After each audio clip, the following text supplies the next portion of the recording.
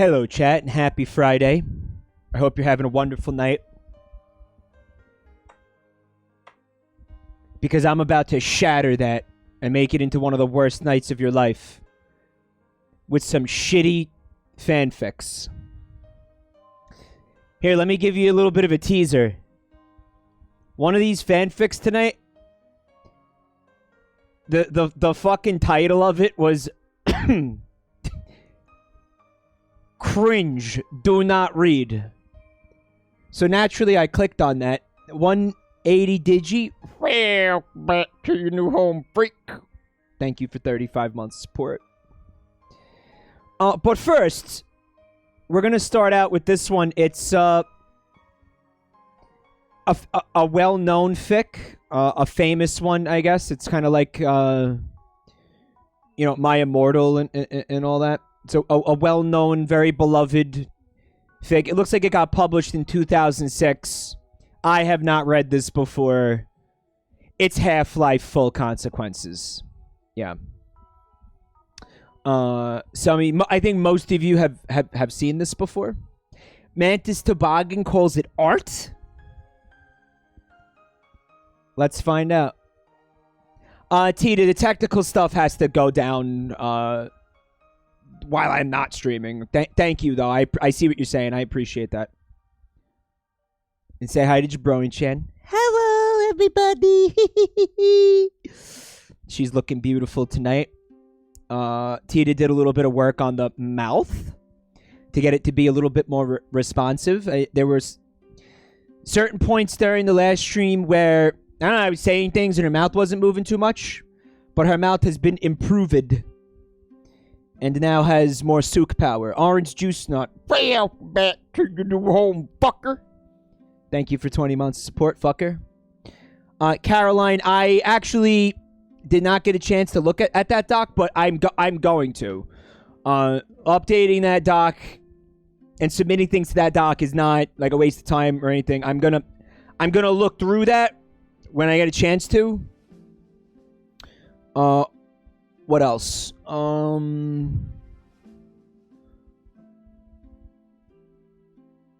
Nothing else. Okay. Without further aid, though, here it is. Half-Life Full Life Consequences. Well, if it isn't the consequences of my own Half-Life. Did you see that? I did. Peppa Pig x Barney. Next time, I'm sure we'll read this incredibly graphic, full fucking, like, hardcore sex Peppa Pig and Barney fanfic next time. Cheese Henderson. Well, back to the baby. Thank you for 2 months of support. We're not gonna read that. Shit, I didn't, I haven't played Half-Life in a really long time. Probably like 2016, 2017, I think was the last time I played these games. I played the first one, and then I played like Blue Shift or some shit. I don't remember what I played. And then I played the sequel. And I liked them, but I couldn't help but notice that the game had a kind of a, what's the word, like glitched jump mechanic? Blue Shit. Yeah, I played Blue Shit. The one where you're like, Barney, his name's Barney, right? Barney the security guard, and it's like, why the fuck do I want to be Barney the security guard? Like, who the fuck? Okay, I'm gonna read this thing. John Freeman, who is Gordon Freeman's brother, has to do what has to be done to help Gordon Freeman defeat the enemies. The enemies, like trans-dimensional enemies that are very violent. Luca Doodles. Well, back to your new home, freak. Thank you for 7 months support. Also, Pistachiola, welcome back to your new home. You disgusting, filthy pig freak.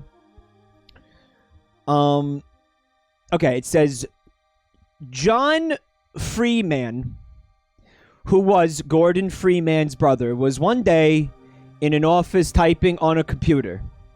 He got an email from his brother that said that aliens and monsters were attacking his place and asked him for help, so he went, as you do. John Freeman, it's funny because Sometimes he can spell the guy's last name, and sometimes he can't. It's pretty great. John Freeman got his computer shut down and wet.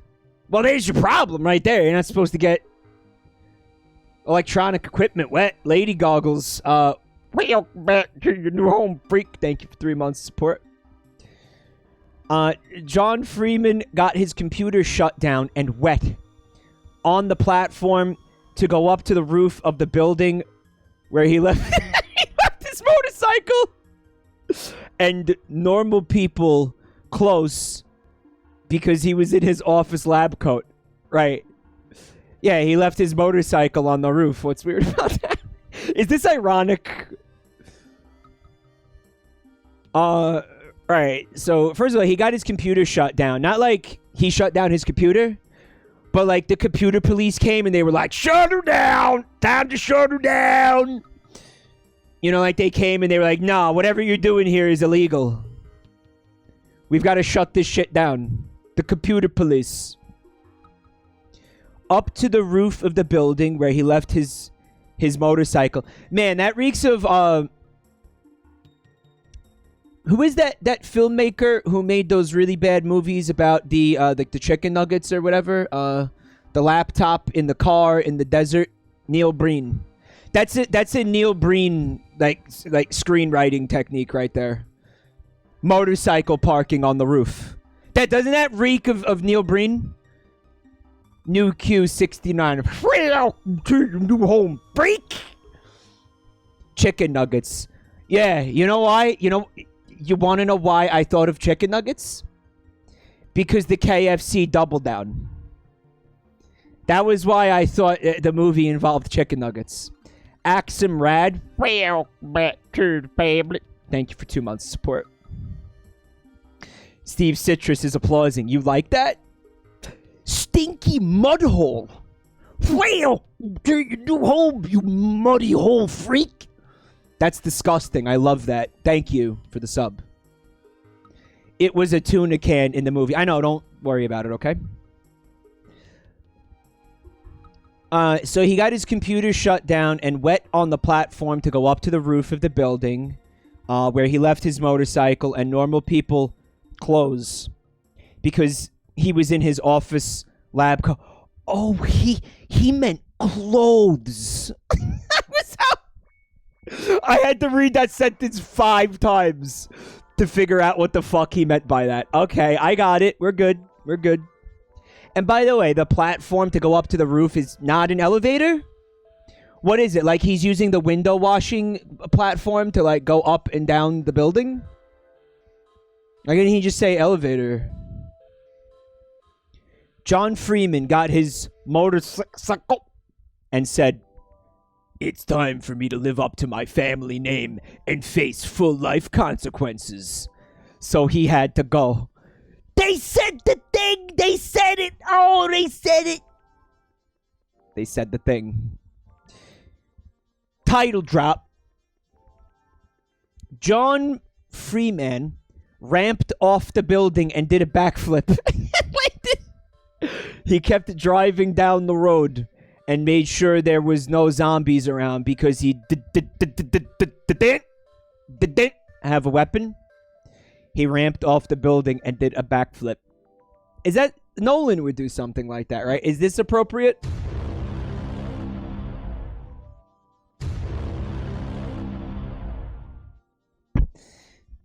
Not really. It's more like a Michael Bay thing. Like maybe... I don't know if I have like Michael Bay sounds. But is there really a big difference between Michael Bay sounds and Christopher Nolan sounds? It's like the same shit, right? Yeah, the sound effects. I figured out how to like make my favorite ones, guys. I've got all my all the classics are here. Bruh.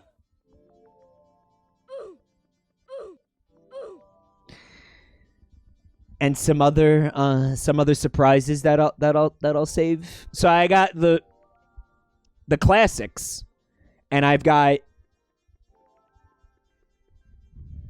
some new experimental ones One of them makes me concerned. It might be a DMCA. I don't know. Ball Blair says, I still can't believe this was written in 2006. Years ahead of its time, right? The countrisides were nice, and the plants were singing, and the birds and sun was almost down from the top of the sky. John Freeman is a fucking Disney princess. The mood was set for John Freeman's quest to go help his brother where he was.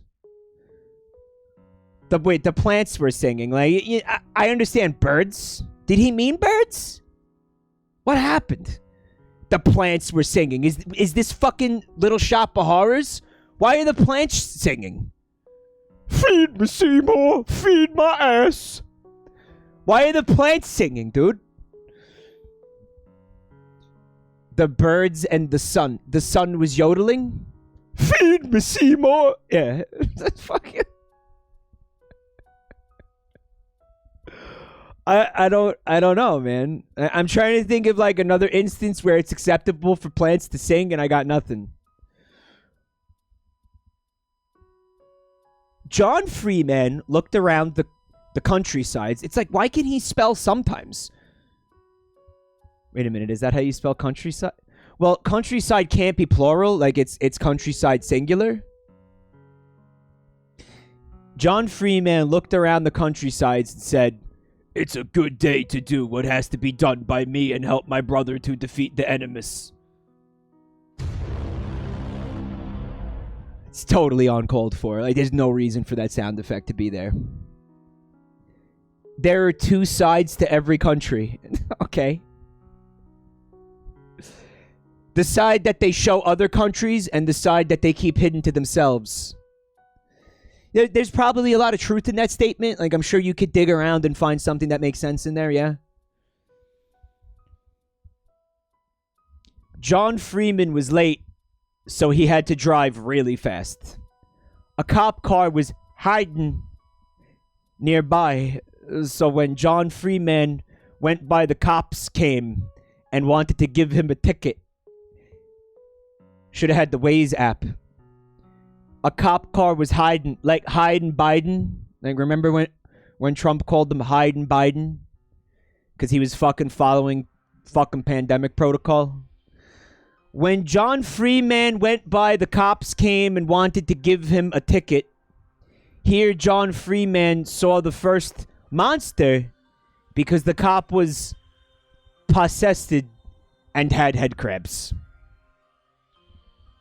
They make you shampoo for that. I can't give you my license, officer, John Freeman said. Why not? Said the head crab officer back to John Freeman. This is... Alright, so...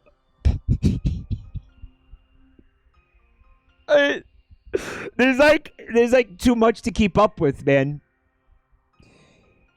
He had crabs, but on his head. I know that actually happens in the Half-Life universe. I know. It's like, yeah, there's probably by now there's a shampoo for that, yeah. He was possessed and had head crabs.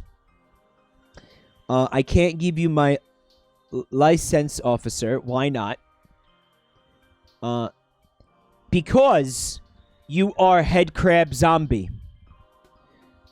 So, John Freeman shot the officer in the head and drove off thinking, my brother is in trouble there, and went faster. So, if you've been paying attention, you will notice that he kept driving down the road and made sure there was no zombies around because he didn't have weapon. So what did he shoot him in the head with, man? Finger guns? What did he shoot him in the head with?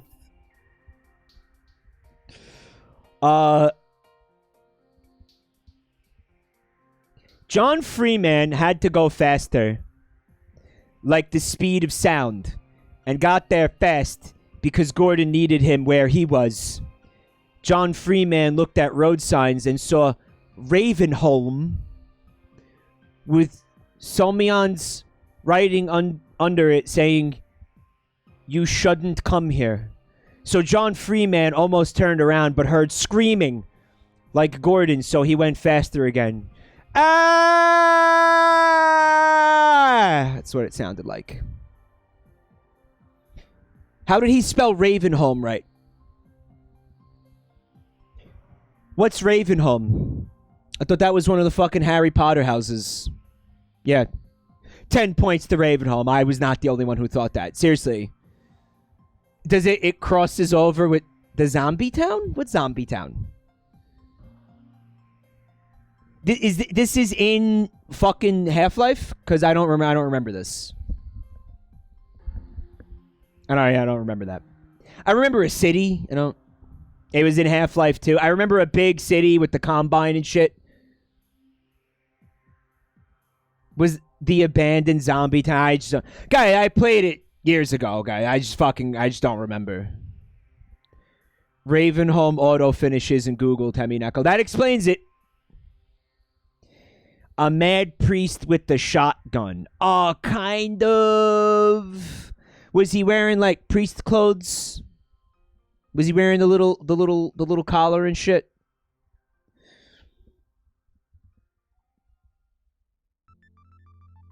I can't give you my license, officer. Why not? Because you are a head crab zombie. The next time I get pulled over, I'm going to try that. I'm going to just be like, no, I can't. No, I can't give you my license. This is a legal strategy. You know how like the lawyers will tell you to just repeat, am I under arrest or am I free to go? Am I under arrest or am I free to go? Has anybody tried because you are a head crab zombie? Am I being detained or am I free to go? I am a sovereign citizen and you have head crabs.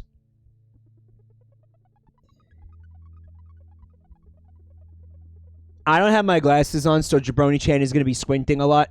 I wanted to get the eye capture better. Jumpy 8. Welcome to your new home, freak! John Freeman drove in and did another flip, because why would you just stop at one? And jumped off his motorbike, and the motorbike took out some head crab zombies in front of John Freeman. So he pulled the fucking Wario, basically, you know, when you can do that in Smash, when you summon the motorcycle. Just get a load of this! John Freeman smiled and walked fast. He had shit haste. John Freeman then looked on the ground and found weapon. So he picked it up and fired fast at zombie goatsies in front of a house. You boys look like you could need more holes. Blam, blam, blam. Zombie goatsies. Yeah, so he still picked up a weapon, even though he apparently already had a weapon, but he didn't have a weapon. I guess in editing, he went and added the encounter with the police officer after the fact. Weapons. He fired fast at zombie ghosts in front of a house. John Freeman said, "Zombie ghosts, leave this place." And the zombie ghosts said, "But this is our house, Dr. Freeman." And John Freeman felt sorry for them because they couldn't live there anymore because they were zombie goatsies. So he blew up the house and killed the zombie goatsies. So they were at peace, like one piece. It was a mercy killing, yeah. It was a pity kill. Like he felt bad, so he blew them up. He felt sorry for them because they couldn't live there anymore. I mean, that solves the problem, like, right? Like if they're dead, then they're not gonna have to worry about anywhere to live, right? So it's just a real fucking like humanitarian over here. Okay. It certainly solved the issue, right? squatting zombie ghosts. Like they had become squatters. Their quads are ripped. It's fucking Yakuza callback. Then John Freeman heard another scream from his brother. So he kept walking really, really faster to get where he was. Ah!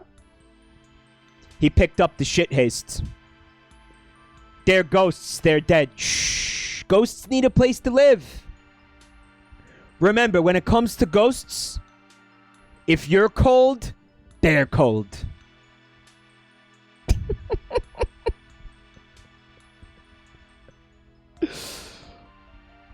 So there's so much wrong with it. It's like I don't even know where to fucking start. Let them in. Yeah, let them in, guys. John Freeman heard another, right, herd as in like a herd of animals, yeah. Heard another scream from his brother, so he kept walking really faster to get where he was. Raven howled them. Hodl. GameStop. Raven howled them was nothing like the countrysides. There was no birds singing, and the pants were dead. And the dirt was messy and bloody from head crabs.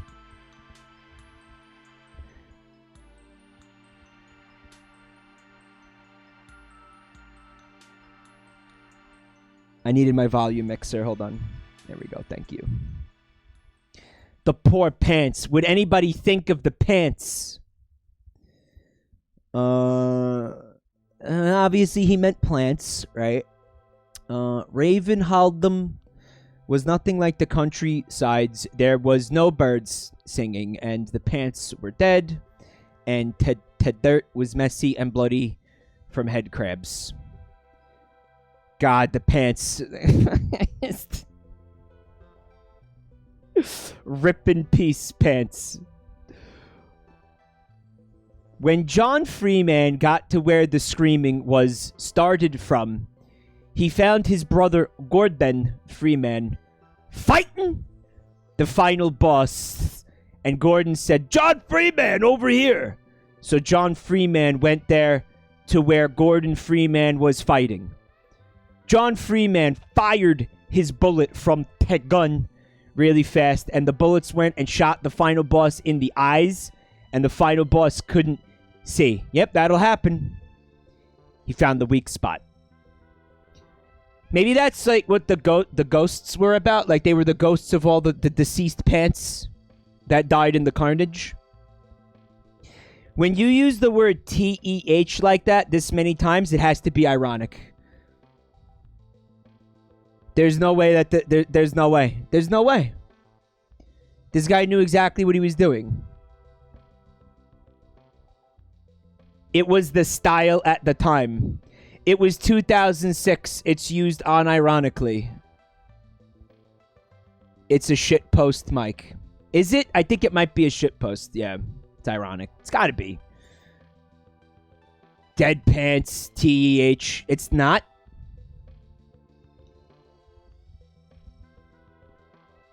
It's kind of an easy mistake to make, I guess. I think maybe now people are more sensitive to it because it became a meme, right?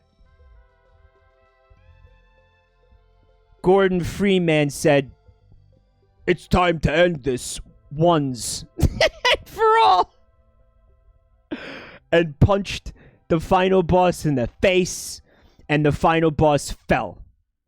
John Freeman said, "Thanks, I could help, bro. Thanks, I could help, bro."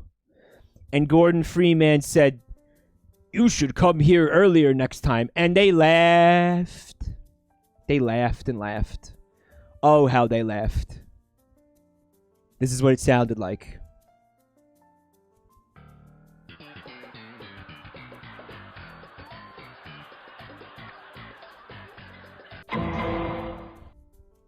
See, I'm worried that that's going to get me a DMCA. What do you think? Just the fucking base. It definitely will, right? 100%. Okay, this is what it sounded like.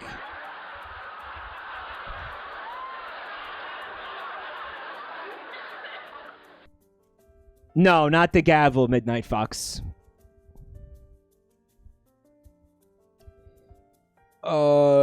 Where was I? I'm half blind. Bear with me. I'm sorry.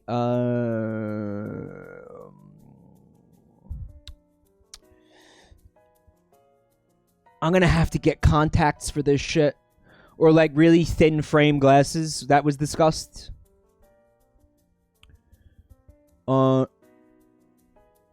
Get your glasses. The Face ID was fine with them. No, not today. Not today. It wasn't. And who the fuck could tell you why? Today it was. I put the glasses on and she looked like this. It was not working. The laugh overed quickly though because John Freeman yelled, "Look out, bro!" Bruh. And pointed up to the top of the sky. The top of the sky. I'm pretty sure that's like a fucking prog rock song from the band Yes. The top of the sky, the skybox. Maybe it's a flat earther thing. Gordon Freeman looked up and said, "No!" John Freeman, run out of here fast as you can. And John Freeman walked real fast out. John Freeman loped back and saw Gordon get stepped on by the next boss, and he was mad and angry.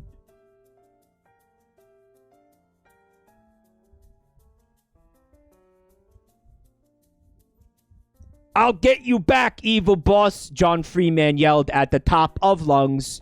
To be continued?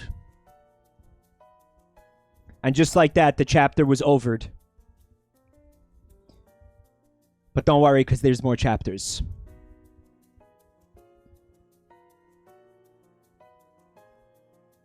Half-Life Full Consequences 2. What has Tob done?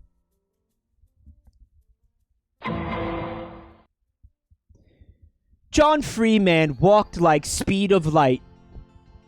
Like, not ran, though, right? He just walked back to his motorcycle and left behind the bad place behind him. The shit haste is real. John Freeman had to ride his motorcycle. So he knows that there's like an E at the end of the word. He had to ride his motorcycle really fast back to the office. Get on your bikes and ride! Back to the office, but John Freeman's gas ran out.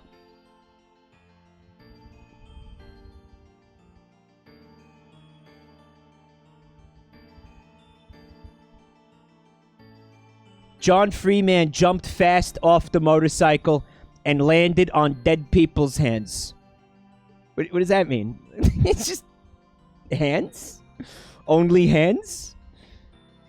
Gordon Freeman is now these hands. Dude, you're about to catch these hands. I must kill the next boss and live up to full life consequences.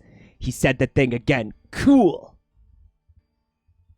Onlyhands.com, yeah. What does that mean, though? What is he trying to say?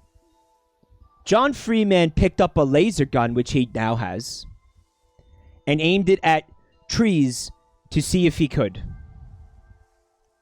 John Freeman shot, and tree fell down in front of him. John Freeman seen eggs fall out of the tree, and he put them back home safe. These birds don't have to see Gordon Freeman yet. It's not time. John Freeman said to him, We need to back the fuck up. Several steps.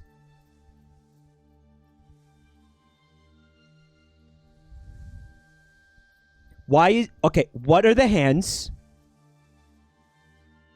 Yeah, where to start? What are the hands? Does hands mean something else? What the fuck? It's a metaphor for the Iraq War? dead bodies sticking out of the ground like zombie hands poking out of the ground. Okay, I got that. That much makes sense. Gordon Freeman is now these hands. He's become the hands. Okay, so his own brother has become the zombies. Right? I have to believe that that's what's happening. I got that so far. Now he picks up the laser gun and he aims it at trees. To see if he could. What? To see if he could aim it at trees? Listen, I've never picked up a gun in my life. I'm pretty sure I could hit a tree at range. To see if he could. He needed to test his ability to shoot a tree. John Freeman shot, and the tree fell down in front of him. Okay. Why did he shoot the tree, though? Wait. Is this Wispy Woods? Was Wispy Woods causing problems again? John Freeman seen eggs fall out of the tree and he put them back home safe. So the eggs fell out of the tree and then he felt really bad. Like, oh my god, these baby birds might die. Like, he was concerned about that and not the zombie hands. Skogland. Well, back to your new home, freak. Sorry, it's a gift sub to Lanky Lad. Thank you. Well, Lanky Lad, welcome to your new home, you disgusting shit-filled freak. I don't know why you're filled with shit, but you're full of shit now. You're welcome. He was concerned with the baby birds. I am actually seeing like a lot of crossover with the Kirby game we streamed the other night. Is this AI dungeon? Zardov, first of all, thank you for coming tonight. Second of all, holy fucking shit, it is. Actually, we never got anything this fucking incoherent out of AI dungeon. This might be worse than AI dungeon. Like, this came from a human brain. And it wasn't able to cobble together a story that fucking meant anything. Dude, I'm telling you. Like, AI dungeon never gave us anything this incomprehensible. And when he says the birds don't have to see Gordon Freeman yet, what he means is it's not their time to die and go to, like, heaven and meet my brother who is now dead. You really do have to love the fanfics where they fucking murdered the main character and say, like, my self-insert is now the main character, right? Like, you killed the main character of the IP and you say, this is mine now. This is my, yeah. This is my fucking story now. This is my IP now. That takes some fucking serious testicles to do something like that, right? That is ballsy. Because the people who read this are probably not going to be okay with that. I'm 100% this is intentional bad writing. We'll see. I think so too. That's what happened in The Last of Us 2. Based on what I know about it, yes. John Freeman had to walk faster and was back at his office working on a computer. Right, because the motorcycle ran out of gas. Bummer. He looked on the internet and found the next boss. He just Googled it. Where's the next boss?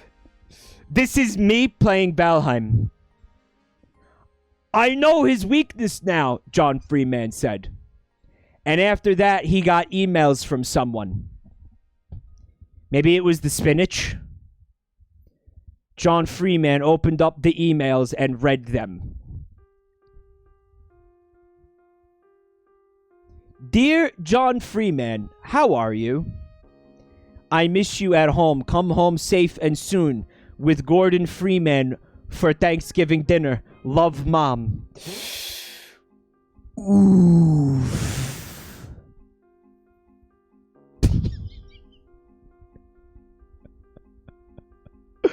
Ooh, big oof.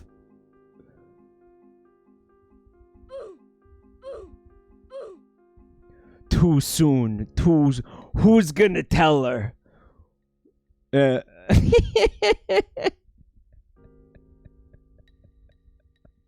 Guys, I love this fan fiction. Thank you so much for making me read this. John Freeman looked at it and got sad and yelled, "I will kill the boss and Gordon Freeman will be happy so." Then he turned off the computer and went on the platform again down to his other more faster motorcycle that had gas in it this time. So he wrote this whole thing where the motorcycle ran out of gas and he had to walk back to his office, and then just created a plot device where there was another motorcycle that had gas in it this time. He turned off the computer. Wow, I'm on like fucking tech support with Dell. I didn't even catch that, yeah. Why is this dude so concerned with like energy consumption, right? So in the first chapter, he had to shut down the computer, and now he's turning it off and on again. Why can't he just leave the computer on? This reminds me of like, this is the opposite of Rev, who left his computer running for 5 straight years. Remember that? Rev, when was the last time you turned off your computer? 2016. Remember that? It's the opposite of Rev, yeah. He cares about the planet. I respect that, I guess. Why is my computer so slow? Because you've had it on sleep mode since fuck 2016, dude. This is being exaggerated. This is being exaggerated to an extent.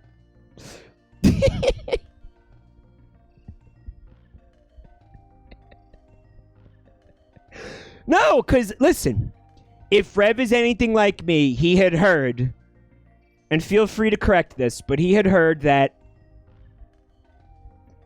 every time you turn your computer off and you turn it back on, it uses a colossal amount of energy compared to just leaving it on in sleep mode all the time. I heard that years and years ago. And like even my mom, I think, had heard it and was like, just leave it on sleep mode because if you're turning it on and off, it uses more power. Maybe computers from 20 years ago. Well, it stuck with me for a long time. You know, so if actually you cared about the planet, you were just going to leave your computer on all the time. I can't have been the only one who fucking heard this shit, guys. Sleep mode wastes just as much. Who the fuck knows? Boomer brain. Definitely some boomer shit going on there. Absolutely. I miss you. Come home safe and soon with Gordon Freeman for Thanksgiving dinner. Yeah, this is excellent. He turned off the computer and went on the platform again down to his other, more faster motorcycle that had gas in it this time. Like, don't worry, that's not gonna happen again, right? It's not an elevator, and he's always wet on it, Lamango. Like, how do you make the same typo twice in the same place? There's shenanigans going on here, guys. There's absolutely 100% shenanigans detected. Malarkey detected. Malarkey is detected. Yeah. John Freeman put the laser gun on his motorcycle and his machine gun and his rocket gun that he found on the side of the motorcycle. He went from not having any weapons to having lots of weapons very quickly.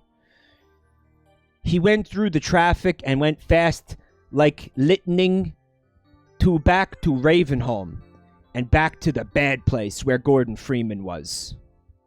John Freeman went off-road and did backflips and landed on back wheels, but kept going too. Yeah, he just had complete disregard for traffic laws. Wow. Damn, what a legend. Dude, he doesn't believe in traffic laws like a real hardcore libertarian. Yeah, Bittersweet Devil just said the exact same thing. Did you stop typing it because you heard me saying it out loud, and that's why there's only like half the word there? He doesn't believe in physics laws either. The only thing holding you back is physics. John Freeman went really fast again, like before, and was soon back again at Ravenholm, but saw more zombie goatsies. John Freeman said to them, "Zombie goatsies, I have killed your friends at the old house, and I don't want to shoot your heads. Move near the countrysides, and you will be friends of John Freeman." The zombie goatsies said, "No, we will kill you," and walked fast to John Freeman's motorcycle. Yeah, this is what Has Tobe done, Sallykins. It's a shame, but it is what it is. Secret Agent 9, back to your new home, freak. Thank you for 2 months support, freak.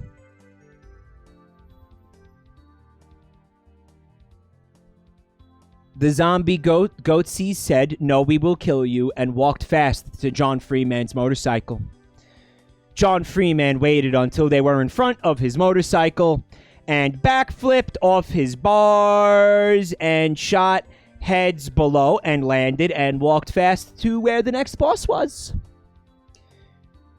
"You will be one of us, Dr. Freeman," yelled the dead zombie goatsies. So, like, they're dead to begin with. Then he shoots them. So they're dead twice. But they're still not fully dead because they're speaking to him. So we are on 3 levels of dead now. Right? John Goatsy laughed and shot a rocket at them. My bad. 4 levels of dead. So they are on now stage 4 of being dead, okay? Nope, not triple, quadruple. John Freeman saw the next boss far down the road and walked slow this time. He learned his lesson. 4th degree dead. He walked really slow like a turtle. Man, what a beautiful metaphor. And sat down on a rock and watched the next boss near the dead last boss and where the place that Gordon Freeman was. The next boss was laughing at John Freeman. So John Freeman said, "You will not laugh at me!" and shot a rocket at him, since that was his weakness. He saw it on the Valheim wiki. The next boss died, and John Freeman was happy. He walked over to the dead bosses and put them under the ground and planted pants on them. So instead of messy dirt and dark, there was pretty things there now to be happy. It's about time Goatsy put some pants on. I support this. John Freeman walked to where Gordon Freeman was lying dead and crushed from the next boss's feet and looked down. A tear dropped out of John Freeman's eye and landed on Gordon Freeman, and I have not read this far.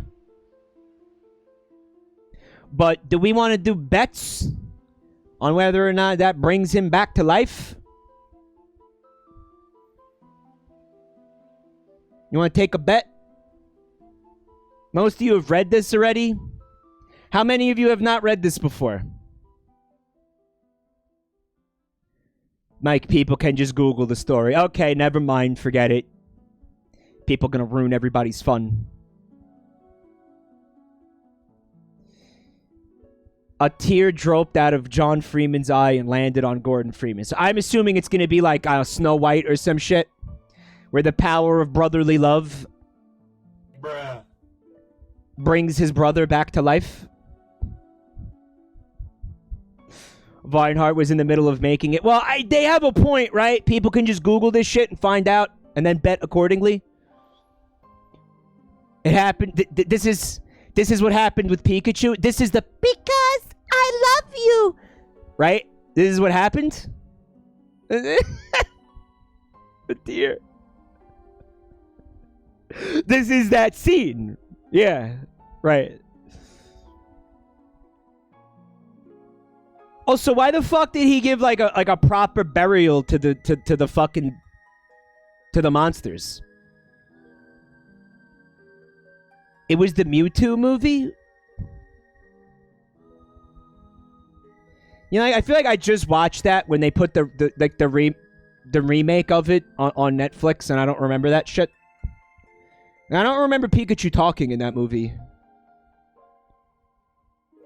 Bike, by the way, bike. The clones cried for... Oh, yeah. All the fucking... And the tears made like a big current in the sky, and it was complete stupid bullshit. Yeah. Skelesaur. Welcome to your new home, freak. Thank you for that. Oh, that sub. Unknown asks, how many subs do I have to gift for you to read a Bunglepuss and Squand Dog fan fiction I made for you to read? No amount of gift subs or money will make me do that. Mike, I think you were talking about Independence Day.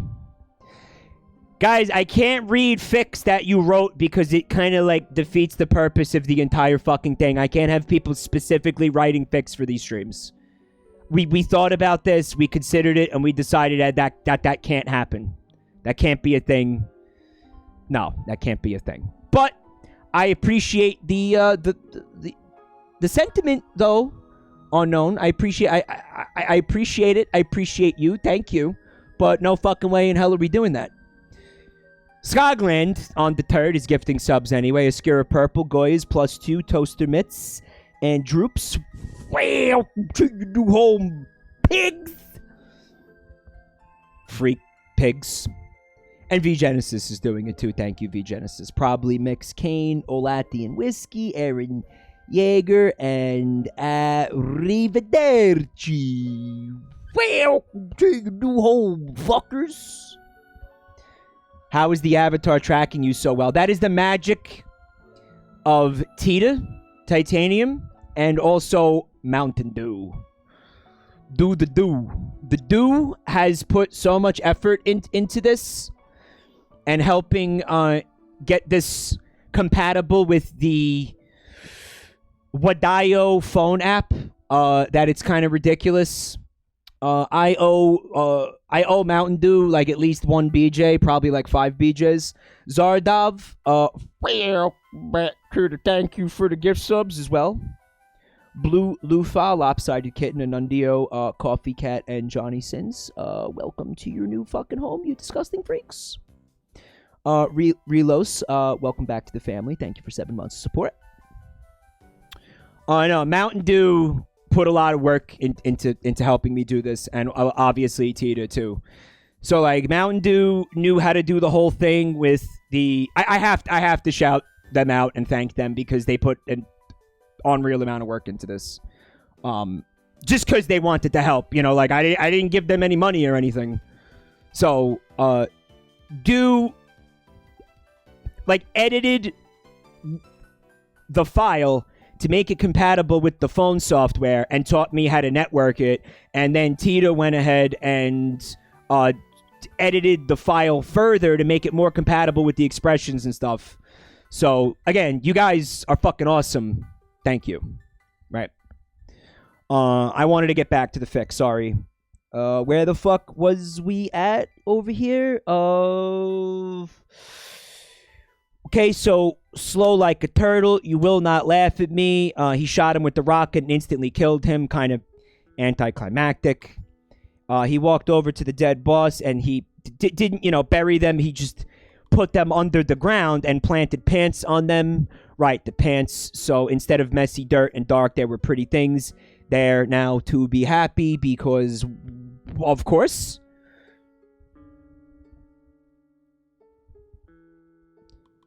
John Freeman walked to where Gordon Freeman was lying dead. and a tear dropped out of his eye and landed on him. "You are dead, bro. And I killed the evil boss," John Freeman told Gordon Freeman. Then John Freeman saw something bad.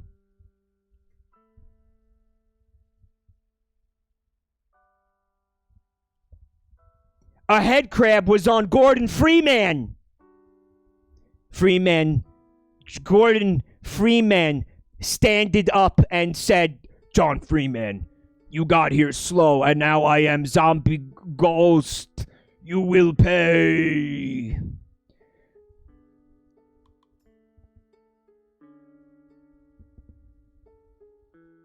Oh, there it is. I need my glasses, dude. Wow, what a fucking twist. Oh my god. In fact, I think we could even get away with this one too. What'll happen next? Holy fuck. Chapter 3. Hero beginning. Beginning. Hero beginning. Like begging strips, the dog treats. Henry Freeman has to fight combines and save humankind. Who the fuck is Henry Freeman now? Who's Henry? In the future, the world was dark and scary. One day, combines came, and that's how you spell no one. No one knew why. It's just I've always like thought that every time I see that word. Nooni. Wait a minute. We kind of time skipped from Half-Life 1 to Half-Life 2, right? So, what was the point of ending it that way then? Like, why?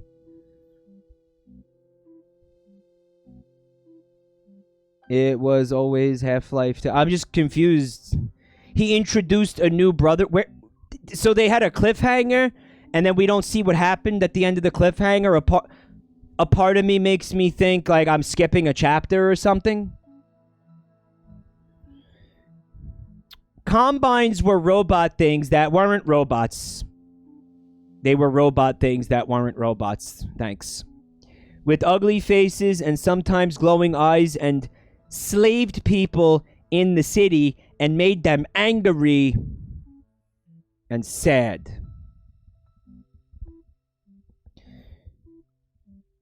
Henry Freeman, who was living in the city with his mom, said, "Mom, why are combines here?" And she said, "Henry Freeman, combines are from science and outer space and hate humans." Outer space. Henry Freeman hated combines because they beat up everyone, and Henry Freeman hated it. He hates it. He hates it. "But why are they beating up that girl?" Henry Freeman said to his mom. "Because she is human, Henry Freeman, and they are evil combines." Henry Freeman's mom said back, "Hey, you combines, stop beating her up, you evil guys!" Henry Freeman yelled loud at them. "Shut up, kid, or you will pay," the combine said, and aimed their laser guns at Henry Freeman's head. "Combines, don't aim your lasers!" yelled Mom. Then the combines shot her and left. "Ah, stupid human girl with no head," they said with smiles. Henry Freeman grabbed his mom's hand and said, "Mom, you're a beautiful soul, and combines will pay." Henry Freeman, no! Get out of here fast as you can! Henry Freeman's mom said and died. Rip. Then Henry Freeman grabbed a weapon and shot the Combines in the heart and said, "This is not over."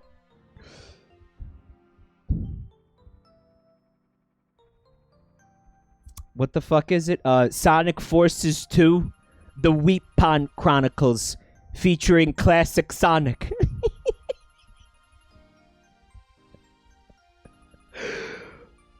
Summer 2021. I can't wait. Here's a great point. She told him, Henry Freeman, no, get out of here fast as you can, from her fucking neck hole?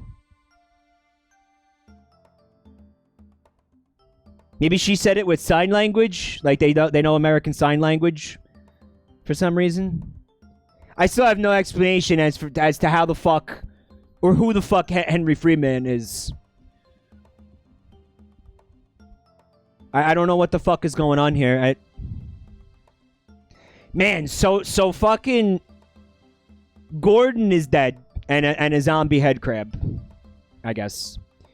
And now their mom is dead, so only John and Henry are left. Thanksgiving is going to be, like, really depressing this year.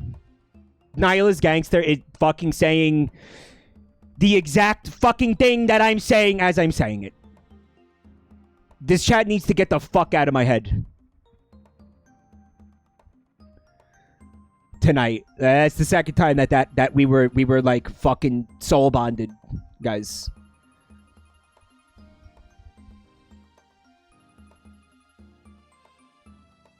The people around Henry Freeman cheered and smiled and said, "Good job, Henry Freeman. We hate those Combines." Combines made people afraid. And when Henry Freeman killed them, it gave them hop. So they could all make a delicious pale ale. And then give it to Pam in Stardew Valley. Because that fucking lazy bitch can't go fucking get her own pale ale. Fun story.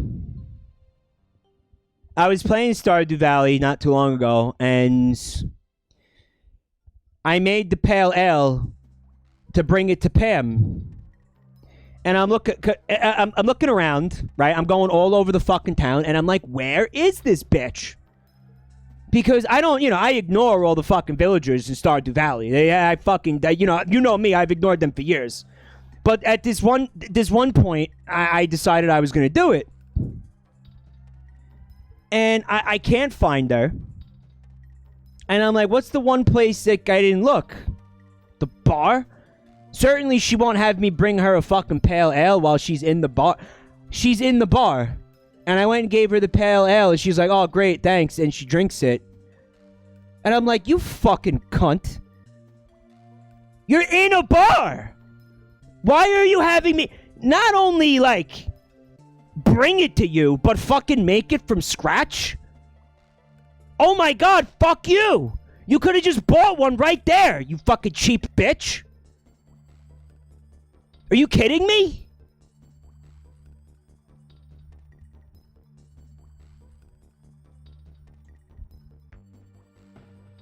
There's the angry face. Look, she's so angry. Oh my god. That's terrifying. Fuck. She was flexing your simpage, I guess.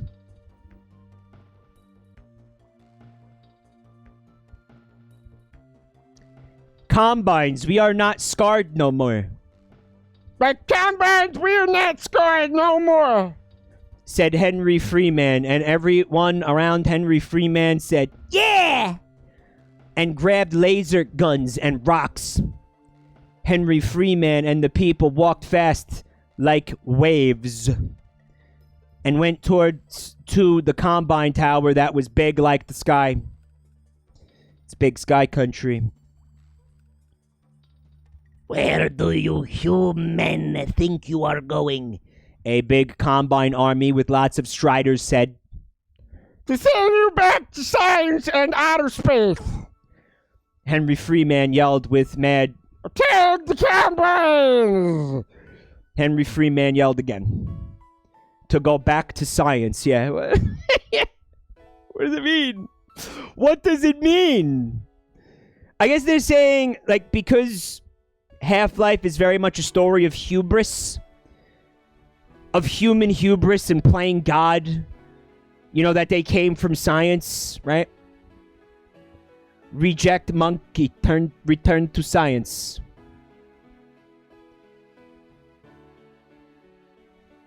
Is it? Yes, what was the inciting incident in the entire fucking Half-Life universe?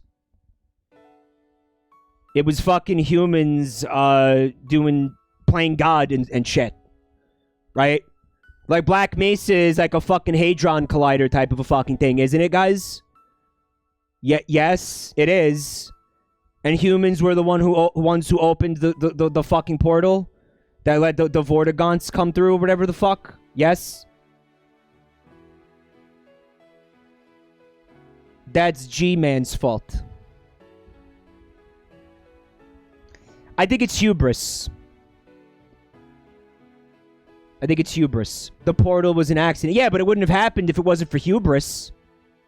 The whole fucking thing is hubris. It's all hubris. Can you tell I really enjoy saying the word hubris? Damn you, human hubris! What did hubris do to you? The war was going and blowing things up when Henry Freeman saw a gravity gun on the ground. Come on, it is time to do what has to be done and live up to my family name. Henry Freeman whispered with head down. Live up to my family name? Like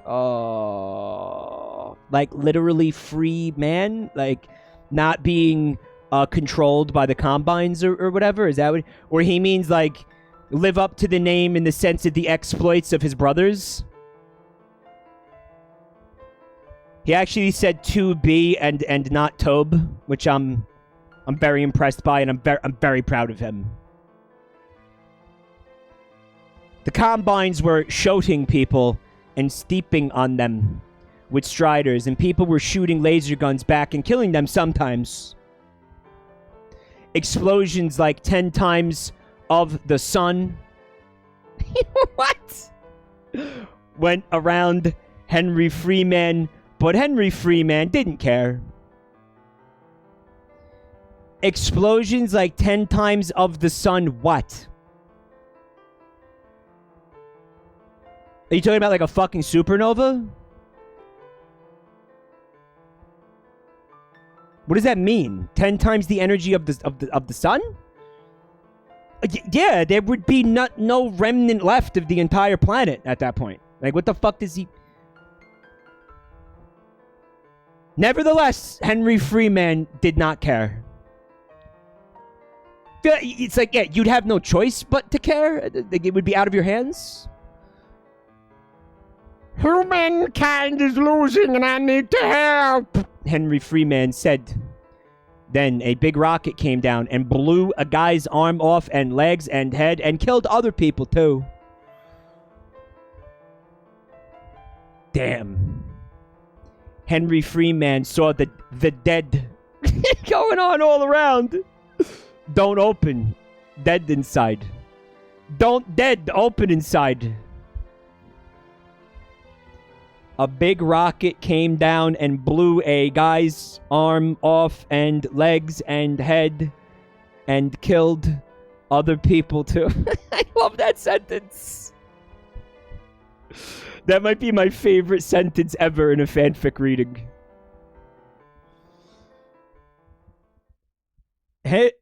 Henry Freeman saw the dead going on all around. The Combine were too strong and big. But Henry Freeman didn't care neither. Henry Freeman put the gravity gun on and started to throw striders and at buildings. The buildings fell. You just spelled the word building. It's right there, man. Fell and made dust and smoke and blinded combines. So Henry Freeman used the gravity gun to throw them into the sky, really high, and make them squish.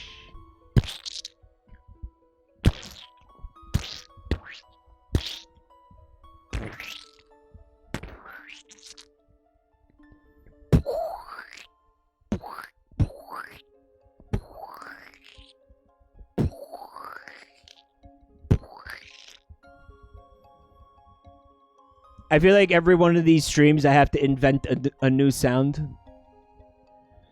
The people were whining. Oh man, this sucks. What's the deal with all these combines, man? This is just... Well, this is cool.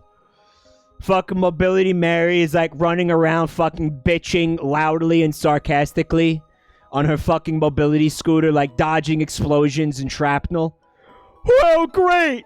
There's an explosion that's 10 times the sun in my way. Well, this is cool. Excuse me.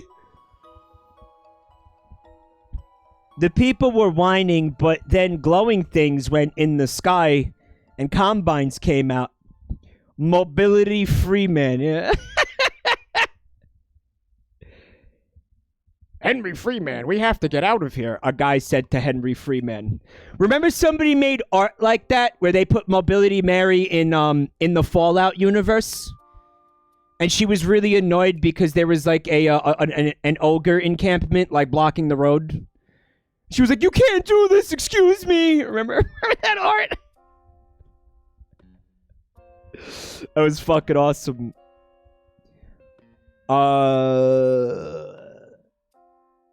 No, they are everywhere, another guy said.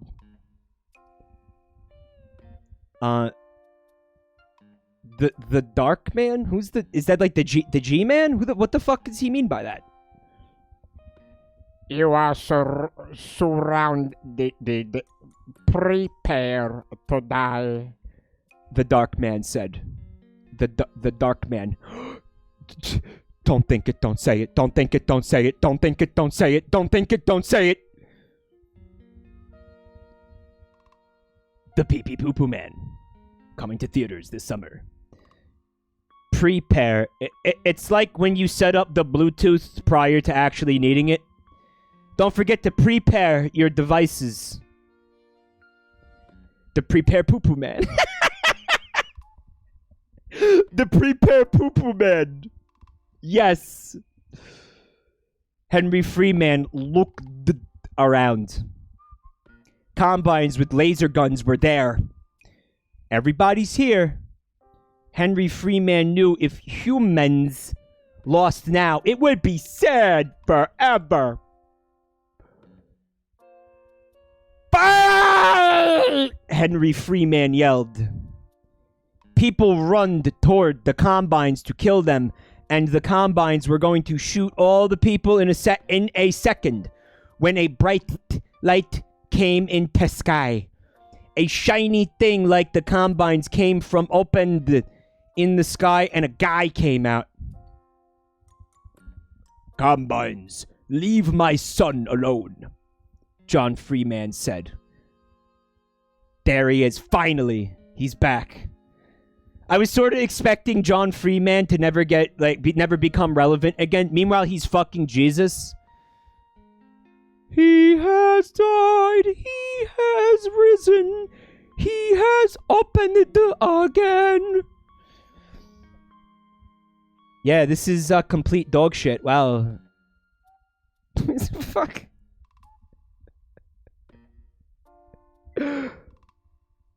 He has died. He is Freeman. He will come again. Okay, guys. This is the last chapter of Half-Life Full Consequences. The name is so good? Like, the name of it is competent, and like he spelled consequences correctly and everything. Like, you hear Half-Life Full Consequences, a part of you is gonna expect, like, at least a halfway decent fic, right? Because the name is good. Like, it was a good idea. You know? Like it's catchy, right? Half-Life Full Consequences? Half-Life Full Consequences. Uh-oh, what's gonna go on here? No, I think it's a great name. I like it. I unironically love the name of this fanfic. It sounds like a ship fic. It does. Like, what's the consequences of getting a Vortigaunt Empreg? Like, you know, like that.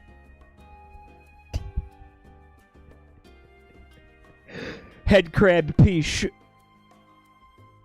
Oh, that's cursed. Let's go on to chapter number 4. Half-Life Full Life Consequences. Free Man.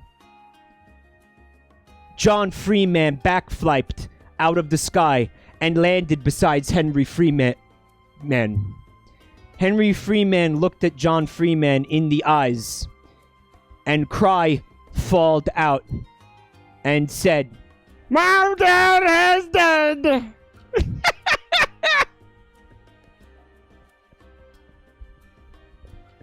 It has to be ironic. It has to be. It has to be, guys. Cry falled out.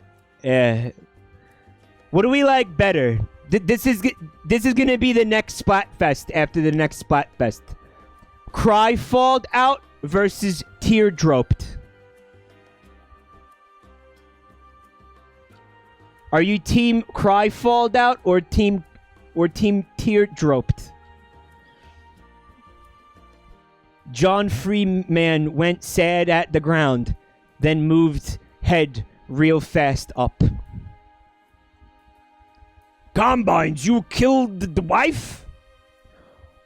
Oh, right. So Henry Freeman is his son. Okay. Combines, you killed wife?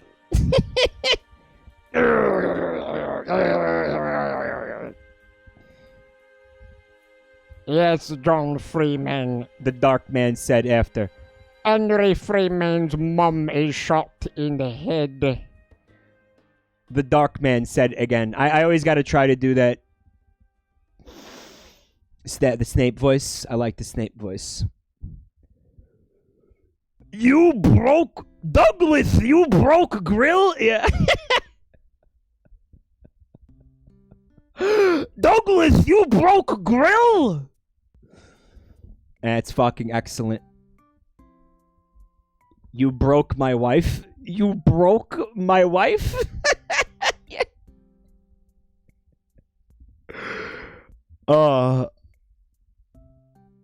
I loved wife like sun rays.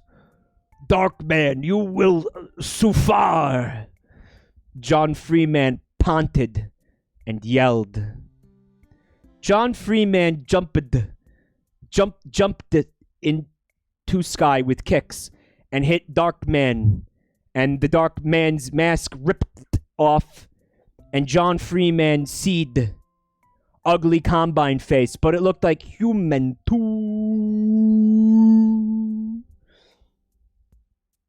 He's a hybrid. What? Damn. Fuck it, why not? Solbia says, hi. Is this getting less competent? Yes. And that's fucking amazing when you consider how, like, not competent it was to begin with. It just goes to show you, man, every time you think you hit rock bottom, there's always, there's always the liquid hot magma core of the fucking earth, right?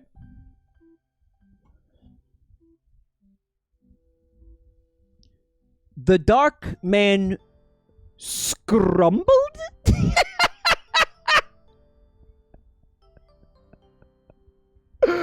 Guys, how do you like your eggs?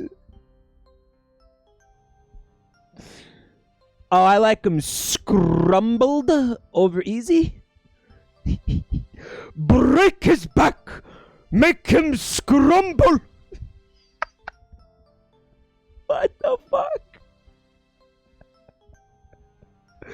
You are the jabroni of the earth. I will make you scrumble. Dude, what the fuck? What do you mean? Alright. So, if you look on your keyboard, right? Look at the distance between the A button and the U button. You have to try very hard to make that typo. There's no way you're doing that by accident, right? Because obviously he meant scrambled. There are different keyboard layouts, to be fair. What, you think you mean like foreign keyboards? Like you think he did it on a... Alright, well find me the fucking keyboard where the A and the U are next to each other, and then I'll start believing that that wasn't deliberate. Scrumbled.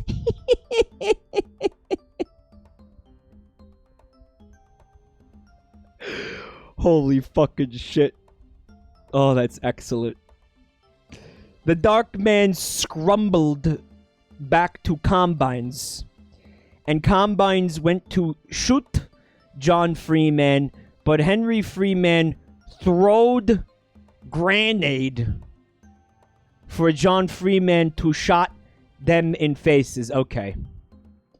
Grenade. It's like a fucking, like a charity concert for grandmas. Everybody, like, they get U2 and everybody, you know, and like what's left of Queen, and everybody comes together and does grenade. Aqueous ablution. Welcome back to the family, sir. Thank you for 34 months support, you freak.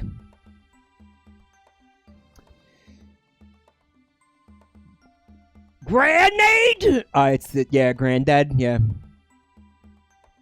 Grenade Flintstones? Grenade. Or it's like, juice made from grandmas. Juicy juice? Grenade. Prune juice, sure. So the idea was that Henry Freeman threw the grenade, and then John Freeman like shot at the grenade to make it explode in their faces. Is that what that was? What if like he just threw the grenade and it blew up anyway because that's what grenades do? Like, what about that? Why not that?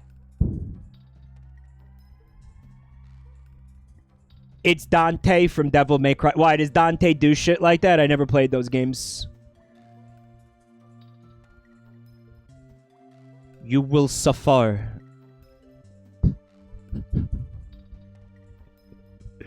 You broke my wife, Douglas? I'm still not over that.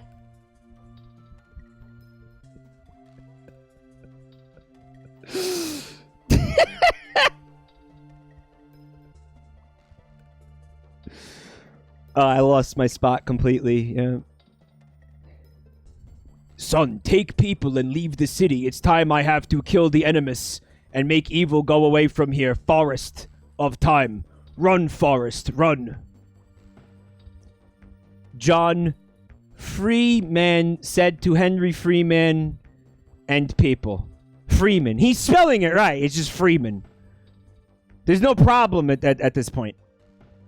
I'm just like, I'm inserting it in and like making it worse than it actually is, which is kind of a remarkable phenomenon. Free your mans.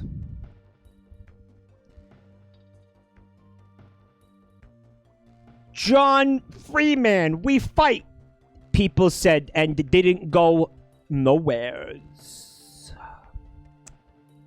Damn, humans have to fight for freedom, Henry Freeman said, and didn't go nowhere neither.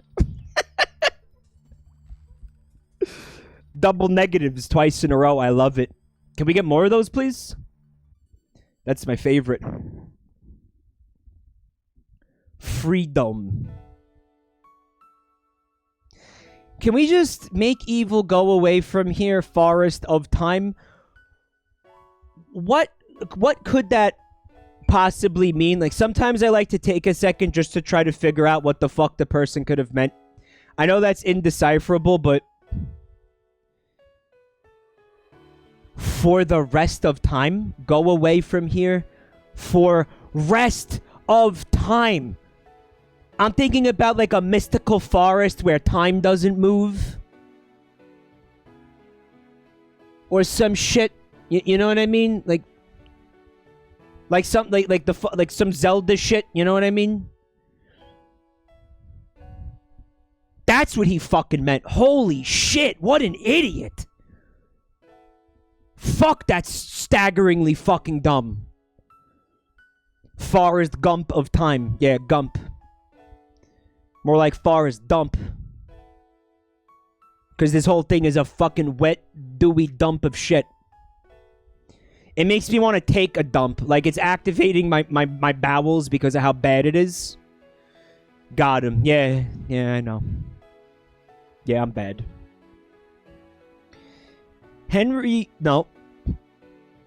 John Freeman was frayed for the first time. Frayed. Like, that's like the third time we saw that, and he just didn't put the A in the front of the word. Like, maybe he's trying to be cute or something. John Freeman was frayed for the first time. He didn't want nothing... Yes, we got another double negative. He didn't want nothing to happen to Henry Freeman because Henry Freeman was John Freeman saw a combine start to run like monsters to humans. And Henry Freeman and saw Henry Freeman and humans run like brave to combines.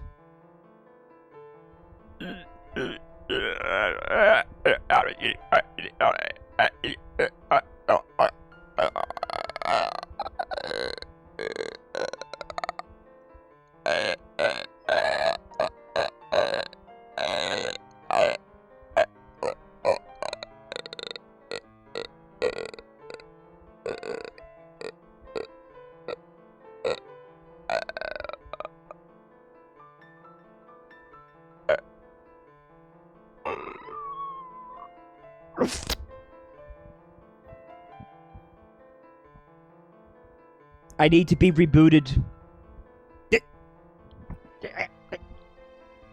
Can somebody unplug me and plug me back in, please?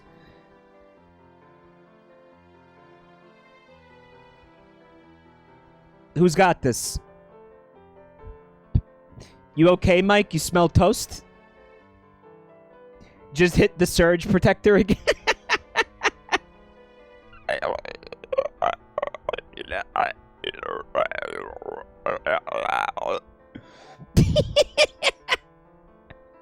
Oh, I'm gonna have to remember how I'm doing that.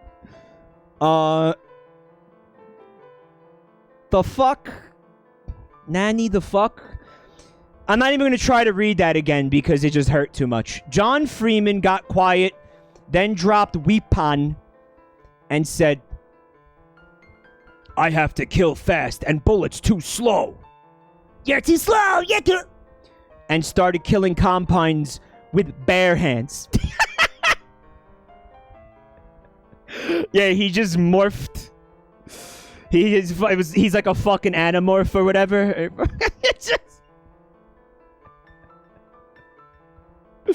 Yeah, his hands transformed into bare hands. Oh, I understand why this is such a beloved fanfic. Yeah, this is just outstanding. This is fucking awesome. And you know what?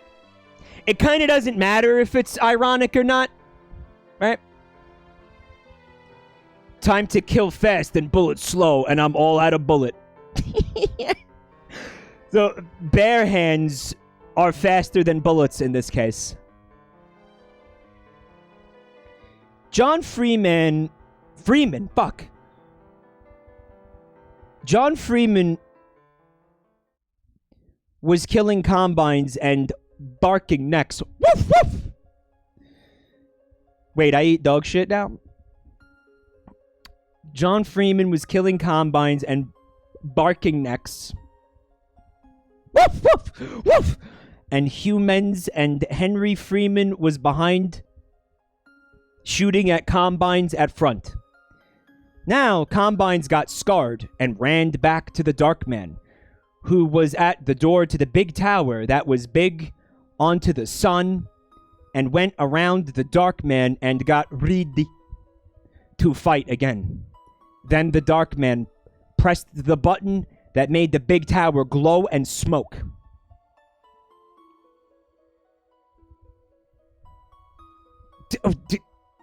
Gordon is back now?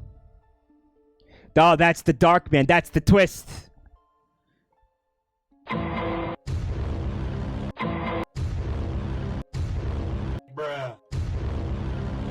Bruh, bruh, bruh. That's the twist. Fuck. It's Dark Gordon, yeah. Who is his brother, right? Okay. It's a family affair. John Freeman, you let next boss step on me and made me headcrab zombie. Combines came and put science in me and made me live and strong and big now. I make you and Henry Freeman headcrab zombie. Prepare to die, Gordon Freeman said. Yeah, let's take a minute with that one. John Freeman, you let next boss step on me and made me headcrab zombie. The next boss, okay. Combines came and put science in me.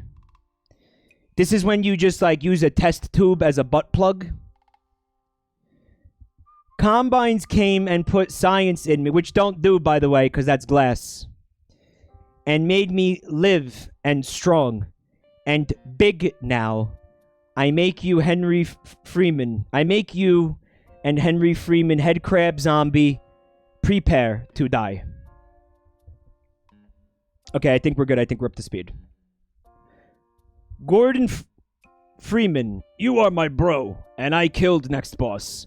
Combine science is bad and made you tricked, bro. Stop the button and glowing, John Freeman said. No! Gordon Freeman angered back. He angered back. Wow, that's a verb now, huh? Angered. Oh, that's beautiful. What is weird about it is I could see it working using anger as a verb. Like if you anger something, and you just. I mean, it's not, but maybe it could be, you know? Maybe it could be. Unfortunately, on planet Earth, in the real world, we don't get to just make up whatever we want and just decide that words mean what we want them to mean. But, yeah, I guess how, like, cringe became a verb, right? Or a noun. Potato idea, yeah. Words, man, we made them up. Okay, that's a good point, but people who write fanfics like this and have no grasp of fucking grammar definitely don't get to do it, okay? That is a consensus of the entire world. Alright, this person does not get to do it. Okay, that's my point. Gordon Freeman teleportailed to John Freeman and hit him with crowbar right in the heart with the pointy end. And hit him with crowbar, and he did the thing with the crowbar, and the thing. And John Freeman tried to grab it, but couldn't. So he punched Gordon Freeman instead. Falcon Punch! Freeman punch? I had to do it that way because I didn't have the Falcon Punch. I could find it, though. Hold on. I can find it real quick. Let me see that. Yeah, I got it. Falcon Punch! It's right there. You're welcome. John Freeman and Gordon Freeman was fighting for life and death when the Combines and humans started shouting each other again. Sounds kinky. Henry Freeman got in front of humans and saw the tower smoke and glow more and more like lightning clouds. Henry Freeman shout, "It will explode!" So Henry Freeman and the people shot bullets and bombs at Combines so humankind could press the button and make it stop.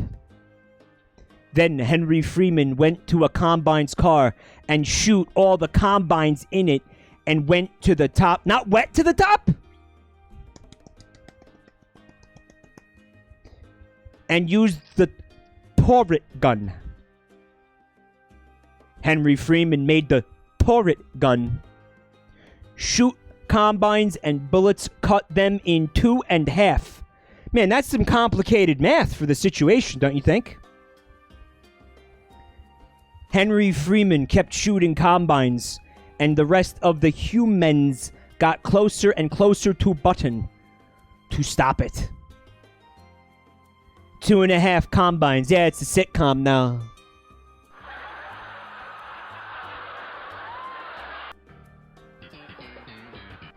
I'm terrified of the DMCA, guys.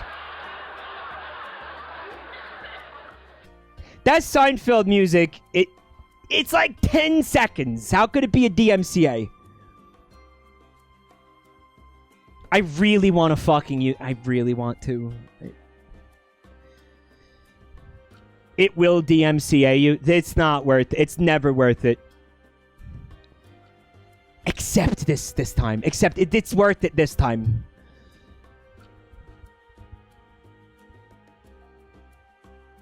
Henry Freeman. Okay, so we're here.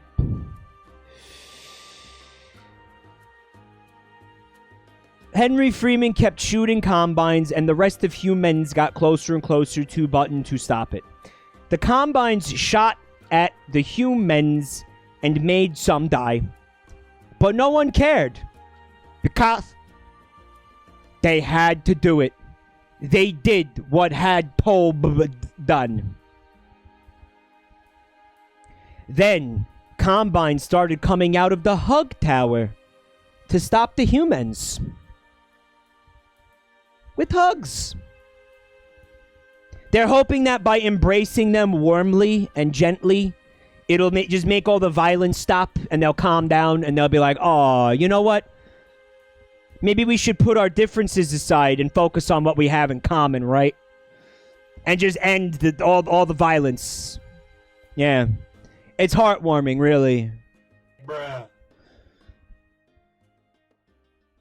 There was too much Combines, and humans couldn't go to the Button no more. They couldn't go to the Button no more. And the tower was all smoke and glow now, except for a little bit. John Freeman knew it was too late, and humans couldn't stop Button. John Freeman had barley time. Oh yeah, it's barley time. Ding, ding, ding. No, it's beautiful, dude, because we have hops time and the barley time. Dude, so much beer. Beer for days.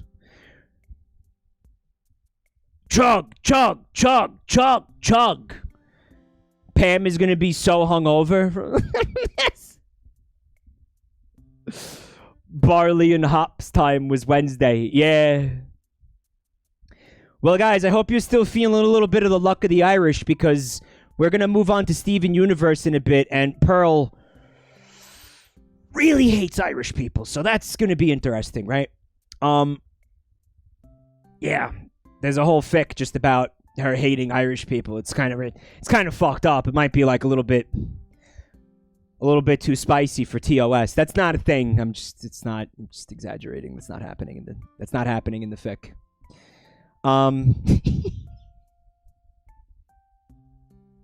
You know what beer that's delicious uses hops and roasted barley in their recipe, guys? Yep, it's Guinness. Yeah, they do. Roasted. No, not roasties. There's another ingredient that I'm forgetting. Whatever, fuck it.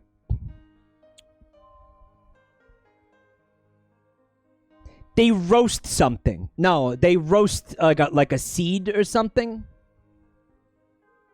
Malt? Nah, I don't. Guys, the science of beer is extremely complicated to me. It's not cum. Oh my god, it's not cum. Guys, stop it. It's not cum. Oh, holy shit, it's not cum. No, it's not cum, guys. They're not going to give me the fucking sponsorship if you fucking sit here and say that there's cum in their beer. Okay? Guys, stop saying cum. They're not going to give me money. It's not cum. Oh my god.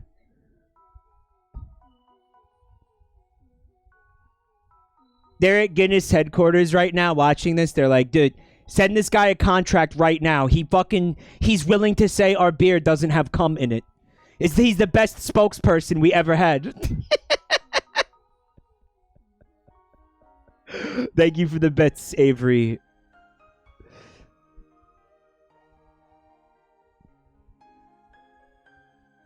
Bro, it is time. I'm sorry. John Freeman said to Gordon Freeman. Time for you to die, John Freeman. Gordon Freeman said back. No, bro, John Freeman said, then kicked Gordon Freeman into part of the face that was like Combines. So he exists as a combination, a hybrid of a human and a Combine, right? So he was very careful to only kick the part of his face that was the Combine part of his face and not the regular human part of his face.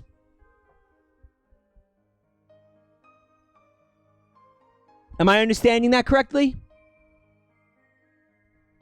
What's the Combine? I thought that the Combine was the dudes who run around with like the gas masks on, like the bad guys in that game, right?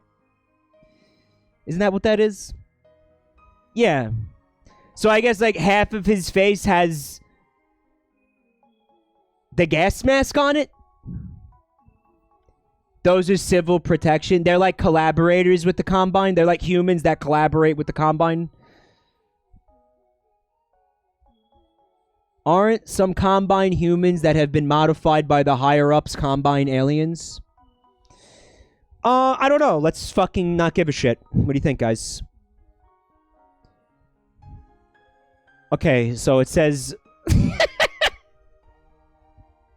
The science flew off Gordon Freeman's face and landed and blowed up in a boom! And Gordon Freeman stood and fall at the same time. That sounds difficult. Bruh.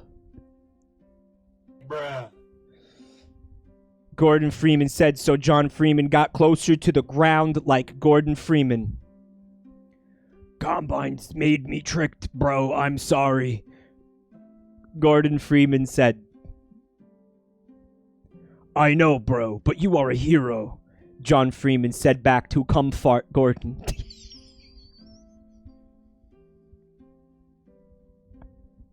No!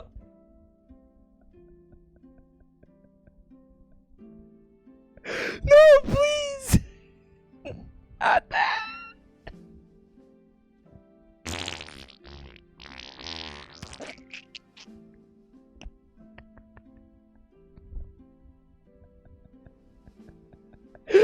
Holy shit! How are you gonna tell me this isn't intentional? How are you gonna fucking tell me that this isn't deliberate? How are you gonna tell me? How are you gonna fucking tell me that this isn't ironic, right? Comfort. Well, it's technically, guys, it's comfort. Okay, so that's like communicating with farts. Like.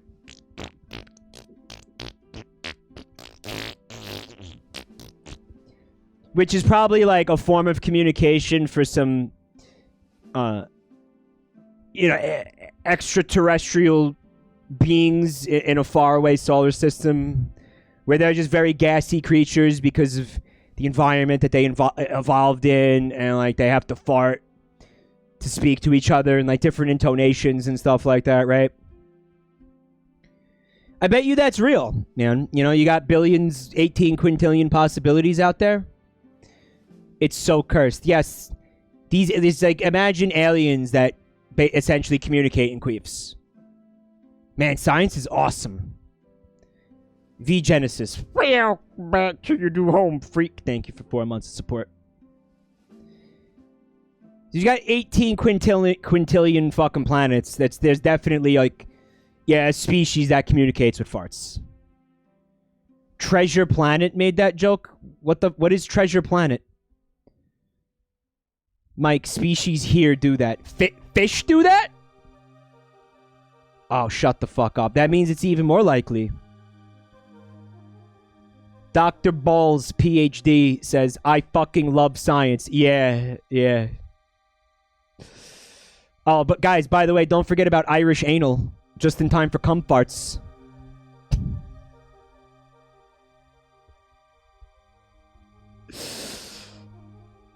Irish anal. He doesn't know. Of course he doesn't know. So the science flew off of his face. What does he mean by that? Like the part of his face that had all the technology on it? He just doesn't know what it is, or he doesn't know how to explain it. So he just calls it science. Yeah, you know, the science-y stuff. The science, duh. Yeah. Save humans and Henry Freeman, Gordon Freeman said quiet like pain. Pain! And breathed slower and slower. John Freeman had Gordon Freeman and saw eyes shut and the breath stopped. But Gordon Freeman had smiles on face. Yep. What a legend. What a hero. John Freeman let go Gordon Freeman and went up back on his feet and loked his head around. Hold on, I'm gonna try to loke my head around. That's difficult, and it hurts. It hurts a lot too. I should mention. Yeah.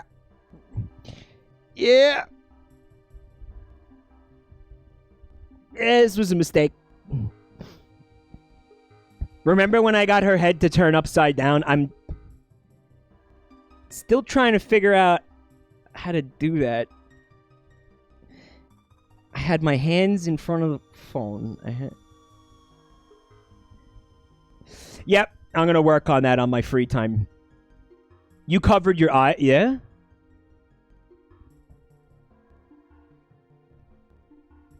It's not working, fuck it. I'll figure it out, don't worry. Alright, so his breath stopped. John Freeman let go Gordon Freeman and went up back on his feet and loked his head around and saw trees and animals and humans. Then looked at Glowy Tower and knew what has Tobe done.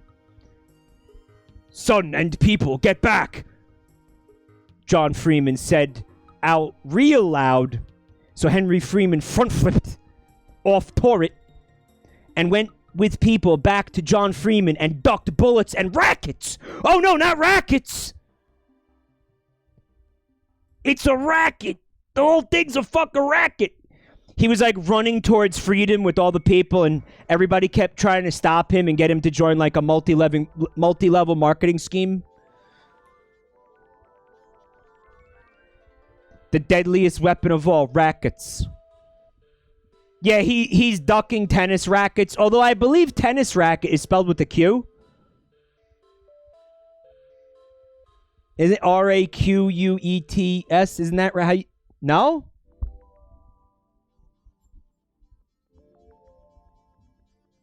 Where did I get that from? Why did I think that?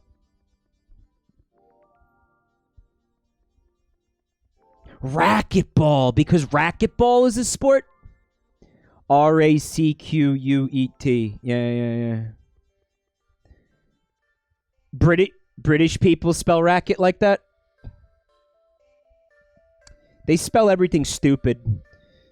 They really do. And they don't use the letter Z. How often do you see something written in British and there's an S when it's like, guys, that was a perfect opportunity for you to use Z. Like, why are they so averse to using Zs?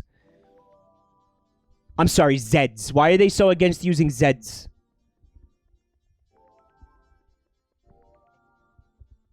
Tuesday. Yeah, Tuesday. Nom nom nom nom nom nom nom nom nom nom nom. Yump. Humph. Yumph. Humph. Sorry, so he's ducking tennis rackets.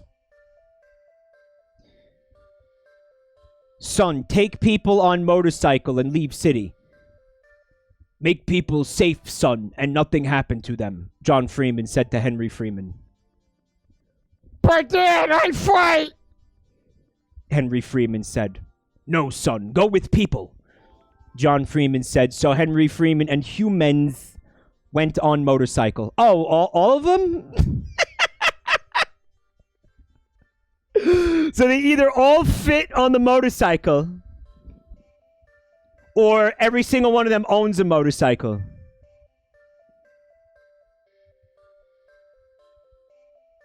It's a clown car? Yeah, but guys, it's a motorcycle. Like, at least with the clown car, it's like you can have like a TARDIS inside of it where it's bigger on the inside. You know, the motorcycle, you just sit on it. So how the fuck are you fitting thousands of people into a motorcycle? They stack? That's very precarious, yeah. Or okay, here's an idea. It's a very, very long motorcycle. That would be more stable than doing it vertically, yeah. Like a limousine motorcycle, essentially, yeah. Okay. Clown car motorcycle. But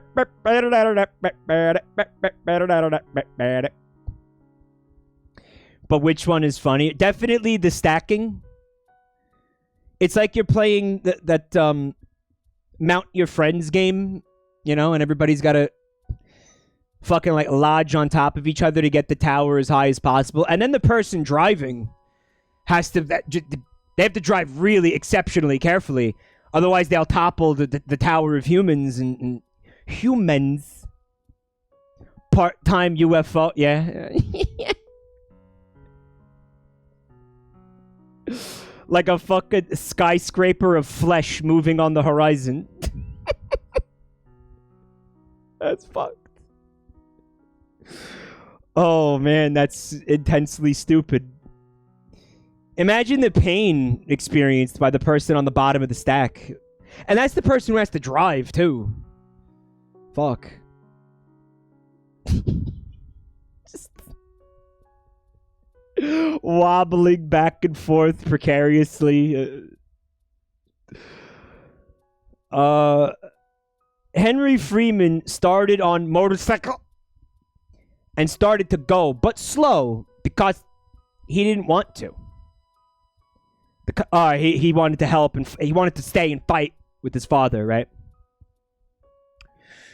The Combine saw and said, "Stop the humans!" and went charge at motorcycle. John Freeman walked towards Combines and made fists with his hands. Because I would have assumed he did it with his feet. John Freeman punched Welcome, punch! and hit Combines in front, but all Combines in back shot rockets and machine guns. Yeah, it's good. I'm imagining like the Pushins, like, you know, those little like fat cats, but they shoot like mashed potatoes. Machine guns, and they're very, very polished. Very polished weapons. They got a lot of bloom, you know, like you look at them, it like blinds you. A rocket hit John Freeman. But he got up and killed more Combines, so there's really no point for the rocket to hit him, right? Then a combine went at John Freeman's back and stabbed him. Stabbed him. But John Freeman got knife out and stabbed Combine in brain. That's like brain theory of the universe. Like, you know, when they talk about string theory and they're like, oh, all the alternate dimensions that are next to each other, but they call them brains. That's how they spell it. Also, Nife. He got stabbed with the Nife. Man, I hate when that happens. So Combines got close and hit John Freeman body with bullets, but John Freeman kicked Combine's back. So again, feet beats bullets. The bullet holes only made him faster and stronger. Like Lee from Yakuza 0. So check it out, right? He gets hit with the rocket. Then he gets stabbed. And then he gets riddled with bullets, but none of it is any fucking impediment to him whatsoever. The speed holes make him more aerodynamic, Elake, exactly. John Freeman kept fighting Combines and put head up to tower and saw it go bright and break. You broke my tower, Douglas? Then turned around in last second and saw a motorcycle in far off safe place and was happy. Yeah, because thousands of people stacked on top of the motorcycle, you're going to be able to see it from like very far away, right? Henry Freeman and the people in the motorcycle in the motorcycle. They're not even trying to make this make sense, man. The people in the motorcycle saw the tower go like million stars and fire and loud noises. Then the people went down, but Henry Freeman kept going and didn't say nothing. After the world was nice and humans had new city and happy. Because the Combines was gone and nobody was slave or sad. President Henry Freeman and people and animals and earth had peace, and in the middle of a new city was a statue that said, John Freeman, savior of humans. Not savior, but like saver. Which also works, actually.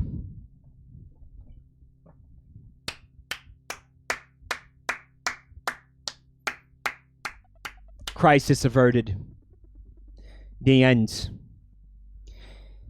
Now, we are going to take a extremely, extremely short break. And I mean like extremely fucking short. Because I know, can I bitch about something for a second? The other night, this is just bear with me, okay? Because this is bothering me, okay? What is the length of that fucking Big the Cat ASMR video? Like a minute? 2 minutes? 2 minutes. Two fucking minutes. Okay? I went to pee. I come back 2 minutes later, and I looked at the view count before I left. And now, normally I don't look at the fucking view count, but I did that night. Okay, I was curious. Fucking like 50 people could not wait 2 minutes while I pissed and left. I'm not exaggerating that. 50 fucking people could not wait for me to piss. 2 minutes. 50. What the fuck? Was it the ASMR was too painful? Alright. I'll put on a different video then. Oh, well, actually, I can't. I can't because I don't have that set up. I fucked up. I don't have a BRB set up in this OBS profile. Okay. No video this time. I'm just gonna piss. I'm just gonna piss. Okay, fuck. I'm basically I'm baffled by people who can't wait fucking like 30 fucking seconds for somebody to take a piss. That is insane to me. But whatever. Leave the mic on. All right, hold on a minute.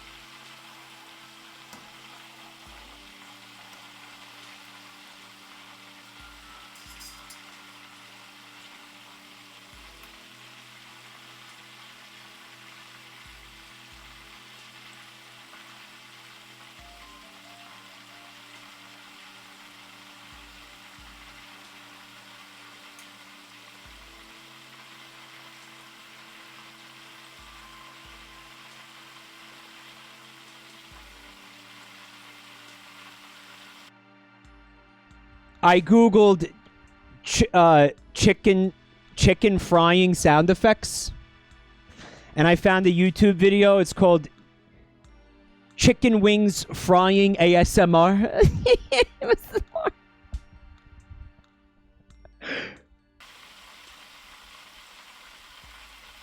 That's chicken frying. Oh, V Genesis, thank you for the gift sub to Loudest P Stream. Welcome to the family, piss. It's like, I don't get it, because people will sit through the garbage fucking streams, but then it's like, oh, there's a BRB fucking image up for like 2 seconds. I'm leaving now. This is a waste of my fucking time for 15 fucking seconds. People did leave. I didn't look. I'll take your word for it. But yeah, it happens to every fucking streamer. This is why fucking streamers wear diapers. Because people can't sit and look at a fucking BRB screen for fucking like 10 seconds. People are watching a guy sleep for 9 hours each night, Puma says. Like a sleep stream? It's not about waiting. Sometimes people wait for a good endpoint to leave. Yeah, but on the fucking scale of fucking tons of people like that? Like that was the other night I had the view count up. The other night was fucking because I wanted to see the phenomenon. It was 50 fucking people. That is a significant amount of people to be like, fuck no, I'm not gonna sit through a BRB. Fuck this guy. What? Maybe it was the ASMR video. I guess I won't play that one anymore. Okay, so listen, guys. I've got some Steven Universe fanfics here. I have two in particular. One of them, the first one that I'm going to read, it's going to take a while to get through this one. Because it's long. It's very stupid. Conceptually, and the writing is bad. Is bad. And the other one that I have is a lot shorter, but like maybe stupider. How many people here are not familiar with Steven Universe?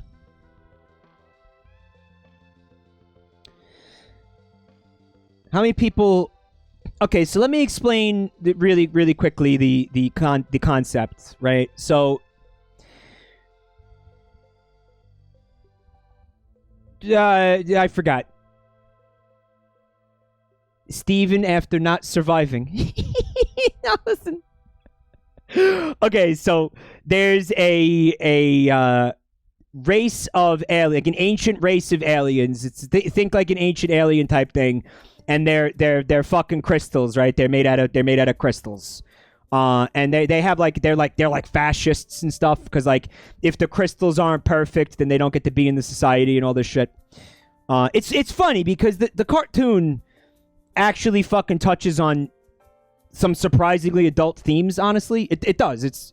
You'd be fucking surprised that it gets as heavy as it does for a kid's show. That's actually part of the reason why I liked it, but. That's all spoilers. Nobody's gonna watch this fucking shit anyway, okay? Especially at this point. The music is also really good. That I like that a lot. About it a lot too. And basically, so there's a couple of these aliens, and they come to Earth. By the way, there's no men in the race, and they're all lesbians because there's no men for whatever reason. And they come to Earth, and there's this kid, Steven Universe. And he's got like a gem in his belly button, so it's like he's kind of is a crystal gem. So the point is, they have to keep fighting like aliens and bad guys and stuff. It's that type of monster of the week type of thing. It's episodic. So every time they have to fight, some random alien creature or some shit. His dad fucked a rock, thank you. They're like magical girls, kind of, yes. So they could fuse together and shit. But here's the core mechanic, if you will, right? Every episode, these people go and they have to fight some threat to humanity. And then by the end of the episode, not a single punch gets thrown. And fucking this awful, horrible, fucking evil being decides... Because they talk to Steven in like one dialogue scene. Steven will talk them out of being evil and get them to become a good guy. And it's kind of like it happens over and over and over and over. Basically, Steven is able to talk his way out of everything. And he averts every fucking crisis, every situation by just being like, come on, you're not really evil. And then they'll turn around and be like, you know what? You're right. I could sum this up in one image. Okay, look at this. And you now acutely understand everything that you need to know about Steven Universe. And the people who have seen this are going to tell you, no, he's not exaggerating. Okay? And... in addition to some of these fucking bad guys are actually like literally complicit in fucking genocide, and then they talk to Steven and he's like, yeah, it's okay, he's a good guy now, and it happens over and over and it's every fucking episode, guys. And at some point you gotta be like, Steven, you gotta kill this guy, man. Eventually, are you ever gonna fucking do anything that matters? You're just gonna take their apology and say, and when they're like, I promise I won't do it again, Steven. And then they don't ever do it again. And then in the next episode, he's sitting there fucking eating s'mores around a campfire with Hitler, and they're telling each other ghost stories like nothing nothing fucking happened. Having said that, I like the show. And let me make this clear. I like the show, but you gotta admit it's a little fucking stupid in this regard. Yes, you do. Okay, I can like something but point out something stupid about it. Yes, I can. It's worth pointing out that there is no episode of Steven Universe wherein Adolf Hitler appears. Okay, this is some art that somebody that I found on Google, okay? That made me laugh so fucking hard, I saved it to my desktop for this stream specifically, so you're welcome. It's only really funny if you've seen the show, because you know how accurate this is. I tried to do a good job of explaining this prior to showing you that, but... Anyway, the title of this fanfic is... Cringe warning, don't read. So yeah, and again, of course I clicked on that.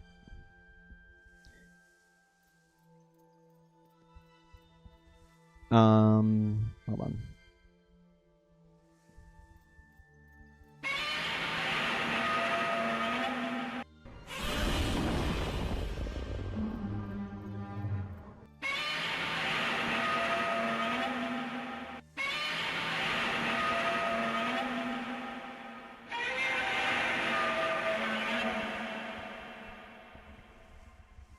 Just in time for the movie. You didn't see this coming? Yeah, and there's a good reason for that. Because, again, it's fucking stupid!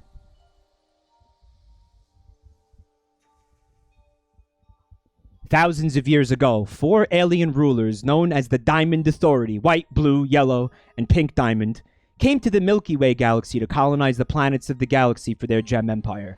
Over the years, they colonized planet after planet for the Empire, and there were no threats or rebellion standing in the way. Spoilers. Until the smallest diamond, Pink Diamond. Guys, if you're worried about spoilers for Steven fucking Universe, you might not want to be here, but I have a recommendation for you. Stop being worried about spoilers for Steven Universe. Until the... Wait. Until the smallest diamond, Pink Diamond, colonized the small planet Earth, from the permission of Blue and Yellow Diamond, she started her colonization of the planet by establishing kindergartens and peridots to watch the construction of the colonies. One day, however, a pair of peridots stumble upon a cave which had ancient paintings of monsters known as Titans. Some of the paintings resembled creatures Gems never knew about. One cave painting showed a moth-like creature known as the Queen of the Monsters, or Mothra. Another that was seen was a painting that looked like a reptilian-like bird known as the Fire Demon, the One Born of Fire, or Rodan. But the last one frightened the peridots. Peridot! They were afraid. Frightened the peridots even more than the other ones in the cave. It resembled a giant lizard-like creature known as Godzilla, or the King of the Monsters.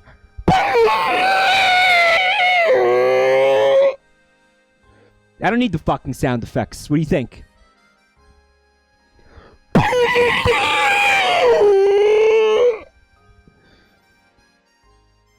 Not bad, right?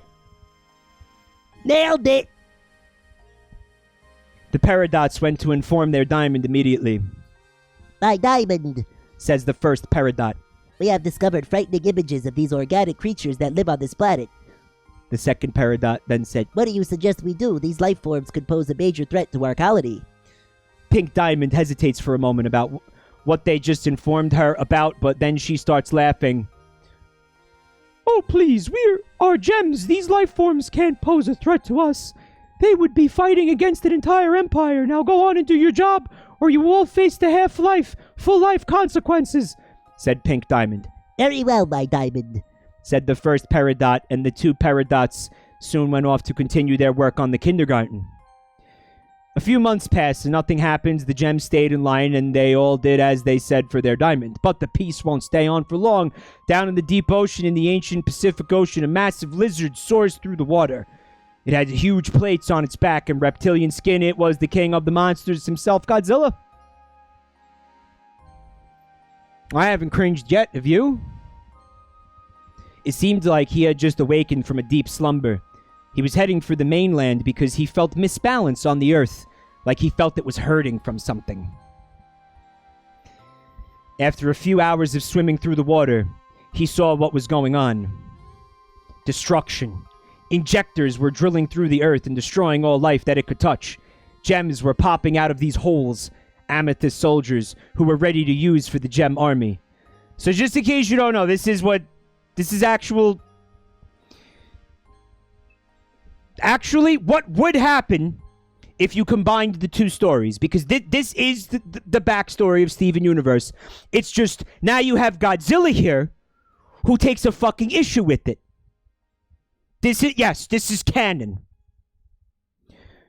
Except, there's no Godzilla in Steven Universe. Spoilers. Godzilla was furious from what he saw. Not only were they trespassing on the earth, but they were destroying it as well.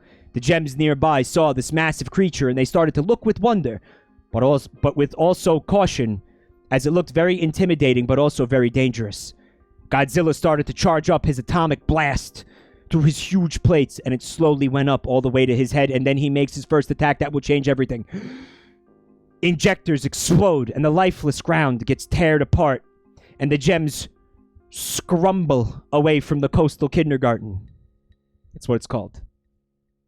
When Godzilla saw that they were running, he felt pride and triumph, and roared loudly to show that this was just the beginning of a new war that will change everything. War never changes. Hundreds of gem facilities and establishments were destroyed after a few months of Titan attacks from not only Godzilla but other Titans such as Behemoth, Scylla, I think, and Rodan. Countless gems were panicking from the attacks, and the news even went to the gem homeworld. Thousands of gems knew about the chaos and wanted to declare war on the Titans, and the news even went to the Diamonds, which they informed Pink to take care of the situation as it was not their problem. Pink was upset about these attacks, but she thought that her gems would be able to handle it, but now she knew she too step up to the streets too and take care of it like a true leader. On the same day, the Diamonds told Pink to take care of the problem. Instead of leaving it, she decided to declare war on the Titans. The Gem Titan War was brutal. Gem armies fought endlessly to destroy the Titans, but almost all the battles they fought against the Titans all throughout the world, the Gems lost. Many gems were shattered, battle after battle. Pink Diamond knew she had to call for support, but the other Diamonds refused, as it was her responsibility to take care of this problem and not theirs, since it's not their colony. Again, the war went on for nearly 1,000 years, and it seemed like it was a losing battle for the Gems. But then, one day, it all ended. Godzilla and the Titans made a direct attack Pink Diamond, and she didn't stand a chance. One by one, every Gem soldier was destroyed, and Godzilla was now only 20 meters away from Pink Diamond. He towered over Pink Diamond by 400 feet, and when Pink Diamond tried to escape, he stomped on her and shattered her gem. Just like what happened to Gordon Freeman. There's a theme here tonight. And it's giantess porn. No. There's a theme here tonight, and it's Irish anal. Her Pearl was horrified to see her diamond get shattered like that. She escaped soon after, when Godzilla saw that the one responsible for all the destruction and unbalance of the earth was destroyed. He made a loud roar of triumph, and the other Titans did the same. But it was not over. And that gem's name, Albert Einstein. When the Diamonds got the news that Godzilla had shattered Pink Diamond, they were furious. In one last-ditch attempt, they used their powers to wipe Godzilla and the Titans off the planet as retaliation for shattering Pink Diamond. Godzilla's victory was short-lived. As he saw all the homeworld gems start to flee the Earth, he saw why. What? A bright light could be seen from the sky. The Titans didn't know what it was at first, but it was too late when they realized it was an attack. The light came upon the Earth and blasted the surface of the planet. All the Titans were trying to flee from the attack, but some were really unlucky and were severely injured or nearly killed. Godzilla was nowhere in sight after the attack was over. Okay. In the aftermath of the Diamond attack, no Titans were in sight. The Diamonds believed they have completely destroyed the Titans on Earth. And when news on Homeworld came that all the Titans have been destroyed, all the gems celebrated the victory. But none of them were dead.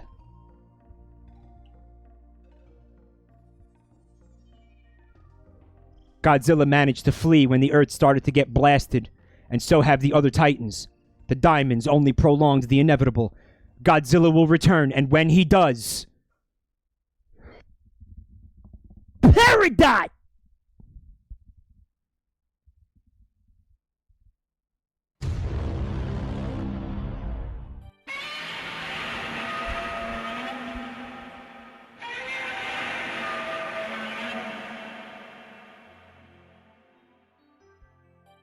Godzilla will return, and when he does, what, man? What? I'm on the edge of my seat. The suspense. And when he returns, he has sex with Greg. Oh, that's fucking excellent. Yeah, Godzilla fucks Greg. Stop spoiling it. Why are you spoiling it? Stop it. Oh. The gems will pay. Oh, my bad. There is something there. I'm sorry. Yeah, but look how many spaces it is. What a fucking asshole. And what you needed here, you needed the ellipses here, jerk off, not here. You swapped the ellipses would have done all the work you needed it to here. And the period would have done what you needed it to do here. Sorry, the peridot. To be continued. Yes, sir.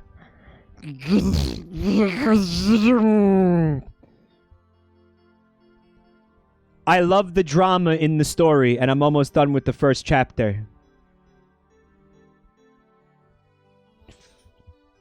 Here you go. Godzilla, King of the Monsters, original motion picture soundtrack. Let me play it for you guys.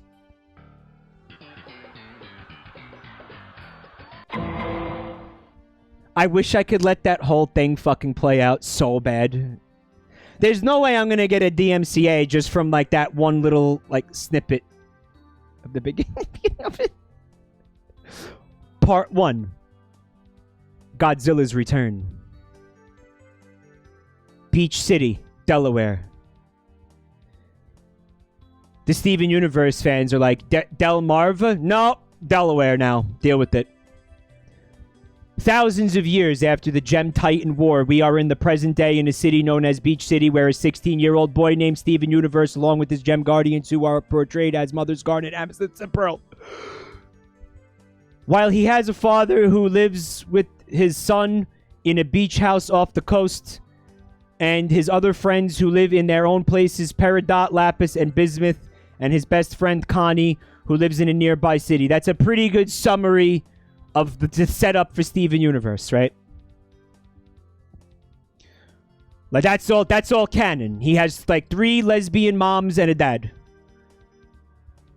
Life was great for the Gems. There has been peace for over 2 years after Steven restored order in the galaxy and dismantled the Gem Empire from their reign of terror, and now Earth is a free, independent planet.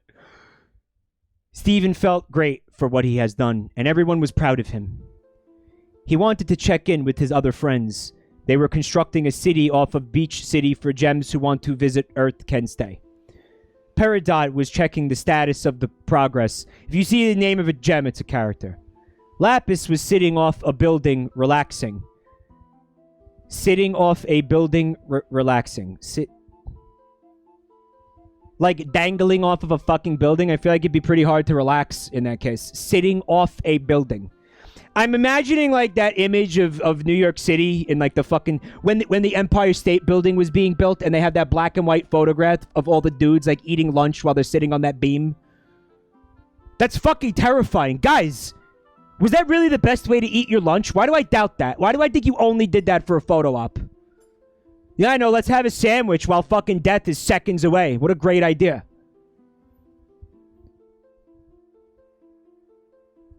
Hey guys, how have you been? Says Steven. Oh, Steven, we're doing fine, but it sure would be helpful if some of us would stop fooling around and help me out here, says Bismuth abruptly. You could have just said so. I'll help then, said Lapis as she flew off to get some construction tools. We are making good progress right now. We just have 80% left to build and it will be finished. Said Period. That's great, you guys. Glad to see you're all doing good. Said Steven, and he walked away soon after. Steven walks up the nearby cliff. Electric boogaloo, Steven. To see his guardians, Garnet, Amethyst, and Pearl, relaxing on the grass. Yeah, he just walked up the side of a fucking cliff. Hey guys, what you all doing? Just chilling, man. Said Amethyst. Come join us, Steven. It's really sunny out today. It's good to get some vitamin D, you know. Said Pearl. Sure thing. Steven replies, and he walks over and lays down into the grass while picking a flower. That seems hard to do. He lays down in the grass while picking the... I guess he could simultaneously lay down, and while he's in the act of laying down, he could simultaneously pick a flower with one of his hands. But wouldn't that, like, just throw him off balance? He's on his belly? No, because he has to pick the flower simultaneously as he lays down. It doesn't say he laid down and then picked the flower. So he's like got to crouch and then pick the flower and then slowly turn onto his side as he's picking the flower? Pick up a flower, man. Touch grass. Pearl basically just told Steven to touch grass. Sure thing. I want things to stay exactly like this and never change. Spoiler alert! They don't. Or they do. No, they do. They do. They do change. DMM great. Well, back to the family. Thank you for 7 months support. This is literally from the movie with Spinell. I think I remember. I saw the movie. I'm not going to remember the fucking scenes. The same way I'm not going to remember fuck Tony Stark eating blueberries. And then things changed. So basically, yeah, so they replaced Spinell with Godzilla for no reason.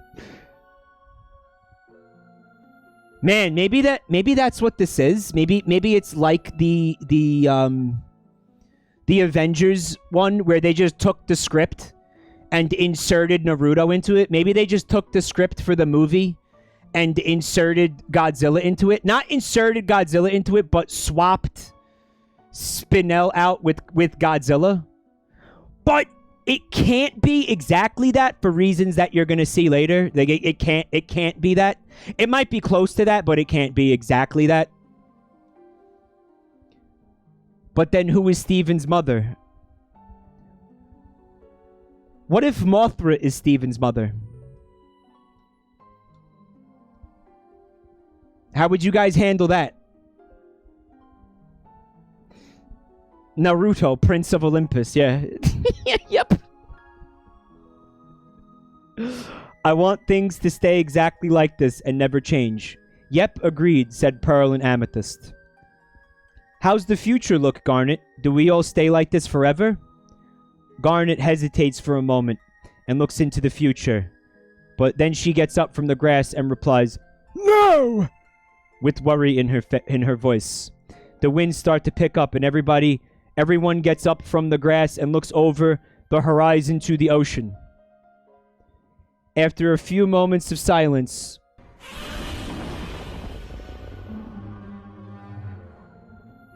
the water starts to rise and a massive figure comes out of the water. Him. Godzilla is back. The gems were in a standstill and Steven couldn't move. He couldn't believe what he was seeing. A giant mythical monster was right in front of him. Despite, him seeing, like, giant mythical monsters in every fucking episode. Pearl then says with shakiness in her voice, "It can't be." What do you mean? What is this thing? Dude. Amethyst then said. It's him. The king of the monsters, Godzilla. Pearl replies back. Godzilla takes a step back and then...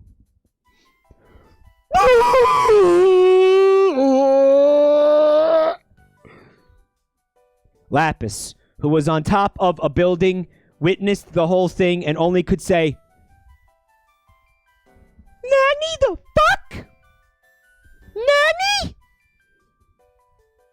Sirens start to go off and people are urged to go into their shelters, as this was not a drill. And for the first time in thousands of years, a Titan attack is inbound. Yeah, they fucking set up the Titan alarms for the Titans that they never saw before and didn't know the existence of. Issa the Engi. Well, back to the family, freak. Thank you for 2 months of support. Yeah, they, it was not a drill, guys. It was not a drill. Him. Stephen and the others had to run from this beast and group up with the others to try to find a way to stop this creature.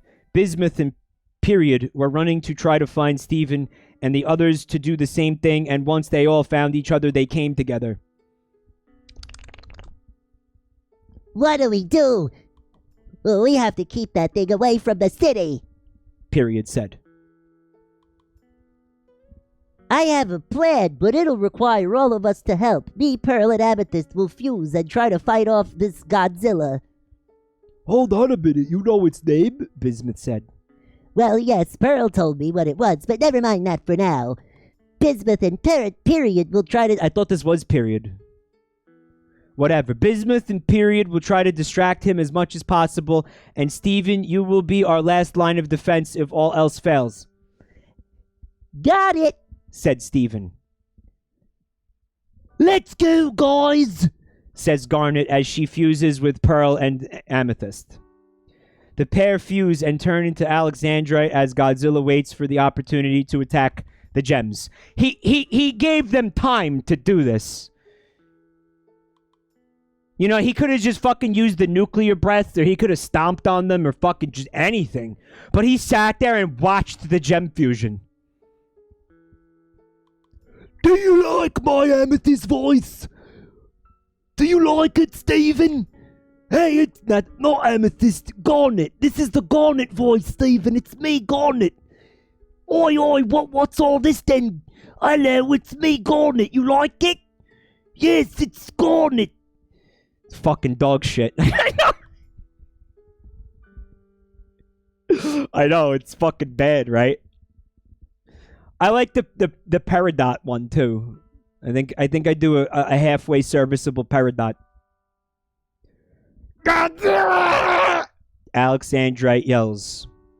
Godzilla looks over to see his enemy was nearly the same height as him, just 30 feet shorter. That is a lot shorter. That is not nearly the same height as him, asshole. All right, that's like a fucking Olympic-sized swimming pool, 30 feet.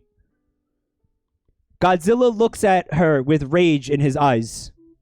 Oh God, he gave him an angered. What was it in the last fic? He gave him an angered. Help me, chat. What was it? When they used anger as a verb, or angered to him. He angered at him. There it is. He angered at him. Thank you, chat. Godzilla angered at Alexandrite. We don't have to fight. You're outnumbered, Alexandrite says. Godzilla doesn't reply. Imagine if he did, though. He only gives the same look of rage towards her to show his hatred for gems and what they have done to him and the planet.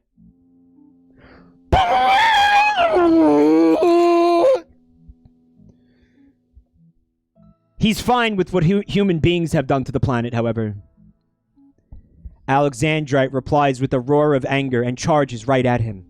And Godzilla does the same. They collide and create a huge shockwave. Godzilla makes the first move and bites down on Alexandrite's left arm.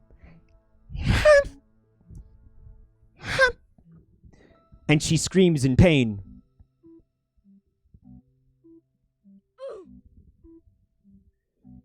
But she manages to make him let go and retaliates by biting on one of his plates. You mean like the things that are definitely made out of bone and he would absolutely feel nothing if you did that? This doesn't seem to hurt Godzilla that much, and just makes him more angry. And he uses his tail and hits her right off of him, making her let go and falling into the water. Meanwhile, Lapis couldn't stand to see her friends get hurt like this. That does it, says Lapis with anger in her voice. Lapis, you can't take on that thing. He's way too strong, Steven says. I have to do something, so I'm going to I have to do something, so I'm going to stop that thing. And she flees off to help. Fliss off to help.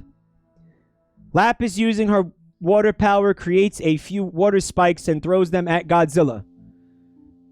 So, water spike. I guess, yeah, that could hurt. This causes some pain for Godzilla, and he roars in pain. On account of him having been caused some pain, he roars in pain. Bismuth and Period use this to their advantage and hit one of his plates from behind, getting his attention. Dr. Ball's PhD says, hey, just talk to Godzilla. No, because you have to have the faux conflict beforehand. Like, you can't just have Steven talk to them in the beginning of the episode. They have to fight first, and then Steven will go over there and be like, Hey, come on, guy. Cut it out. Cut it out. Come on, stop that. Come on. Come on, let's be buddies. Come on, you don't really want to be a bad guy, right? Come on.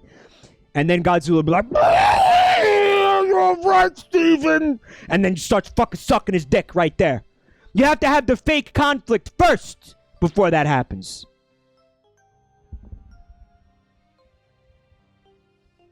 Godzilla then starts to charge up his atomic breath and fires it out, barely missing Period and Bismuth, but hits Lapis and she falls to the sandy beach below, groaning in pain from the impact. Steven couldn't help but watch as his friends suffer from this creature's strength. Alexandrite manages to regain some strength, and with that strength that she had, charges at Godzilla once again, but this time she manages to knock him into the ocean, which made him just so angry because he lives there. Godzilla was furious by this and once again charges his atomic breath and attacks them and blasts them off of him. She was almost ready to defuse due to all the damage, but she fights it and continues to carry on the fight. Defuse as in they separate, so when the gems fuse, they become like a newer, bigger gem and they can split up when they want, whatever. Godzilla stands above her as she struggles to get back up, but she doesn't give up and roars at him, letting him know that this is not over. Godzilla replies with a huge loud roar that was heard all throughout Beach City. I should stop doing that, huh? It costs $0 for you to not make ungodly noises, Mike. Meanwhile, Steven's best friend, Connie, and his dad, Greg, managed to help evacuate everyone from the coastal part of the city to the city center, where everyone would be safe for now. Connie looked out and said, You all must win. We're all depending on you. Alexandrite was making move after move, but nothing seemed to work on him to get him to back off and retreat. Godzilla was determined to keep the balance of nature and the planet as a whole, but there was also something else. Alexandrite then makes a crossbow and shoots a magical arrow at Godzilla, and it manages to hit him, but it only pushed him a few meters. His plates were starting to turn blue again, indicating that he was going to use another atomic attack, but then Period and Bismuth hit one of his plates again, and he turns around, delaying his attack, and starts to charge towards them, but then Alexandrite comes in just in time and rams him off the shallow reef part of the ocean into the deeper part of the ocean, and he loses his balance and falls into the water roaring. That is an entire paragraph of sentence. Rams him off the shallow reef part of the ocean into the deeper part of the ocean, and he loses his balance and falls into the water roaring. It's water, though. He can swim, right? Marathon's worth of run out of sentences. I'm going to be out of breath the majority of this reading of this fanfic. And by the way, I don't think that's how the ocean works. Like, I think that they're trying to say he got pushed into the Marianas Trench or something. Yeah, and he's like, oh no, I'm falling into the ocean where I, again, live. This is the long one, TARDIS. We're gonna be reading this for a while. Cozyism. Welcome to the family, Cozy. Thank you for the sub. I think it was dumb enough to warrant being read during one of these streams. It's got what it takes, I think. Stephen felt like that they have won and took care of the threat. Lapis felt pride as she got up, and Bismuth and Period land on the beach beside Lapis. Lapis, are you okay, you clod? Said Period. Yeah, I'm fine. Lapis replied as they all smiled.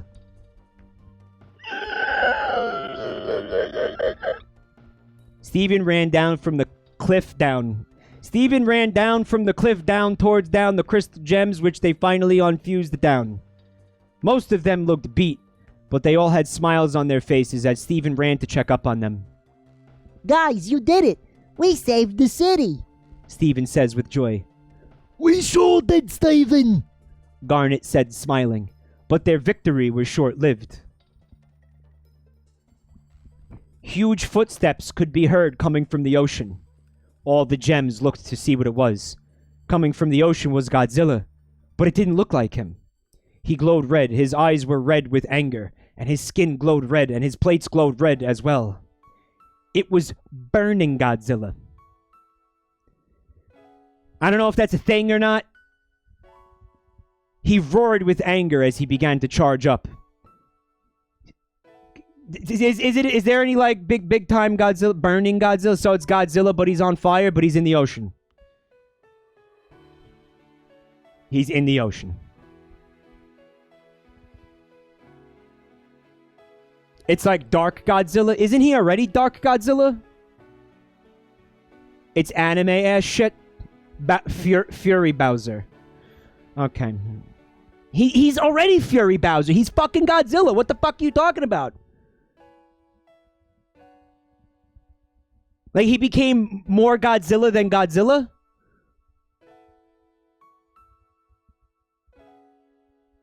He roared with anger as he began to charge up. Stephen raised the giant shield in front of him and the other gems. Meanwhile, with Connie, she saw this and told everyone to take cover immediately. Greg took refuge in an underground shelter, but not before noticing how sexy Godzilla was. And everyone else did the same. Then a huge flash of light came, and huge fire pulse came towards the city. Everything was destroyed.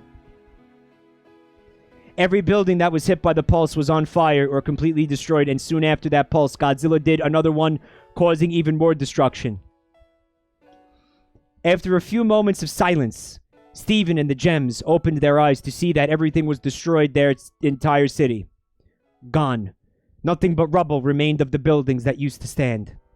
Stephen couldn't believe his eyes. 2 more titans came to destroyed city to aid their king, Scylla, and the queen, Muto. Muto is just like the big fucking fleshy fucking gross monster, right? It looks like a giant tick that's like gorged on blood. Monkey insect. Muto is an elf who can't speak. That's disenchanted joke. Yeah. Ask Muto. I can't. He doesn't speak.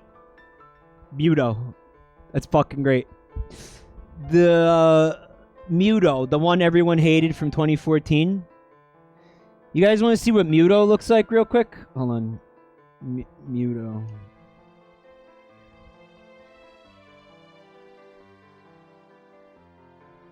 Oh, that stupid fucking thing, the giant crab? Yeah, the giant fucking crab, guys. That.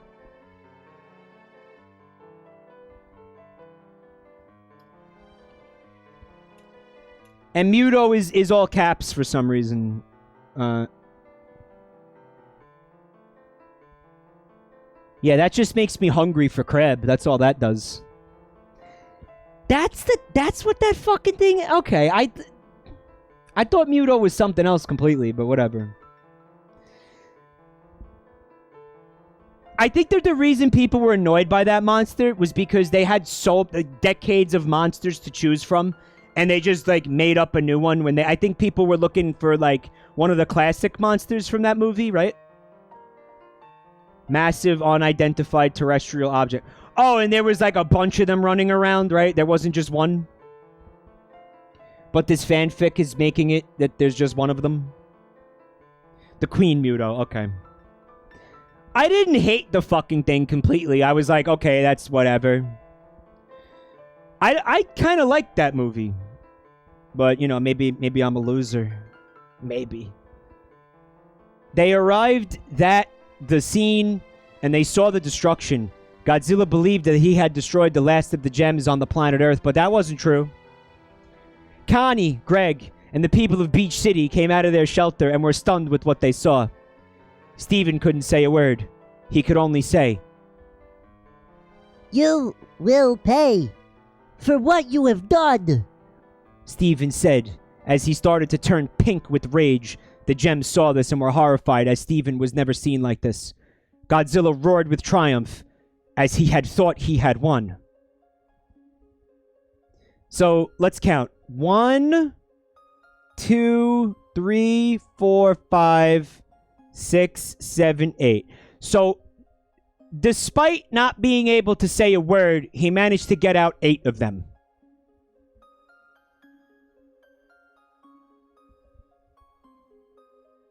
But this is just the beginning.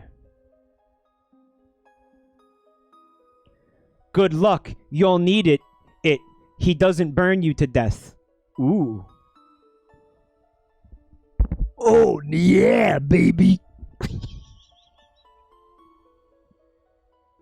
Guys, don't let me forget to look at the comments for these chapters, because there's some winners in here.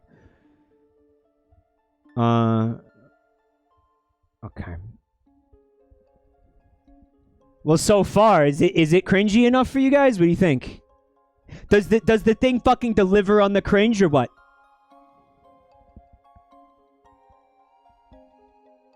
Part 2, tensions rise. Nearly a week after Godzilla's attack Steven, his dad and all his other friends were forced to evacuate to Maine, where Greg rented a decent-sized home until their city gets rebuilt. No idea why it's Maine. None. After the attack, everyone had been noticing that Steven was acting stranger than usual. When he would get more frustrated and worried all the time, which triggers his PTSD, which also causes him to turn pink often. Steven wakes up to his alarm clock at 6 a.m., and he then picks up his phone. All right, let's see what's going on in the world. Countless reports that show Steven's doom scrolling.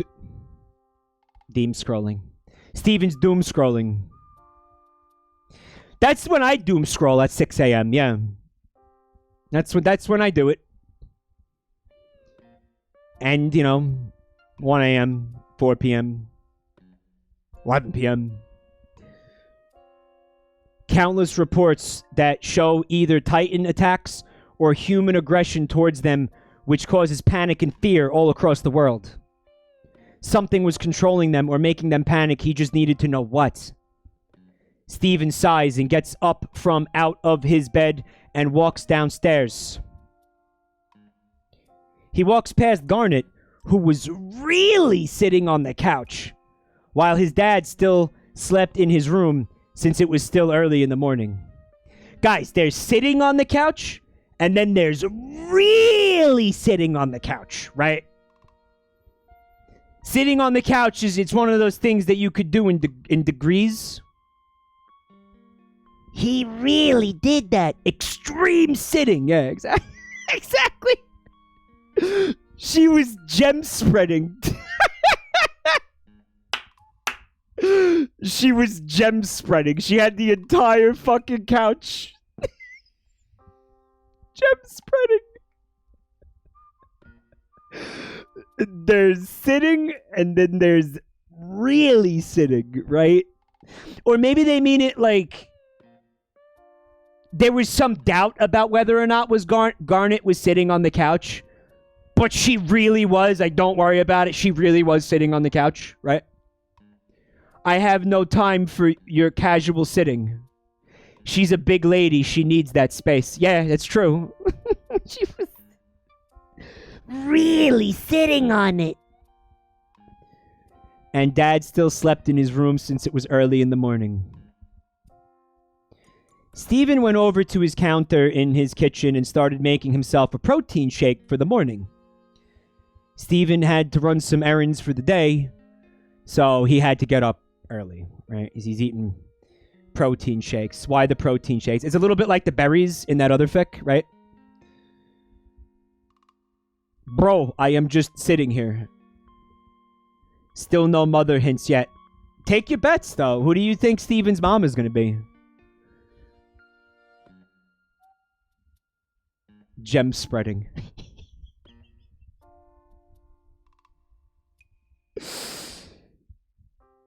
Pearl then walked in from a nearby room. I see. I love the way this is written. How about Pearl walked into the room? Pearl walked in from a nearby room. Because no, I'm going to assume that Pearl walked in from a room that was on the other side of the fucking city. Is there a portal? You know what I mean? Like, why say that? More words equals better writing. I think that's honestly the fucking logic here. Pearl walked in from a far away room, using the latest in aperture technology. That was the last fic.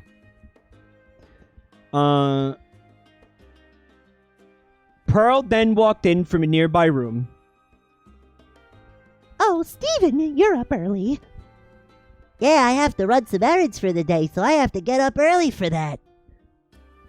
Oh, okay then. Well, I hope you have a good day, Steven. Pearl says. Yeah, okay, I gotta go now. Steven then walks towards the door and leaves after closing it. Like, what? Shit like this is why I picked this one. Steven then walks towards the door and leaves after closing it. Steven left! Steven walked out!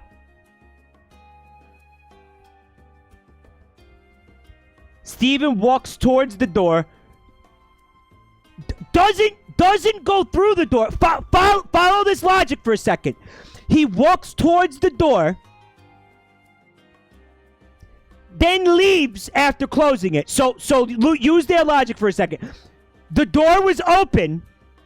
He walked over to it, closed it, and then phased through the fucking door.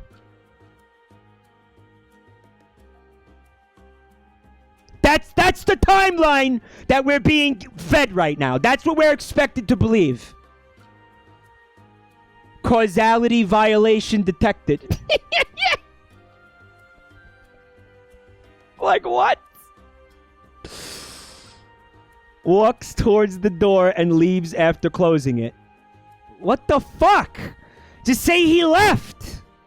We can infer that he closed the fucking door. You know, otherwise bring attention to it. Or Steven left and he didn't close the door and then a bunch of bugs got in. If I don't say that, that's what people are going to think. He let in all the mosquitoes. Steven, what the fuck? Pearl seemed a little suspicious of Steven since he would not usually act this way. Oh, there he is again, phasing through solid matter. That's not like him. That's not like him at all. There's something strange about him. Kinda sus.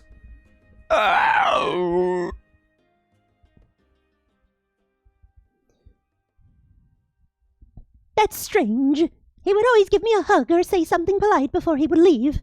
Pearl thought to herself, I better go talk to Garnet. Okay. TARDIS likes the Pearl voice. Is it really that good? Pearl walks into the dining room where Garnet was just sitting in a chair facing near a window, but not directly at the window, because that would be weird.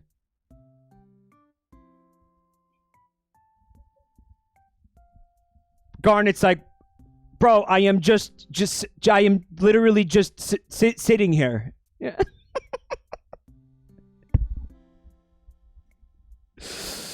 Pearl walks into the dining room where Garnet was just sitting in a chair just sitting in a chair, no gem spreading, not this time. Was just sitting in a chair. She wasn't really sitting in the chair. You know, not really sitting in it. Just sitting in it, like regular sitting in it, right? Facing near a window, but not directly at the window. So the chair is near a window, but it's tilted, so it's not directly facing the window, right? Now, if you tell me that, I'm going to expect that the positioning of the chair to the window is going to be important in some way, right? Like, what's his fucking name? Schrodinger's dick? Or whatever the fuck? What's that? The gun? Chekhov's gun? Or whatever the fuck? Escape from Tarkov's gun? What the fuck is it called? Chekhov's chair. Can I just... real quick want to say, thank you to Cryptid Kitten. Welcome back to the new home, Freak. Thank you for 39 months of support, Freak. Garnet is sitting in a chair staring at the wall next to the window, dissociating. Yeah, so what is she staring at then? Like, I understand looking out the window, but she's just deep staring into the fucking wall that's directly next to the window? Maybe she's looking into the future? Let's give him the benefit of the doubt.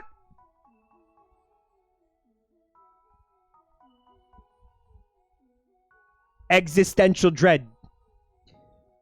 She's doing a fucking Blair Witch Project.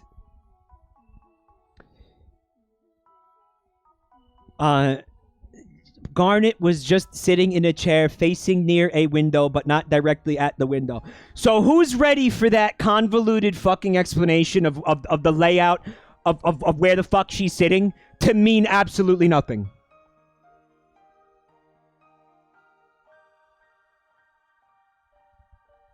Because that's what's gonna happen, guys. Yeah, this is a violation of Chekhov's gun after violation of Chekhov's gun. Garnet, Pearl says, which Garnet replies by turning her head to face her.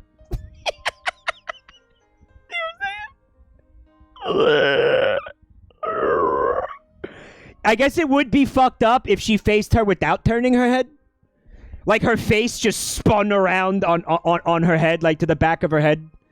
You know what I mean? Like, fucking call it Exorcist.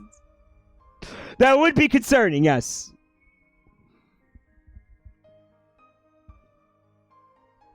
What is it, Pearl?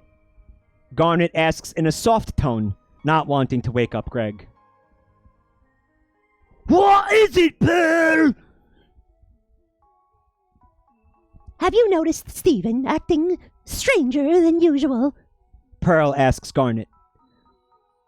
Garnet hesitates for a few seconds and says, Yes, so?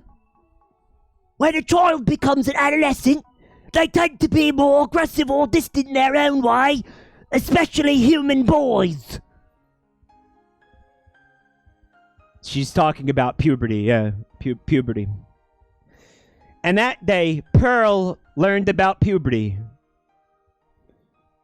Yeah. Puberty. Aggressive or distant in their own way, especially human boys. Why does fucking Garnet know about puberty, but Pearl doesn't? His penis is becoming very hairy. Quite hairy indeed, Garnet. I don't like it. I don't like it at all, not one bit. Not like that. He's turning pink often. Whenever we mention the Titans or anything, that would seem to worry or scare him. And he's never turned pink before, whenever he gets scared or worried. Pearl says in a more concerned tone. Maybe we should check in with him to see what's going on with him. Garnet assures Pearl. What? Maybe we should check in with him to see what's going on with him. Pearl nods her head in agreement. Pink pubes.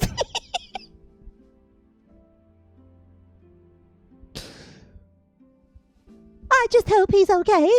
Pearl says in her head as she walks away out of the dining room.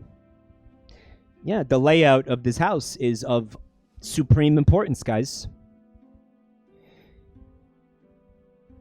Meanwhile, Stephen King was driving to a grocery store while... He's in Maine now.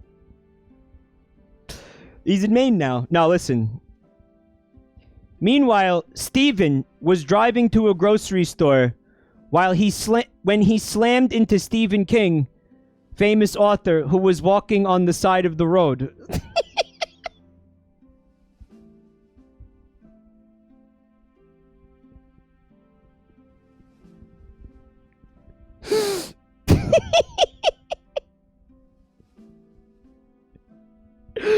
Get a load of this!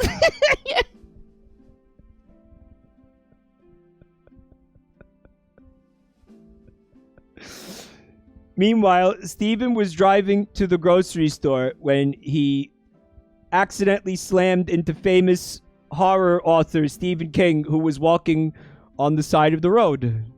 And then Stephen King wouldn't stop writing about it for the next fucking 80 years. Stephen was driving to a grocery store while listening to some tunes on his radio. Tunes. Not like, like Looney Tunes. This is one of those, like, Mandela effect things where some people remember it being Looney Tunes, spelled like cartoons, and people remember it, but it's actually spelled tunes as in, like, songs. Right? Looney Tunes. I mean, I remember it being tunes as in songs. There's both? What do you mean? Well, that would explain why it's a Mandela effect thing. If that's true. I always thought I remember it being Tunes. Merry Melodies. Yeah, that was like the point, right? It had to do with that. Tune. He was listening to cartoons on his radio. Stephen has been thinking a lot. That's a change. After Godzilla's attack, and whenever he would turn pink. His pubes would turn pink. He had never heard of Godzilla or any of the other monsters that were out there living in his world. He had heard myths about the Titans, but never thought any of them were true. Stephen just kept thinking and thinking, and he eventually asked this one question. How is this even possible? A few hours later, he returns home. How is this even possible? Period, and then question mark. Well, I'll tell you how it's possible, Stephen. There's people who have way too much time on their hands and a little bit too much ambition for writing fanfics. I'm sorry this is happening to you, Stephen. He gets out of his car as the wind blows in his puffy hair. And then he scrapes the remains of renowned author Stephen King off of the grill of his vehicle before grabbing a few bags of groceries for him and his dad. He walked up the stairs, took out his key, and opened the door to be greeted by Garnet, Pearl, and Lapis. The crystal gems were either in the dining room, the laundry room, or Greg's room. So they're all in separate rooms. Trying very hard to follow that. They're all in separate rooms. Yet they're all greeting him at the front door. So they're all in separate rooms, but at the same time are greeting him in the front door. This is fucking quantum mechanics from Outer Wilds. Like, the fucking gems aren't real unless you're looking at them. Like, they don't manifest unless they're being observed. The house is a very open concept. It has no walls. But they know where the rooms are because they've drawn lines on the ground. Stephen looks at them for a few seconds and then walks over to the counter, putting down his groceries. Hey, Steven, how's it going, buddy? Lapis says, trying to sound as friendly as possible. Nothing much, just got some groceries. Steven replies. So, Steven, how is your mood? Pearl then asks. Steven looks at her and says, Oh, it's fine. There's nothing to worry about. which Pearl then looks at Garnet for support, with Garnet gets quickly, then says, Stephen, you've been acting strange lately. We've noticed you've been glowing pink sometimes, and we just want to know what's going on.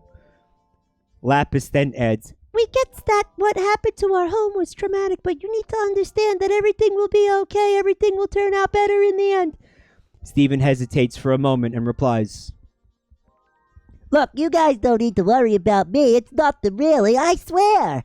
Steven says with a smile, trying to look like he's okay. Mood. Lapis and Pearl look at each other, and then they look at Garnet, and then Garnet looks at Lapis, and then Lapis looks at Pearl, and then Pearl looks at Amethyst, and then Amethyst looks at Greg, and then Greg looks at Godzilla, and then Greg fucks Godzilla. The end.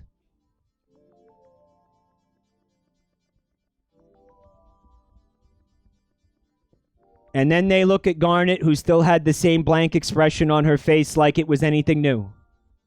It was silent for a moment when Steven finally put away the last of the groceries and started walking to the stairs. And then he went up the stairs before he started walking to the stairs. Steven, please, we just want to know what's wrong with you. Pearl then says. Steven stops on the second step and replies, Look, guys, there's nothing to worry about. I'll be in my room. and he continues walking upstairs, and then after going up every single step, he goes into his room and then closes the door behind him. Everyone was still for a few seconds after Steven went into his room. Garnet then says, Maybe he doesn't want to talk right now. We'll talk to him when he's ready. Pearl feels a little bit better, but is still worried about Steven. Lapis sits on the couch. Really sits on the couch. And Greg comes out of room. Hey, sleepyhead! Garnet jokes. Oh, no, Garnet said that. Hey, sleepyhead! Garnet jokes, which Lapis giggles a little bit. What time is it? Greg asks. He then looks over to the kitchen clock and it reads 10:31 a.m. Jeez, I must have slept in. Can't really slept well on these so-called rock-hard beds. That's Greg. Greg is Steven's dad. He just looks like Homer Simpson. Honestly, just imagine Homer Simpson when you hear Greg. It's Homer Simpson. Lapis continues to laugh a little more, which causes Pearl to as well. What's so funny? Greg asks, and the two gems laugh out loud and point at his penis, which is dangling out of his boxer shorts and is very small. Greg was now confused, but shrugged it off, assuming they were just trying to have fun in these tough times, and walks over to the kitchen. Yeah, they're just pointing at his penis.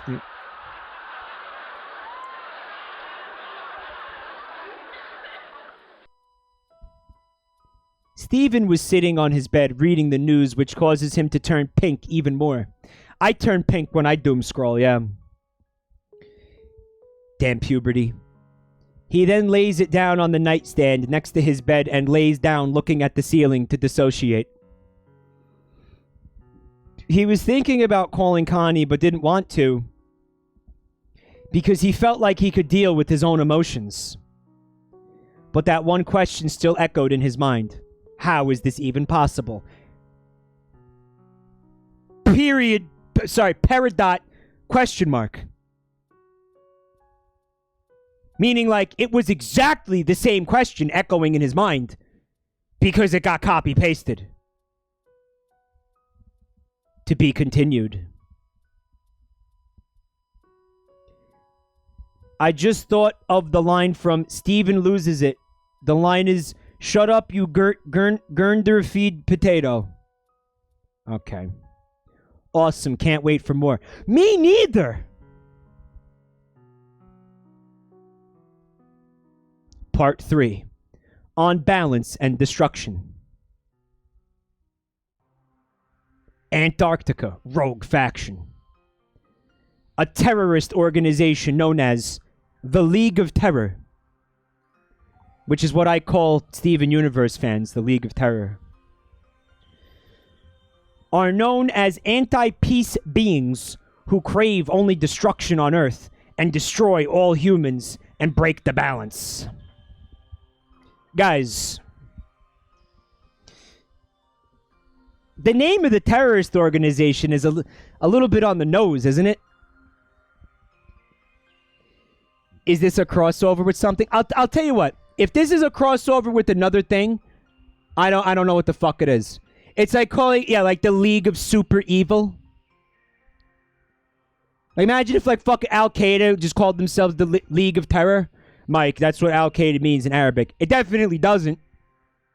This is one of those things where it's like the fucking, there's no such thing as a villain because everybody believes that they're doing the right thing. You know what I mean? The evil League of Evil. Look, it's in the same sentence. A terrorist organization known as the League of Terror. This is like if you call your band, like, the League of Music or something. It's like, yes, we know. The League of Terror. I hate this. This is our band. It's called Music. No, it's just called Music Band. The League of Antagonists. The Redundancy Department of Redundancy. You know what, though? You'll never be confused about what they do. You know what I mean? There will never be a moment where you're like, hey, I wonder what the League of Terror is involved with. Did they do dry cleaning? What do you think they do? What do you think they're involved with? Who are they, really? There's that. If you call yourself the League of Terror, you better be a fucking terrorist league, right? You call up and you're like, hey, is this the League of Terror? I need some terrorism. Oh no, you just reached up. We're a bookstore. It's a little mom and pop operation. We serve coffee sometimes. This is the League of... You're looking for the terrorist organization, the League of Terror.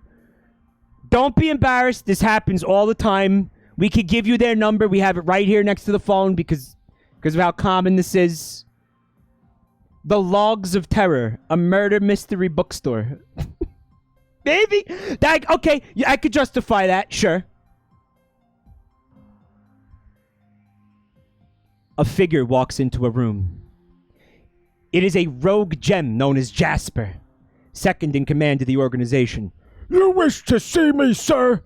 Jasper asks to her leader. A chair turns around, revealing a man with long black hair, red eyes, who looked to be in his 50s. Yes, Jasper, have a seat, says the man. The man was known as Mr. Davis, but many call him Destroyer. What do you mean Sans Undertale? What the fuck are you talking about? Okay, Destroyer is a Godzilla monster. This is the big, stupid look. It kind of looks like Bahamut from fucking Final Fantasy, actually. His name has always angered me.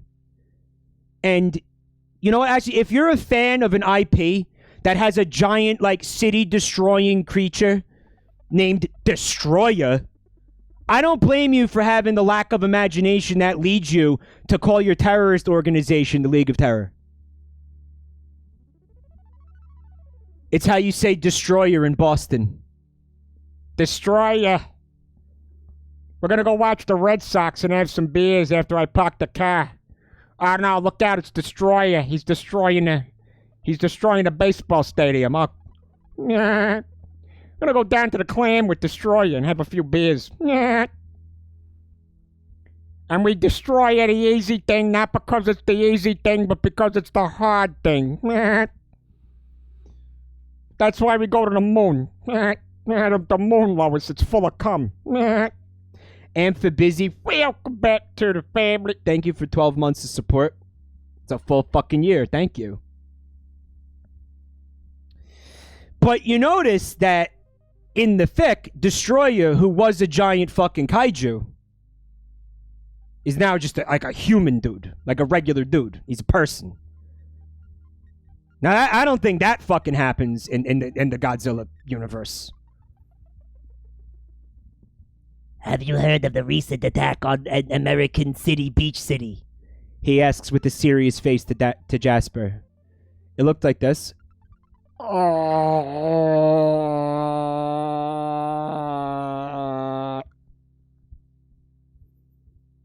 Yes, sir. What is so important about that?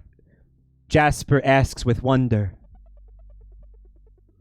Destroyer then turns around again and starts explaining. So he's just spinning in his chair like over and over and over. And he's got a little cat. And he's got a cat on his lap and he's petting it and it's purring and all that good shit. And then he puts a pinky in his fucking mouth. Well, Jasper, you see, this is a sign that the Titans are awakening again. I may be a former Titan myself, but I have no desires in being the alpha of the Titans. But why, sir, when you could be the Sigma? Unknown Army, thank you. Welcome to the family. Unknown, thank you. You didn't make that. You didn't make that Twitch name. But why, sir? You could control all the Titans. We could complete our goals, Jasper replies.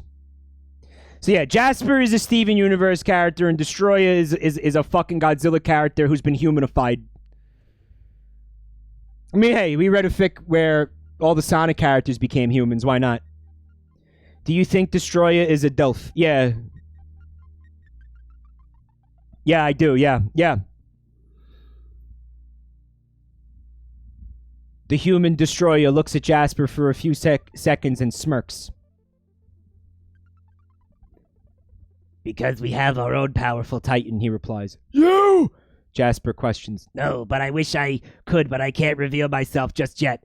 Besides, I'm still too weak to turn into my Titan form, he says. Jasper looks at him with confusion shown on her face.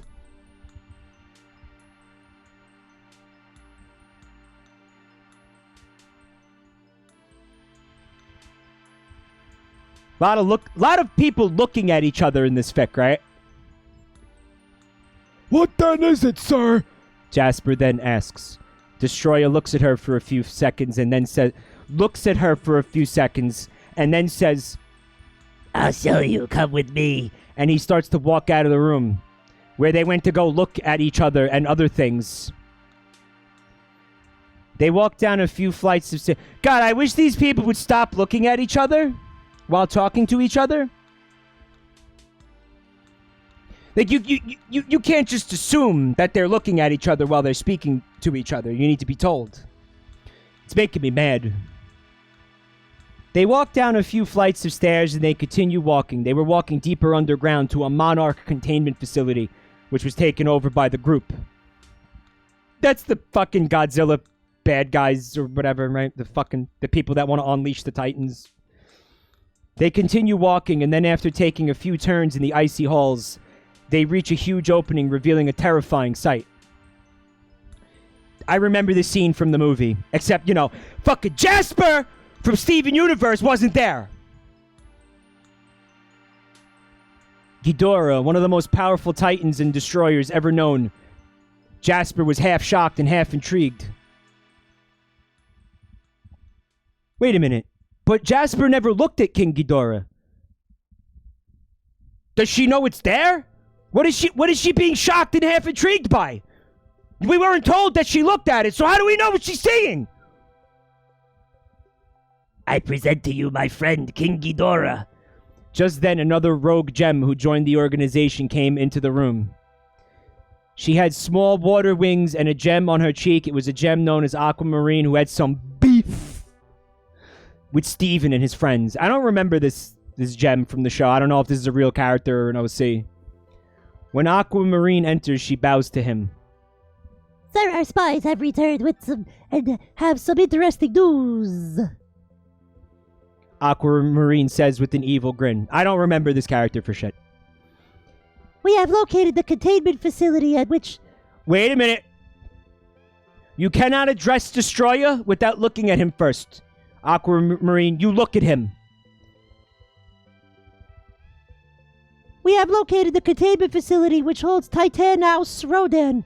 Our spies say that he is awakening soon. If we manage to capture him, we could use him to build our army. Aquamarine tells Destroyer while looking at him. Jasper and Destroyer look at her, and she looks back at them, and he starts to smirk. Good, good, just as I predicted. Destroyer says with an evil smile. With more Titans on our side, we can destroy the planet and establish a new order, our order. We will have our revenge on everyone. Aquamarine smirks along with Jasper. Aquamarine, send in some jets and tranquilizers. We will not let this opportunity go to waste. Destroyer says. Aquamarine bows to him once again and walks out of the room. Jasper and Destroyer turn around to look at the frozen Ghidorah. The time will come, my friend. We will wipe out the world and establish our order soon enough. Destroyer says with an evil smile on his face. But he can't hear you because he's frozen. Have I brought this up before, right? How annoyed I am by fucking frozen in literal ice, like fucking plots in movies and shit. Ghidorah should have died. Captain America should have died. The fucking the Cro-Magnon guy from that shitty fucking 90s movie with Pauly Shore should have died. Okay, when you get frozen, you fucking die. You don't. It's not like cryonic technology. It's fucking ice. Your body shuts down and you fucking die. I'm sick of it, man. And everybody's just fucking okay with this shit. Why aren't more people mad about this? Encino man, thank you.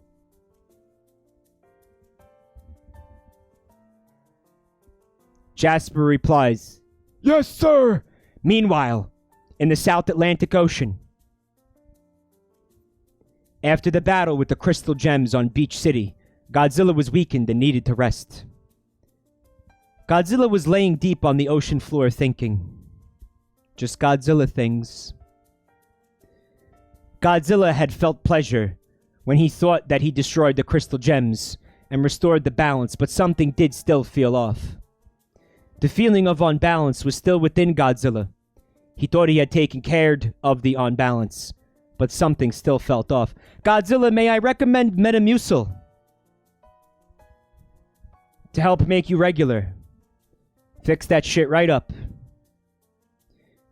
Could the other Titans feel it too? Is that why they are awakening again? Godzilla had all these questions. He could wonder. Something was coming, and it is big! To be continued. Sorry that this chapter is so short. Oh, please don't apologize. In fact, can you make them shorter, please? That'd be great. You know, bite-sized.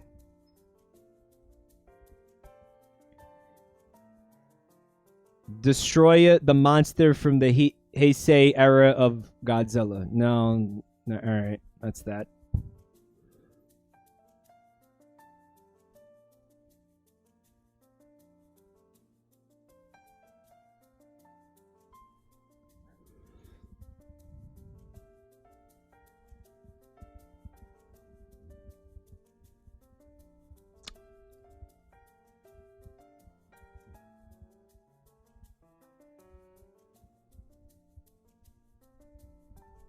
Mm-hmm. Mm-hmm. Mm-hmm. Mm-hmm. Mm-hmm. Mm-hmm. Mm-hmm. Mm-hmm. Mm-hmm. Yeah. Yep. Yep. Yep. Yep. Yep. Yep. So remember how I was saying I hate when things are frozen? Part 4, Titans and Spirits. Oh yeah, this is happening. Hey, did this happen in the Steven Universe movie with Spinell? A faraway enchanted forest. Nature. It's a beautiful, magnificent, ancient phenomena. When I got to this chapter, it felt like I was getting hit in the back of the head by a fucking 2x4. Somebody whacked me in the back of the skull with a fucking 2x4 as hard as possible. That's what it felt like when I got to this chapter. There are 4 main elements of nature: fire, water, wind, and earth. And then there's the 5th element, the bridge that connects humanity and nature as one. When the balance of nature becomes undone, the spirits do as well. 1 month before Godzilla attacks Steven, the 5th spirit, known as the former queen of Arendelle, Elsa, is seen walking through the forest, and then she feels this feeling. Like a disturbance in nature itself, like a feeling that something is wrong with the balance. She can feel this because, like Godzilla, when unbalance comes, they can feel it since they are part of nature itself. She continues walking through the forest, and then Bruni, the fire spirit, comes jumping from a tree, landing on Elsa's shoulder. Oh, Bruni, you startled me. Elsa giggles as Bruni jumps into Elsa's hands. Bruni relaxes in Elsa's hands and lets off steam. Elsa smiles as he does this. Nothing fucking funny about it. Just a few years ago, she had discovered who she truly was as the 5th spirit of nature and tamed all the spirits. I don't know what these spirits things are. I don't know if this is related to Frozen, and I don't fucking care. And I don't fucking care.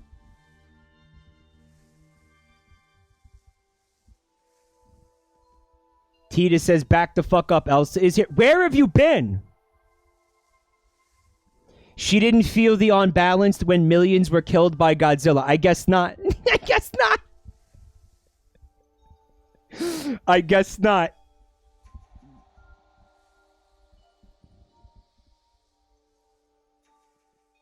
She discovered who she truly was as the 5th spirit of nature and tamed all the spirits. Just then, she felt it again on balance in nature. Bruni felt it too, and went from relaxed to concerned, and he jumps out of Elsa's hands and runs away. He also shit himself, and Elsa looks down at her hand, and there's like a little turd in her palm. And some pee too. Elsa knew she had to talk to the one person who has enough wisdom to know what's going on. That's right, folks. Garfield.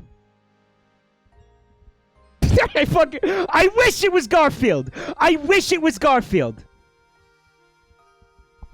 It's not, though. It's Knock. I guess. I don't know who the fuck. I don't know what the fuck's going on. I'd never seen this movie. Knock, Elsa then says. Who's there? No, knock. Who's this? Is a bad knock joke. Sans Undertale, shut the fuck up.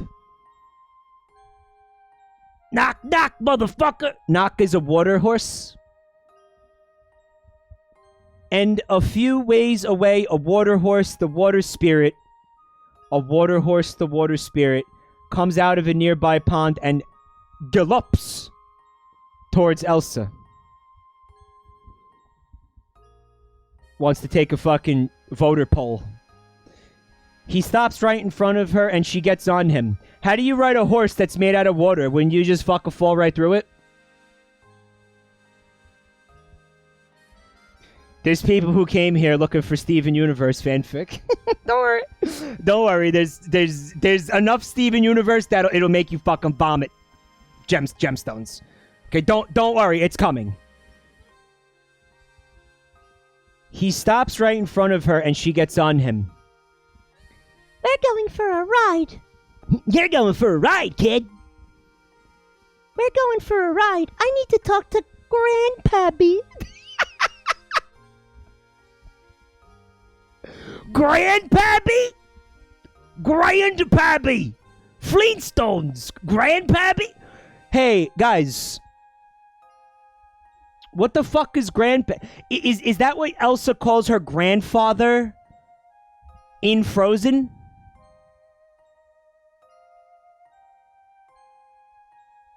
Has anyone seen the fucking movie? Who the fuck is Grandpappy, man?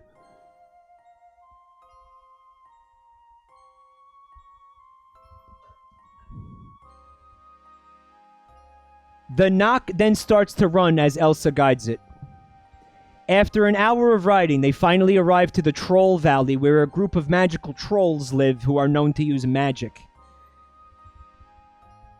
It could be another IP, guys. I don't know.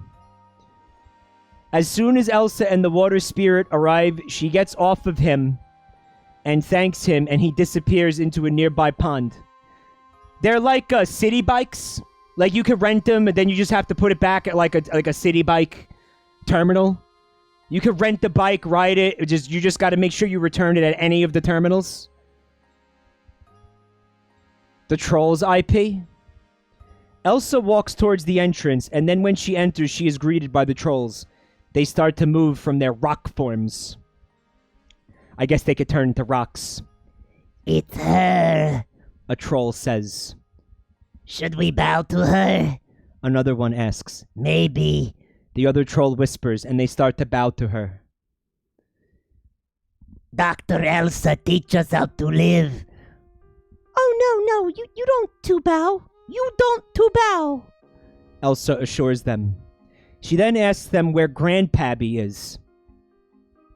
Oh, he's napping. I wake him, says one of the trolls, and he starts to walk to where he is.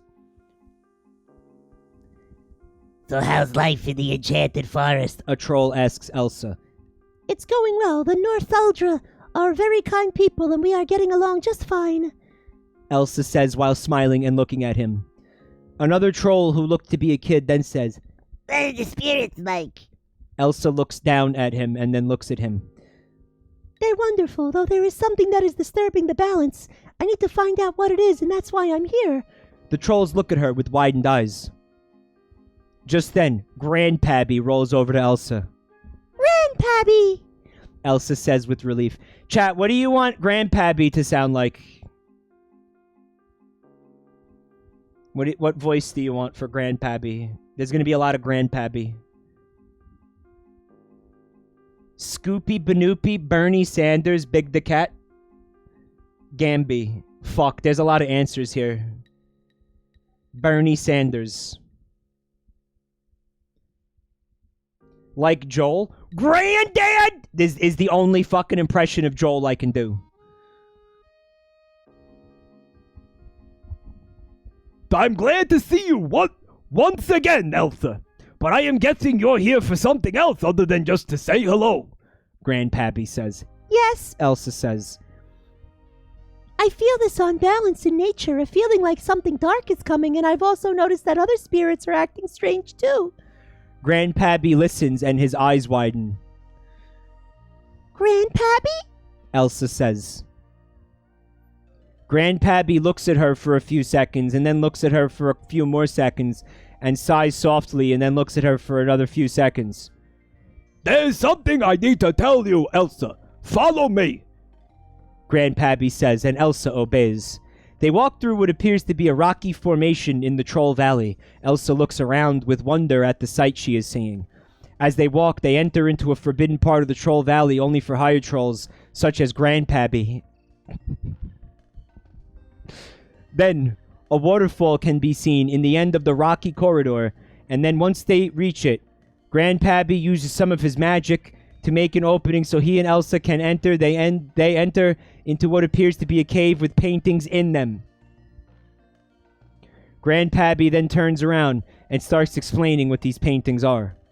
A long time ago, before ancient humans came into existence, these ancient beings, known as Titans, came into the world.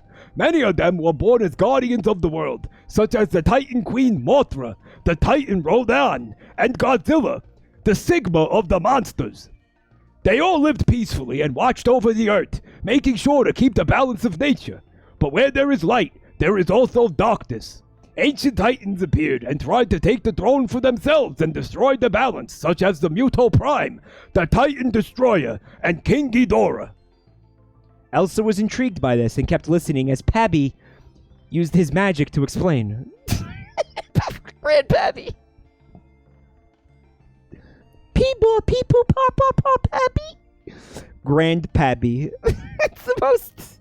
So she's not... It's not her grandfather. They're not trying to say it's her fucking grandfather. You know what? I'm Googling Grand Pabby. I'm pissed.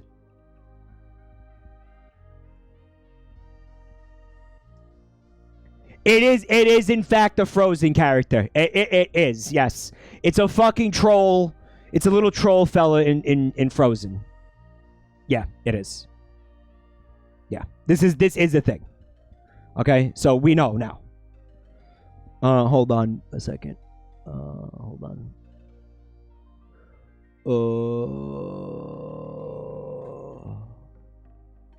Okay, never mind. Where the fuck was I? Fuck. So he's using his magic to explain. Does his mouth not work?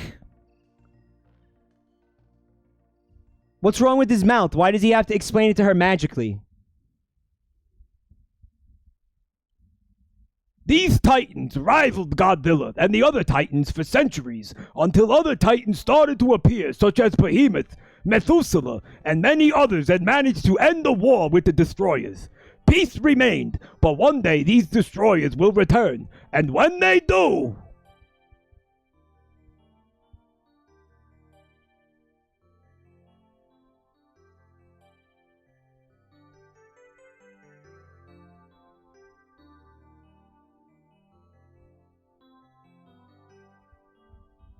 this world will be destroyed. Pabby says. Destroyed? Elsa says, shocked. So what you're saying is these destroyers are coming back? Elsa asks. Unfortunately, yes. Grandpappy says. When the balance is disturbed, that is the first sign that a destroyer or perhaps more are reawakening or returning to destroy everything. We must prepare ourselves for the worst. Elsa looks at him for a moment, still shocked about all this overwhelming information. Yeah, you did kind of info dump on me, Grandpappy. I know what I must do to save our world. She's going to do what must told be done. Elsa, I need to tell you something, Grandpappy says. When the time comes and the destroyers return, go find the source and destroy it before it's too late. Elsa crouches down to him and says, I won't let you down, she says with a smile. Grandpappy looks at her and smiles back. And it's not only that, but there's also something else I want to show you. Follow me, Grandpappy said, as he walks away deeper into the cave and Elsa follows. Stephen's house, Maine, present day. Because don't forget, that happened 5 years ago or some shit, right? It is 8 a.m. on a Saturday, and Stephen wakes up to his alarm clock. He grabs his phone and turns off his alarm, still looking tired. He then gets up sighing and starts walking down the stairs with the pajamas still on. And while he's walking downstairs, he is greeted by Period, Lapis, Amethyst, Pearl, and Garnet looking at the TV with worried faces. So, they're greeting him while simultaneously watching TV. It actually doesn't say they're watching TV, it says they're looking at the TV. He starts walking down the stairs with the pajamas still on. Steven Universe, he owns the only pair of pajamas in the universe. And he never takes them off. Because if he didn't say with the pajamas, I would have assumed he was naked. His fucking pink pubes on display for everybody in the house to see. To look at. Steven is confused at first, but when he looks at the TV too, he starts to glow pink. Goddamn puberty. Another Titan is awakening. Rodan. Okay, we get it. We get it. You have a fucking return key on your keyboard. Congratulations, asshole. Interesting. Isn't it? Isn't it? Well, that was my reaction after reading the chapter where fucking Elsa from Frozen gets introduced to the story. Interesting. That's certainly one word I would use for it, yes. I could think of much better words. But yeah, technically, I could use that one.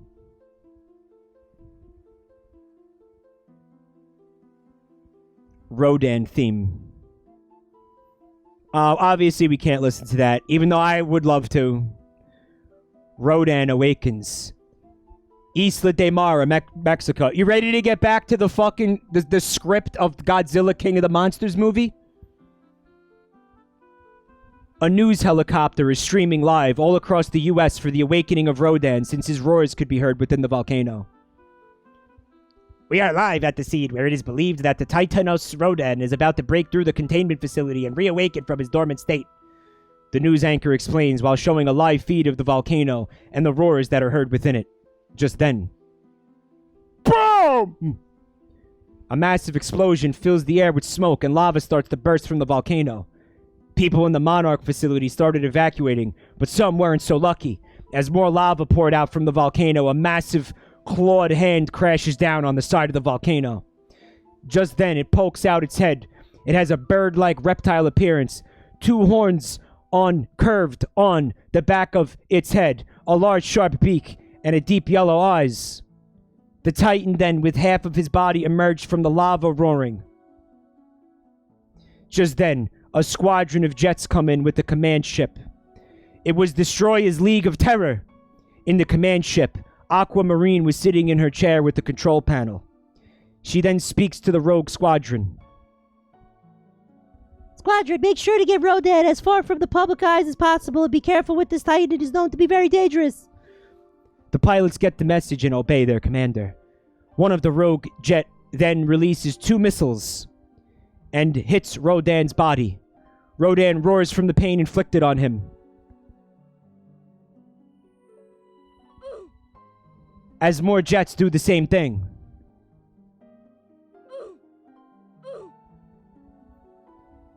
They were trying to get his attention to lure him away from the mainland so they can capture him more easily. Rodan then spots the command ship and looks at it with rage in his eyes. And as soon as the ship was close enough to be only a few meters away from him... As soon as the ship was close enough to be only a few meters away from him, Aquamarine turns the ship around. Did you get all that?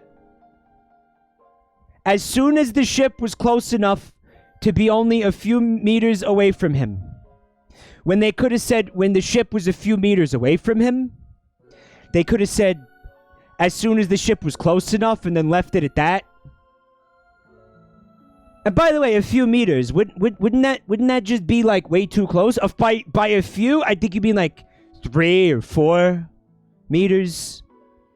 You're like right on top of the fucking thing at that point, right?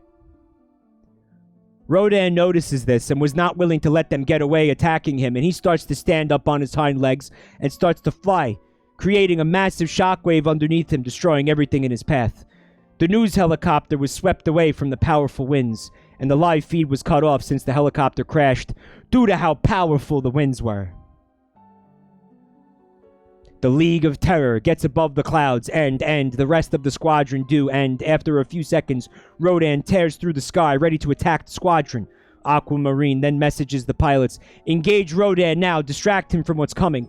Copy that. One of the pilots said as they turn around to engage Rodan. And then one of the pilots said, "Hey, Cloud, I've got a case of the Ligma." Cloud, no! 3 of the jets launch their missiles at Rodan and hits him, but doesn't seem to cause much damage. Rodan, and only angered by this, and flists upward, creating a shockwave, disabling a few of the jets. Then all of a sudden, a loud roar is heard, and Rodan descends from the sky and attacks 2 of the jets in the squadron, crashing on one of them under his clawed foot, and tearing the engine of the other jet with his beak. We lost 2 of our pilots. Keep them distracted. Aquamarine yells into the transmitter. Wow, isn't this just riveting action? Like, you can follow it, and it's exciting, and doesn't make you want to be dead? Yes, Commander, a pilot replies. Just then, Rodan gets behind on of the jets and starts tearing one of the wings of it with his beak, and the pilot loses control and falls into the ocean, screaming. Didn't that just happen? Isn't that the exact fucking thing that happened in this paragraph happening again? You know, it's funny because I remember that shot from the movie. It's like, so this is a genre of fanfic, right? Where you just take multiple movies and then mash them together. The jets were now surrounding Rodan, and Rodan now understood what they are up to. Rodan looked at the jets. The jets looked at him. Rodan starts to spin, destroying the jets one by one. I'm losing control, a pilot screams. Mayday, mayday, mayday, a pilot yells. It's the X-Wing noise. You know what? I wonder if...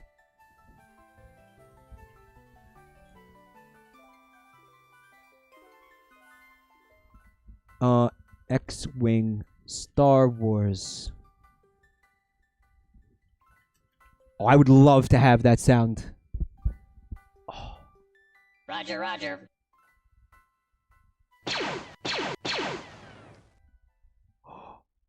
Oh.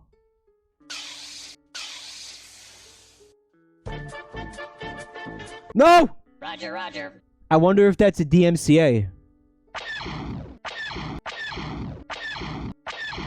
We're getting there. I don't like sand.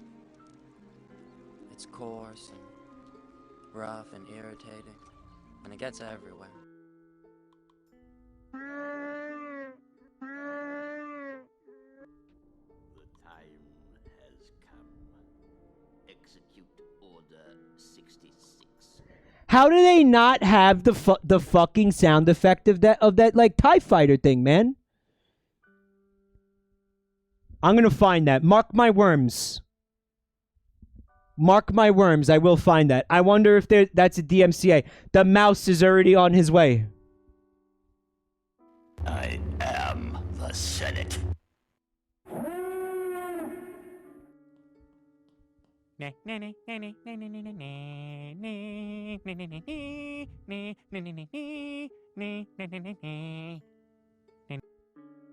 DMCA that, Mickey Mouse. DMCA that. I fucking dare you to DMCA that.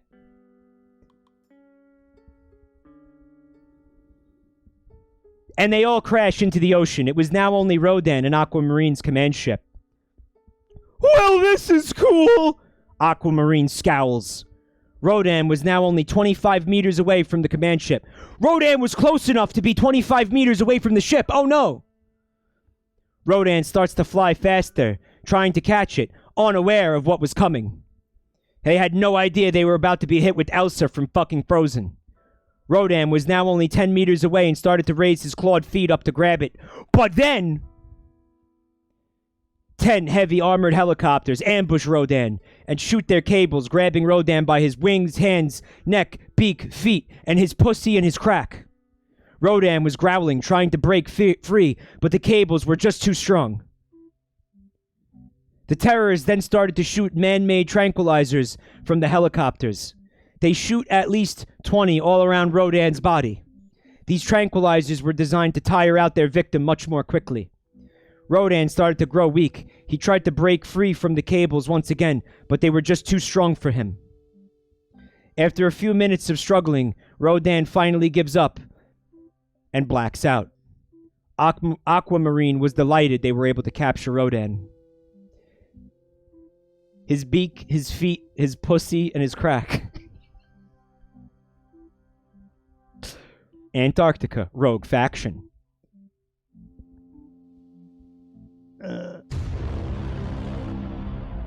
Meanwhile, Destroyer was sitting in his office, awaiting the news if Aquamarine was able to capture Rodan, and just then a phone call was coming in. He answered it, assuming it is Aquamarine.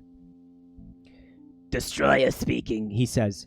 It's been done, sir. We've captured the Titan Rodan, Aquamarine says into the phone. Yo, why do you need to say that? Says into the phone. Because when I talk into the phone, I scream into the fucking wall.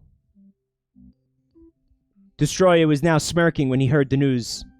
Excellent, perfect. Destroyer was now laughing. Someone in Hergeberg says, Destroyer, huh?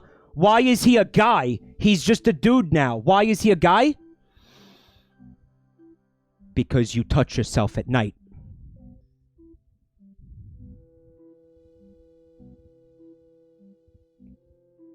Bring him here as soon as possible. We can't have the public now of his capture, Destroyer then says. It will be done, sir, Aquamarine says, and then Destroyer hangs up. He was grinning evilly. Yes.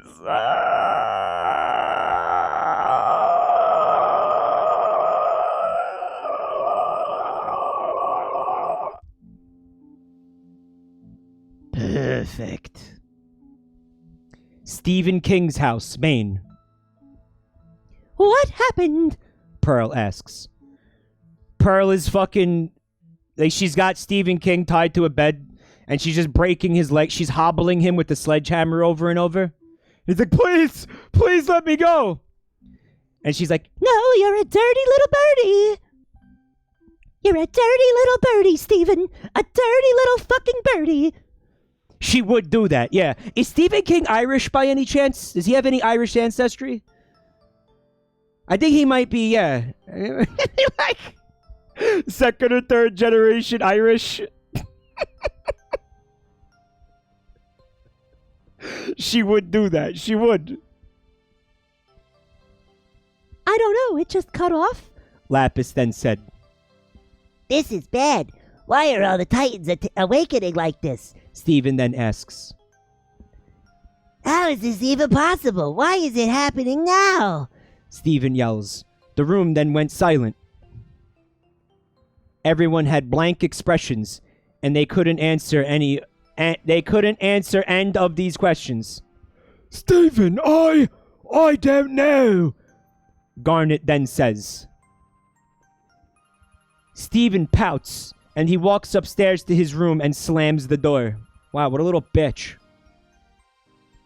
Greg looks at the gems with confusion and concern in his eyes for Stephen.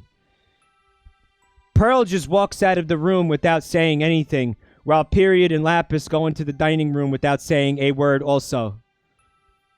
Oh my, so many unnecessary fucking sentences. Then Garnet walks up to Greg and kicks him in the fucking nuts, I wish, and puts her hand on his shoulder. It's going to be okay. Greg just looks at her and he looks back down at the ground sighing. Thanks, Garnet. Greg says. Anytime. Garnet replies. Wow, what a fucking useful paragraph. What a useful fucking chapter that was. Man, I'm so glad that happened. My life is so much better for having read that. My blood pressure. Just give me a second.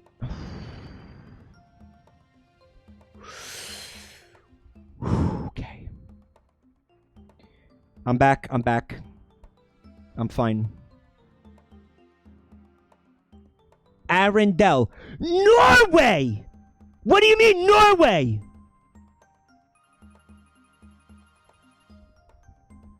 Oh. Why, because of the trolls, you dumb bitch? Yeah, Arendelle is in Norway now. After nearly 2 weeks of Godzilla's attack on Beach City, the news was now all around the world, including Arendelle. Anna, the sister of Elsa, was especially worried because it was her responsibility as queen to protect her people. Anna was in her bed with a nightgown on. Again, like the pajamas. Thinking about her sister and worrying about this, Godzilla, and if he declared war on humanity. I mean, he didn't really say anything. He just showed up and went... The truth, he was after the gems. The truth was he was after the gems because he felt unbalanced in the world and assumed it was the gems because they caused unbalance when they tried colonizing the world, not knowing that ancient foes were causing the unbalance and concern in nature. You can imagine just kind of the pride and like the gears turning and like, I don't know what the word is. The satisfaction with themselves that they had when they realized that they could tie together Godzilla and Steven Universe in this fashion. You know what I mean? Where they were like, what if the unbalance in the world that Godzilla tries to prevent is the crystal gems colonizing Earth?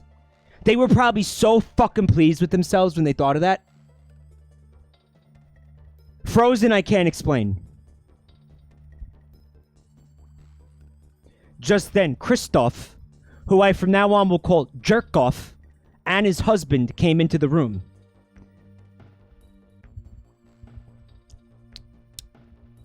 Anna? Jerkoff asks worried. Oh, hey, jerk-off.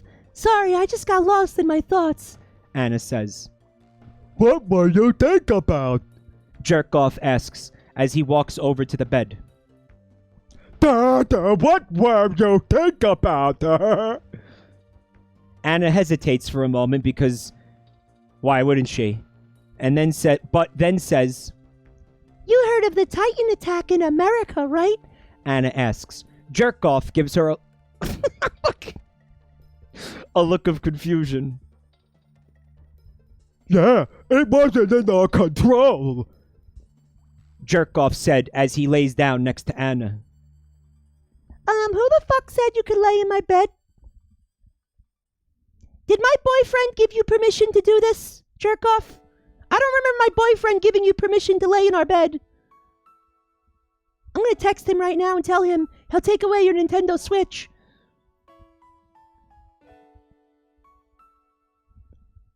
I'm just worried. What if he comes here? What if he kills us? Anna says, freaking out a little. Dana, it's gonna be okay. I don't know why he attacked. Maybe they saw him and attacked him first, I don't know. But I promise you, it's gonna be okay. If he attacks again, then Monarch will take care of it. Jerkoff assures Anna. Anna looks at him. Looks at him more calm now and smiling. You're right, honey. Anna yawns and she starts to fall asleep. Alright, you need some rest. Tomorrow will be another long day, Jerkoff says. Good night, honey. Anna says, cuddling her husband. Cuddling her husband. Good night, sweetie, Jerkoff says. To be continued. Peace, smiley.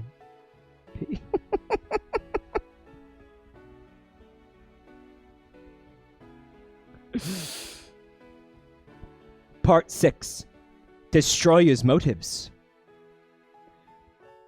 Guys, there's so much more of this. I'm sorry. It's dark and it's cold. The cold winds have picked up and a blizzard is taking place deep in the heart of Antarctica. It's dark and it's cold. The cold winds. Have I mentioned it's cold? Palm Chomp, thank you for the gift sub. Gubbington. To the family, son. The drawing. Oh, I didn't even notice this. Oh, okay. I missed this completely. So, Hangout, right? Because what that is that's Destroyer, right? In the back. And then in the front, it's the human version of Destroyer. That's how that is. And he looks like a Homestuck. It's a Homestuck. What is it? What's the word? Gajinka. It's fucking Gajinka Kaijus. Gajinka Kaijus. It's definitely been done before. Yeah, he did good. He's doing Gajinkas. Did Christine Chandler draw that? That's it. I'm assuming the author drew that. Like, do you think really they had this commissioned? Maybe it was an art trade? How did you mix up Gajinka and Homestuck? I didn't mix up Gajinka and Homestuck. It's kind of... What is it when you take a character and make it into a human? Like a non-human character and make it into a human. That's Gajinka, right? It also happens to look vaguely Homestuckish. As on a separate note. Yeah. They made Destroyer into a fucking Homestuck man. A Tumblr sexy man? Well, his nose isn't red enough. Look at this. I love it. I love this. I love this.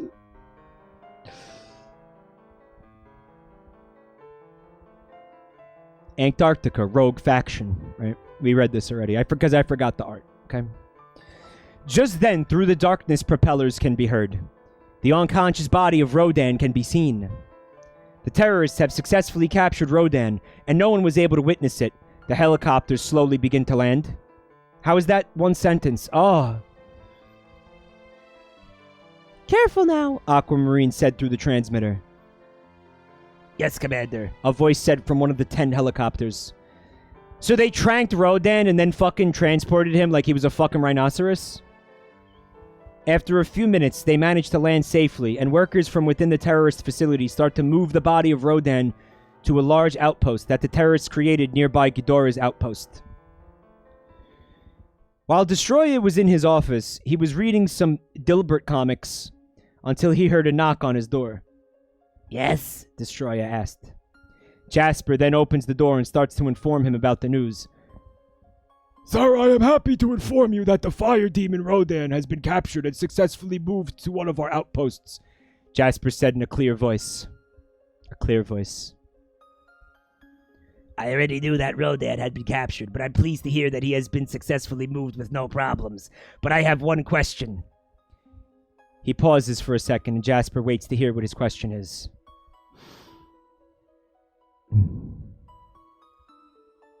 One Mississippi? Is he awake? Destroyer asked in a serious tone. Is he awake?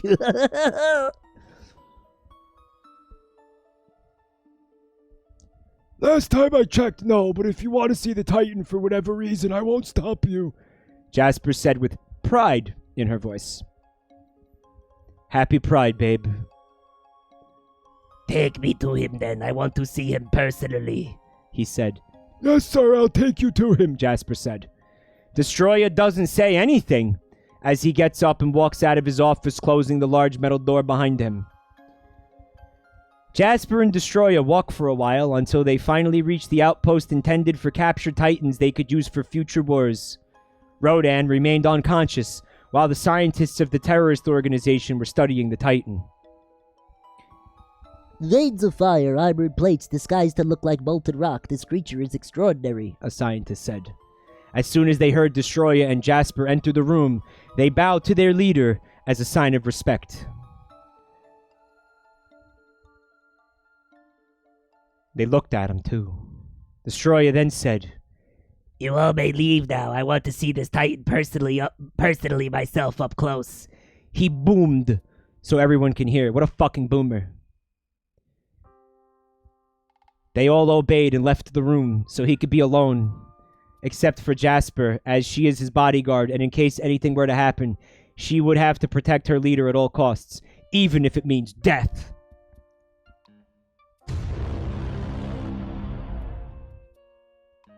Personally myself. Yeah, what a confusing... You all may leave now. I want to see this Titan personally myself up close. It's kind of suspicious. Like, my first thought was, like, he wants to jack off to it. But then Jasper stayed, so maybe not. Destroyer started walking up the icy, slippery stairs, trying his best not to fall, and walks over to Rodan's face so they could be face to face. Just then, after a few seconds of examining Rodan, his eyes begin to open and blows steam out of his nose. Rodan was still very weak, and couldn't really move that much, and the cable surrounding him would make it difficult anyway. Rodan then, with his burly eyes, looks down at Destroyer and growls. Destroyer didn't know if Rodan recognized his scent or was just angry because he was captured. It doesn't matter.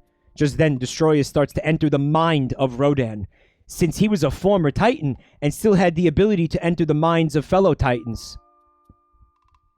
Great. What does Rodan sound like? Yeah, who are you and where am I? Rodan asked furiously.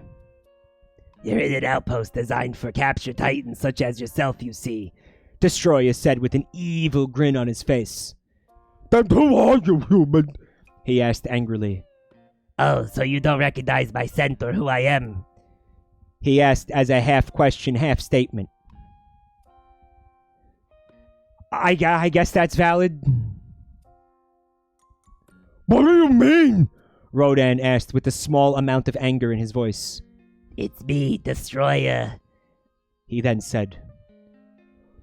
No, that's not possible, because you're a Tumblr sexy man. Rodan said. It may not seem possible, but after the first Titan War, I managed to invoke the ancient power to turn myself into a human, so I could hide myself from Godzilla, you, and the others, Destroyer said. Rodan remained silent. After many years, I finally managed to start building my empire here, and I got recruit after recruit, mostly gems who hate the Earth and want to destroy it. Destroyer said, still with an evil smirk. In case you were worried that he stopped evilly smirking, he did not. No, what? I won't allow you to do this! Rodan screeched, and he tries to break free, but the cables and equipment on him are just too strong for him to break out of in his weakened state. Don't even try to escape, because you can't, Destroyer said, taunting Rodan. Yeah, well, you're gonna taunt me? Because it won't work. Rodan said, with anger in his voice. Why, of course not, my friend. I'm here because I have a proposition for you, Destroyer said. Yeah, I'll never join you. Rodan then boomed. My allegiance is to the balance, and my king and them only. Rodan then boomed again. Destroyer just still smiled. Oh, really? Because I believe you're on the wrong side, Rodan. Destroyer then said. Yo, and why is that? Rodan asked. Don't you see what humans have done to this planet? Don't you see that the balance has always been broken? Destroyer then said with his smile fading slightly. Rodan hesitated for a moment, because everybody has to hesitate during every fucking dialogue scene in this fic. Every time, always. When are they going to start hesitating to hesitate? I'm waiting for that. Rodan hesitated before hesitating for a moment. The balance is a myth. Nature is an illusion, something that is not even real. Destroyer then said, Get fucked, David Attenborough. If we want to bring back the balance, we must destroy all of humanity and take back what once was ours. And yes, I may have fought you to take the throne from our king, but I've had an enlightenment. I see everything more clearly now. Humans will never accept us in the world, and they are destroying the balance and our home. Destroyer boomed at Rodan. A lot of booming going on here. It's like a fucking Fish concert. It's like a fucking Grateful Dead concert. So, this is actually interesting because what's been revealed to us is that the reason that the Titans are doing this and the reason Destroyer is doing this is because they need to destroy the humans?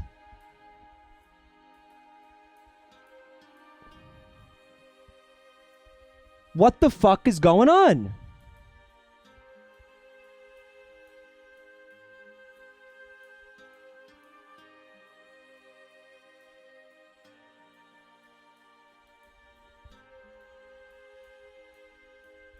Gubbington says, I gotta be honest. Once the shock in the story wears off, it's just kind of boring.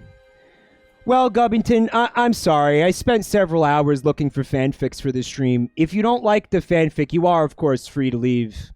I don't mean to keep anybody here. I apologize if you're finding it boring. It's the best I could do. I'm really sorry. Yeah, it's the best I could do, buddy. I mean, you didn't think it was gonna be good, did you? It's good. It's just a lot of exposition. I suppose I could skip some of it if you guys aren't enjoying it. I mean, there is a lot of it.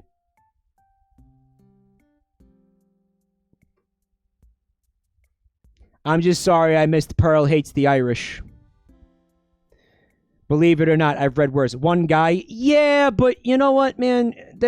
He's not wrong, and he's making me second guess the whole fucking thing now.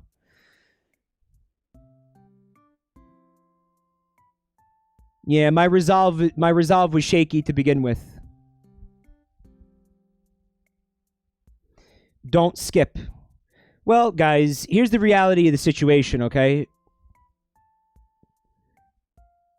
We're not even we're almost halfway through it.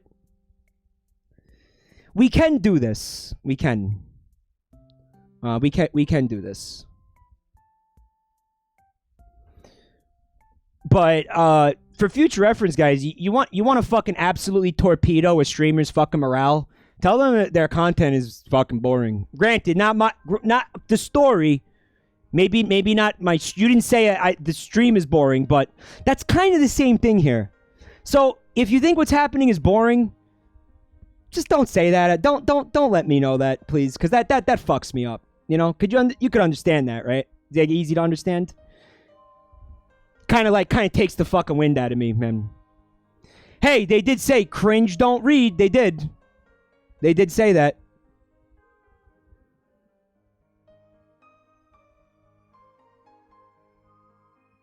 Yeah, I don't even want to fucking read this now. I don't even want to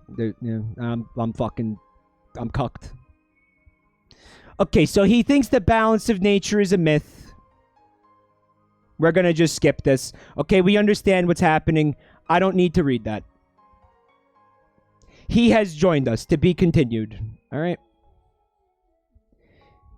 That was a bad move by Rodan. Godzilla's gonna rip him to pieces. Well, you know what, guys? Also, there is another fic that I want to get to. And it's starting to get late. So I am now feeling more compelled to rush this than I already was. They did warn us. He did put in the fucking title of the thing, cringe, don't read. I fucking ignored it. Part 7, Elsa and Mothra. Troll Valley, Norway. 1 month before Godzilla attacks Steven. So it's another flashback, right? As Grandpappy and Elsa go deeper into the forbidden troll cave. You don't worry, you're gonna get cringe. You're just gonna get slightly less cringe. Elsa can feel this strange light energy coming from deeper in the cave, and also water running.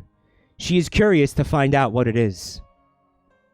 They finally reach the entrance to what looks like a cocoon, surrounded by rocks and what appears to be a waterfall just in front of it. It was breathtaking. The sight was so beautiful. Am I supposed to hesitate? Over here, is that what these spaces are for? Okay, this is Grandpappy.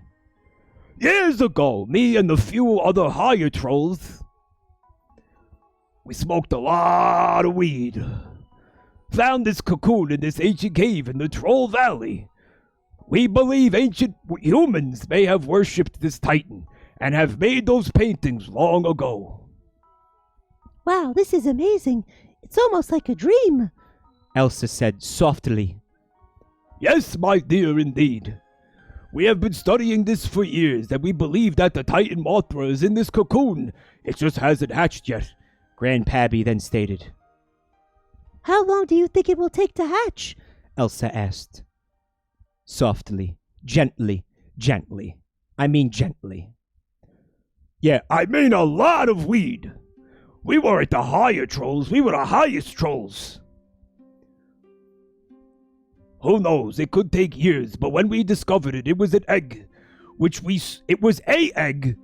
saw around 50 years ago, so I have no idea when she will hatch from her cocoon. So now there's a flashback in the flashback. 50 years ago, the Grand Troll Council had recently just discovered the ancient Titan cave and the paintings. We must keep it a secret from the world, One of the Grand Trolls said. I agree. We must not panic the other trolls and the Arendellans. We don't even know what these creatures are and if they are even real. Another Grand Troll said. We can't hide the discovery. We need to come forward. A third Grand Troll said. When the time comes, we will come forward, but now if we want to protect everyone, we must keep it a secret for now. Grandpappy at the time was around 23 years old and was brand new to the Grand Council. He was still sowing his wild oats and just blowing loads everywhere, you know? He was young, dumb, and full of cum. As the Grand Trolls were discussing the situation, Pabby decided to go deeper into the cave, into the wet cavern, as he was not interested in the conversation being held. We're not interested in it either, for the record. I do not blame him. That's a huge mood here. As he went deeper, he could hear the sound of water running, as the voices of the Grand Troll Council was getting more muffled. As he got closer, he saw a waterfall along what looked like an egg that was almost hatched. He could see the form of an egg. Guys, look at this! Pabby yelled so the others can hear. The rest of the Grand Trolls soon followed, and they were shocked, to say the least, of what they saw. An egg? One of the Grand Trolls said. This place is ancient. Another one of the trolls said in amazement. More like lovely and beautiful. The third Grand Troll said before hesitating and then after walking through the wall of the cave and looking at everyone. Many of them were just looking in amazement at the beautiful sight in front of them. Bro, I am just looking here. I think we can all agree that we have to study this egg, Pabby finally said. Agreed, The second Grand Troll said. yes.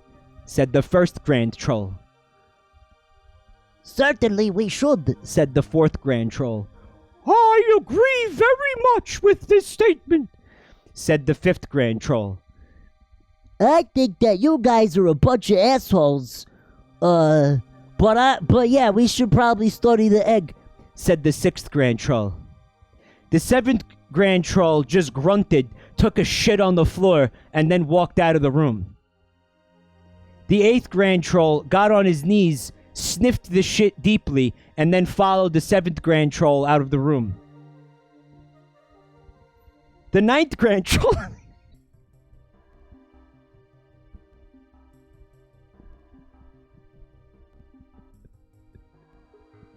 The ninth...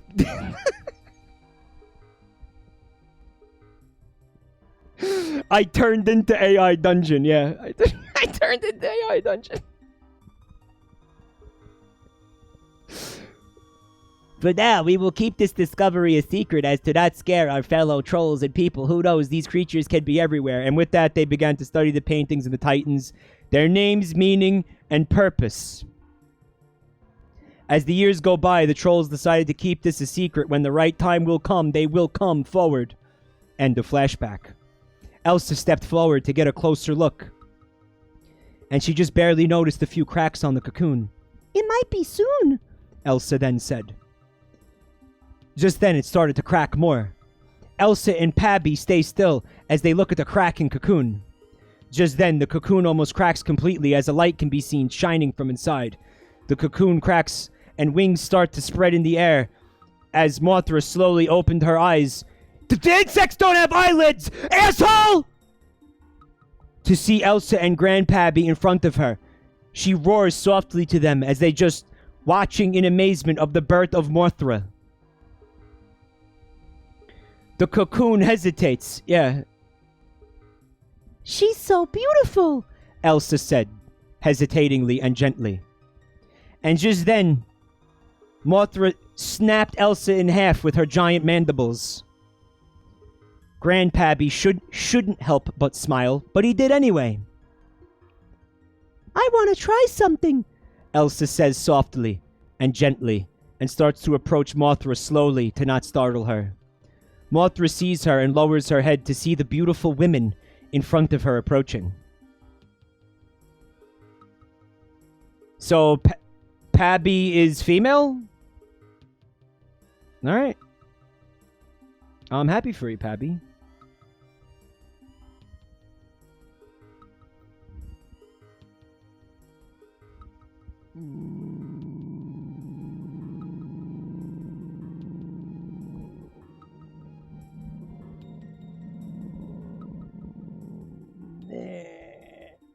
There it is. Elsa was now a few feet away from her and starts to raise her hand. And then, as hard as possible, gives Mothra 5 fingers Sicilian style right across the mandibles. They were now very close, and Elsa puts her hand on her soft, furry head. Mothra was not terrified from her touch. Instead, she moaned softly, as not to startle Elsa. Elsa couldn't believe this. She was up close, touching a titan with her bare hand. Mothra, the queen of monsters herself. We stand a queen. And then Mothra and Elsa fucked! What if that happened? How do you know that's not gonna happen in the next chapter? How do you know Greg is not gonna fuck Godzilla? How do you know? Elsa, Grandpappy said. Elsa turns away from Mothra to face Grandpappy, taking her hand off Mothra. I think it's time to come forward and reveal what is going on, Grandpappy says. Elsa smiles at Grandpappy. I think so too, Elsa says gently. To be continued. No comments. I can't believe people are like not reading this. What the fuck? Part 8. Steven's confrontation. Steven's house, Maine. It has been 3 weeks since Godzilla's attack, and Steven's anxiety is only getting worse by the day. He fears Godzilla will come back one day and take away what is left of his. Left of his what? Steven is driving on a cloudy day coming back from the grocery store when he sees a pink hedgehog in the middle of the road. Get a load of this! I know we did that already, but can we talk about the fact that Steven is like fucking... Well, no, he's 16, right? So you could have a driver's license at 16, right? That's a thing? This is what Ishiro Honda envisioned in 1954. Alright. I was about to question why he was driving a car, but I guess that's cool. Steven is driving on a cloudy day coming back from the grocery store. Sometimes he uses it as an excuse just so he could get away from his house and have some alone time away from his family and friends. What, going grocery shopping? That must get very expensive, Steven. Like, why can't you just go to the fucking park? Every time he wants to just get out of the house, he goes grocery shopping. Their fucking house is just riddled with like rotting cabbages and shit. It's just filled with food that nobody's eating. Cause he's just going out. He's charging everything to Pearl's credit card. It's gonna get really, really fucking expensive, man. Window shopping. So what, he goes to the grocery store and doesn't buy anything, he just looks at the food? What the fuck is this concept of going grocery shopping as an excuse to get out of the house? Steven pulls up to his driveway, gets out of his car, and scrapes the remains of Amy Rose and Stephen King out of the grill of his vehicle before picking up the groceries in the trunk of his car. So far tonight, Steven Universe has mowed down Stephen King And when he mowed him, he was like, there can only be one. He mowed down Stephen King, and he mowed down Amy Rose. He hit Stephen King twice, yeah. So Stephen King went through like months of fucking like physical therapy and shit to be able to walk again. Takes another walk and gets hit by the same person, Steven Universe.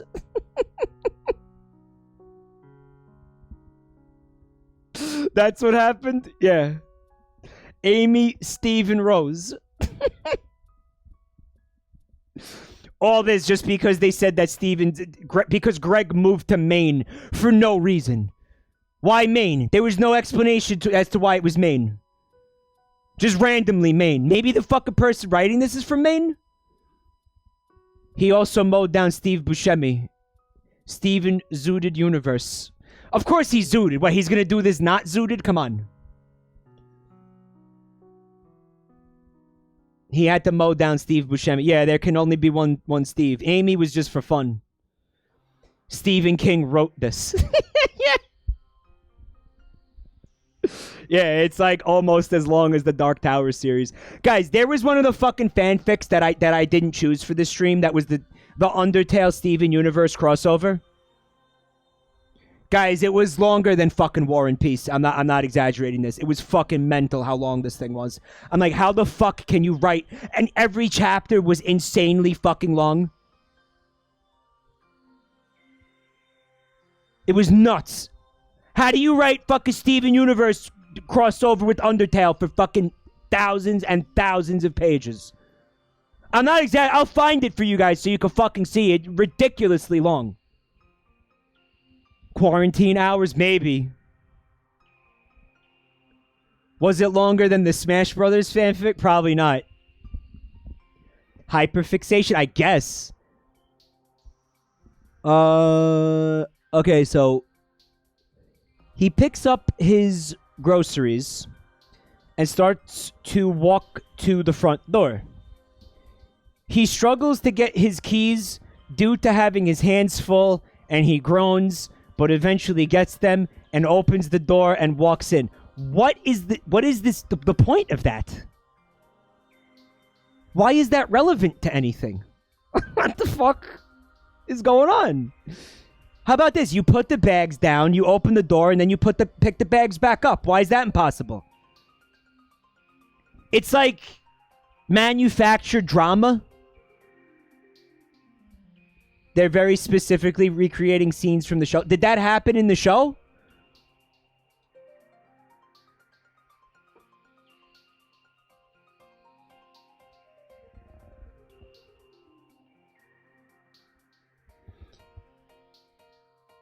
He struggles to get his keys due to having his hands full, and he groans but eventually gets them and opens the door and walks in. A lot of this is Future. I didn't see Future. I saw the Spinal movie. In the living room, Greg, Pearl, Garnet, and Amethyst were in there, seeming like they were waiting for him. Steven? This is an intervention. Yeah. Steven... Where are the drugs, Steven? Where are you hiding the drugs, Steven? Steven, you tell me where the drugs are right now, Steven. I don't have any drugs, I swear. Stephen King was letting me get bumps to some of his coke. Steven, explain the corpses of Stephen King and Amy Rose in the driveway. Meanwhile, Lapis and Peridot were upstairs along with Bismuth. Why tell us that? Is that specifically recreating a scene from the show?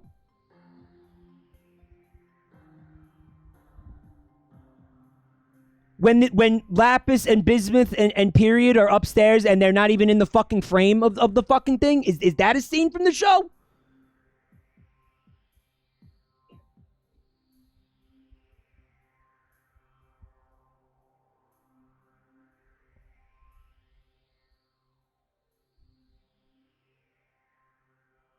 You know, why not have Stephen King actually show up into the story at this point?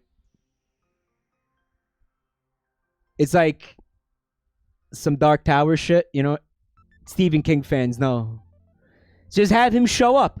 Like, write him into the story. You already have Elsa. You know, you already have Garfield. I wish it had Garfield.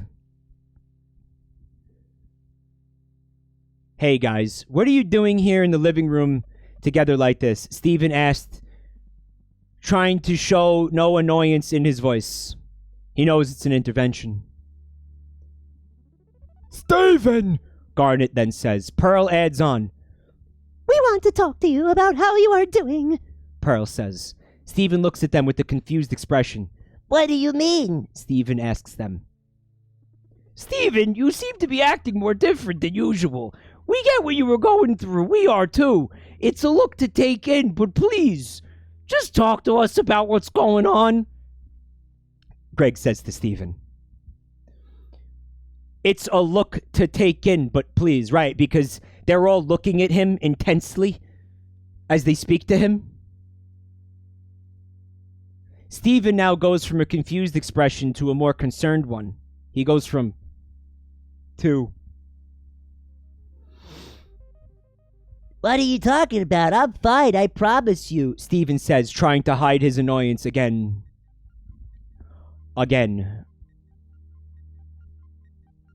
Stephen, please, just let us in. Talk to us about what's wrong. Pearl then says. Stephen is now starting to show his annoyance. His family could tell by his body language. Guys, please, I'm fucking fine. There's nothing to fucking worry about. Stephen says, a little more annoyed voice, but trying to reassure them. It really just seems like you're trying to avoid a serious discussion altogether. Garnet then points out. Pearl gives a worried look when she says this. Just then, after Garnet said that, Stephen starts to glow pink again and then shouts, No, I'm not! Stephen yelled so loud that the glass started to shatter on the window and even cracked a cup.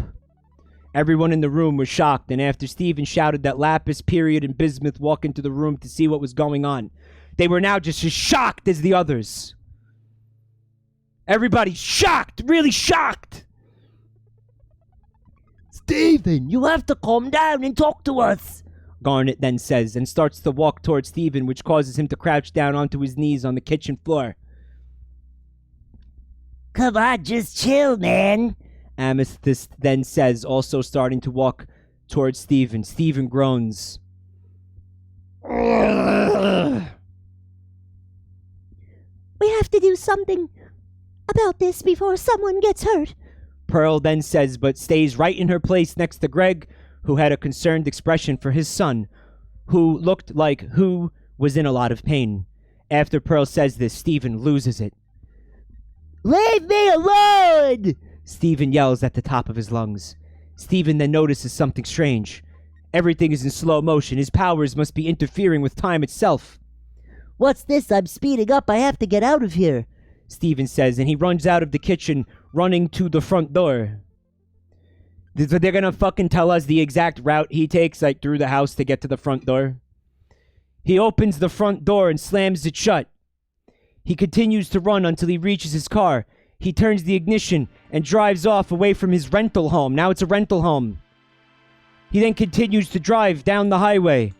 He takes an exit because he sees a sign for Dairy Queen. He goes to the Dairy Queen drive-thru and he gets a Blizzard. He then enjoys the Blizzard in the parking lot of the Dairy Queen. He then gets back on the highway and continues to drive. He gets off the highway and there's a red light and then he stops at the red light. He looks at the car next to him and there's an old lady and she waves at him and then he waves back at her. And then he continues driving.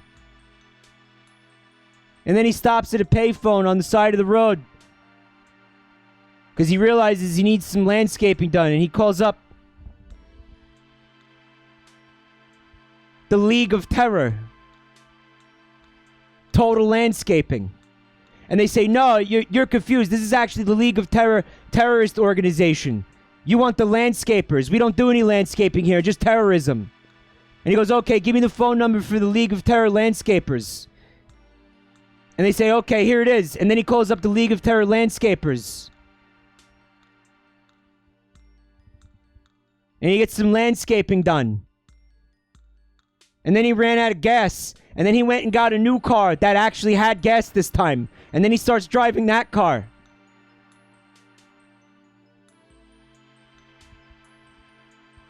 B crimes, do gay. What?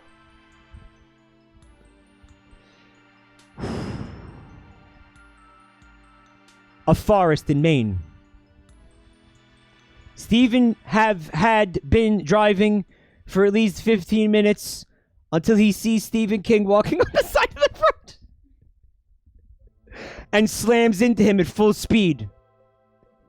And then he gets out and he fucking stands over Stephen King's crumpled corpse and he goes, "That's what you get, motherfucker! That's what you get for writing Christine!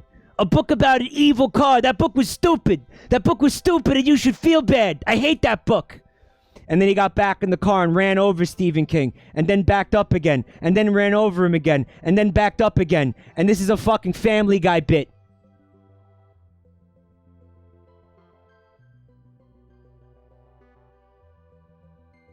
Here's the Family Guy bit. Brian Griffin, or I think, hits Stephen King in the car, and then gets out of the car and goes, "Oh my God, are you Stephen King?" And then the guy goes, "No, I'm Dean Koontz." And then he gets back in the car and runs him over several more times. Ivan Lee says, "I thought I was watching Family Guy. Steven, look out!"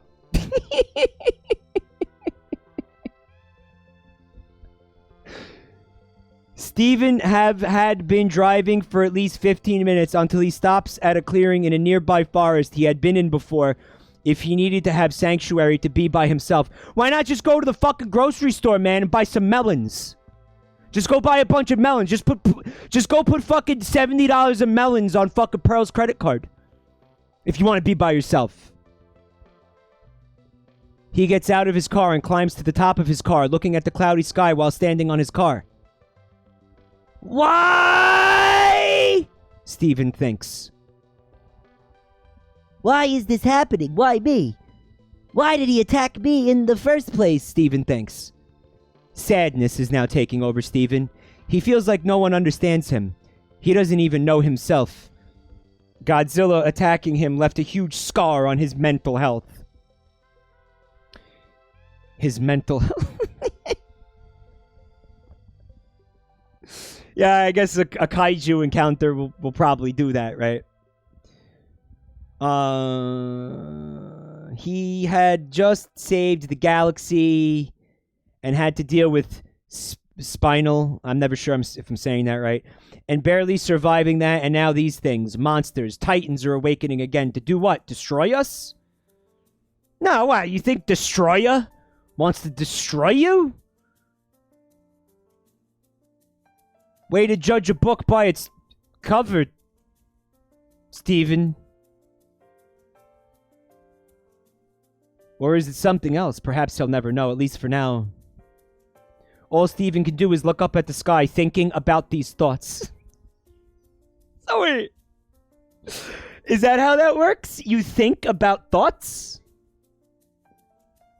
Oh, fuck. I feel like you gotta be on some serious drugs to do that. Yeah, you might have to dip into Stephen King's stash. If you want to have thoughts about your thoughts. Think about them thoughts. It's called thunking. Yeah, you can think about things, but what do you mean thinking about these thoughts? Whew, the redundancy is starting to become extremely painful. But maybe, just maybe, the diamonds know. That's it. He'll go to the diamonds. Perhaps they'll know of why this is happening. That's what he'll do. Now he just has to get to them. On Homeworld. Arendelle, Norway. It is Friday night in Arendelle. And everybody is watching Jabroni Mike read a shitty fanfic. And they're regretting every second of it. Anna is waiting for her sister by the gates for her to come, as her sister always visits her on Friday nights to hang out and play family games. Look, there's a family game. Just then, she hears her approach. When Elsa is close enough, she gets off the knock and he disappears into the fjord. Elsa! Anna yells, and she comes to hug her sister.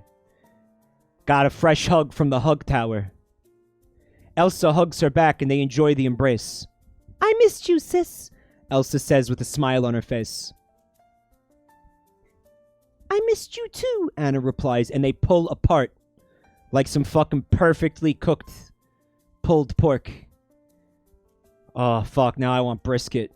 Or like a nice rotisserie chicken where it just falls off the bone. Fuck yeah.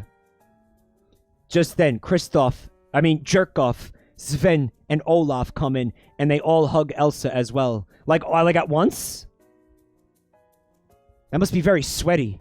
Although I guess Olaf, being a snowman, would like cool him down while it's happening. It has been 1 month since Grandpappy and Elsa told everyone about the Titans, and everyone was shocked. When Anna discovered it, she was surprised that such things existed, even though she had recently heard of Godzilla's attack on Beach City, and she is undoubtedly unnerved, but she knows that with her sister they can accomplish anything. Anna, there's something I need to tell you. Elsa then says after she hugs her family. Sure, what is it? I've recently asked Pabby, and he says it's okay that you all see the Titan Mothra. Anna gasps. Jerkoff couldn't help but smile at his wife's boyfriend's reaction. Yes, I've been dying to see her ever since you told me about her. Anna yells in a cheerful voice. Elsa couldn't help but smile. Then come on, everyone, let's go. Elsa says, and she leads the way to the Troll Valley. As soon as they reach the Troll Valley, Elsa leads them to the Forbidden Troll Cave, where the new sanctuary for Mothra lays. You know, right after they paid the troll toll to get into the troll hole. The Forbidden Troll Hole. When they enter the cave through the waterfall, Olaf is intrigued by the Titan paintings in the cave. Whoa! Was all Anna could say as she observes the Titan paintings quickly and continues on deeper into the cave. Everyone can hear the sound of running water and soft groans as well. They enter into the sanctuary of Mothra, the queen of the monsters herself. It was a beautiful sight indeed. Olaf awes in amazement. Is that a thing you could do, awe? Is that a verb? The moaning, it sounded like this.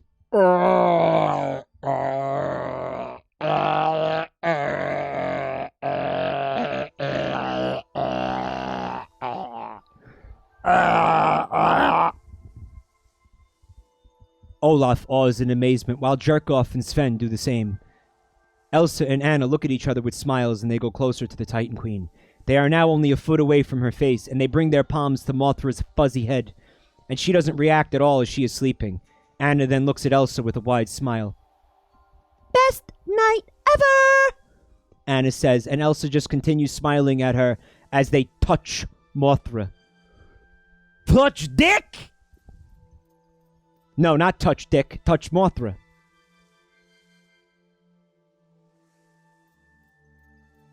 Part 9, Homeworld Bound. Somewhere in Maine, I don't even give a shit anymore, just anywhere, literally anywhere in Maine.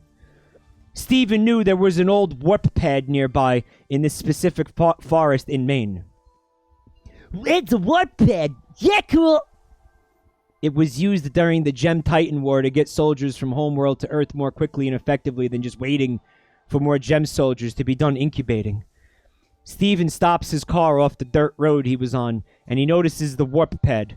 He got out of his car to get a better look at it. It looked old and dirty.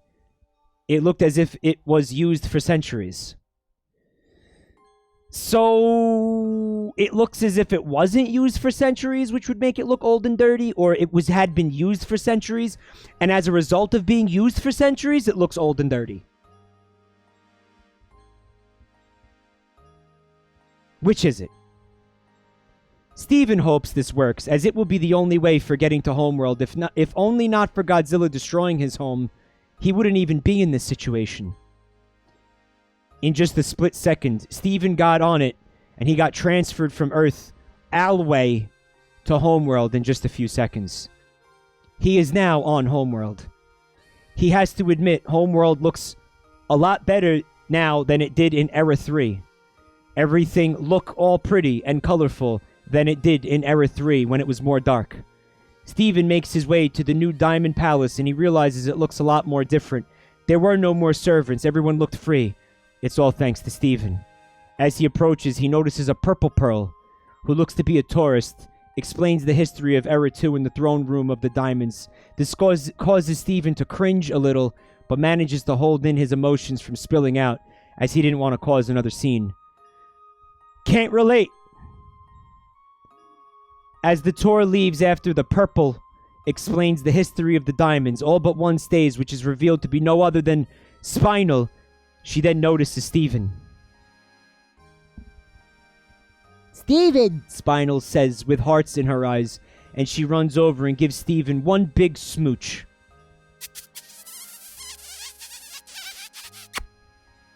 Steven loses his temper again and glows pink. Spinal, what is wrong with you? Steven yells. Spinal took this as a "what's up?" You know, the usual. Spinal replies with a smirk on her face. Everyone's got a smirk on their fucking face. Steven regains his calm and stops glowing pink. So how have you been here since, Steven says, but stops. Since I tried to kill you, that was so embarrassing. I was just a reek back then, but I'm so much better now. Spinal replies with excitement in her voice.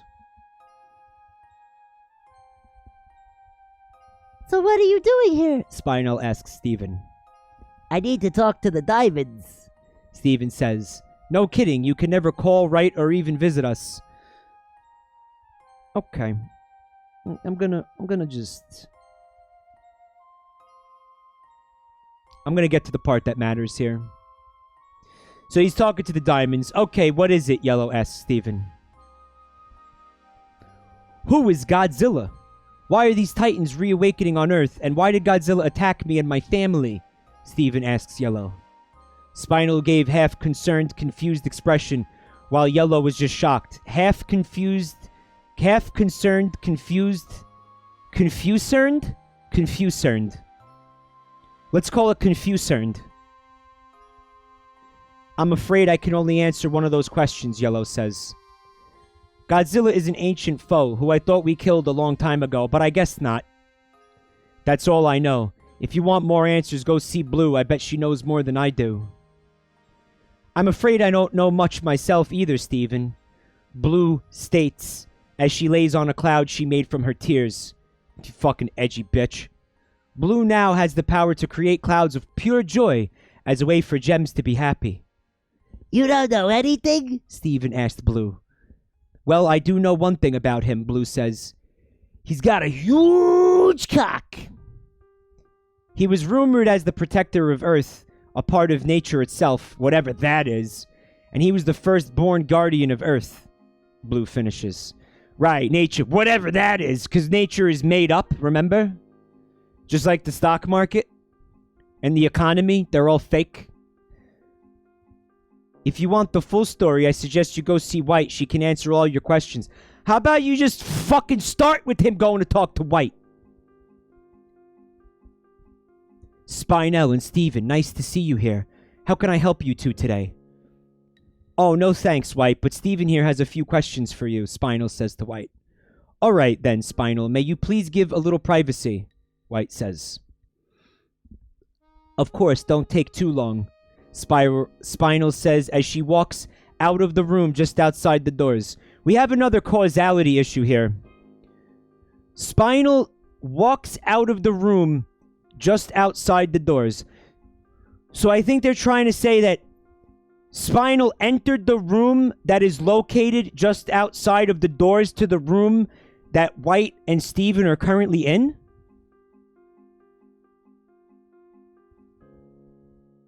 What is it you wanted to ask me? White asks Steven.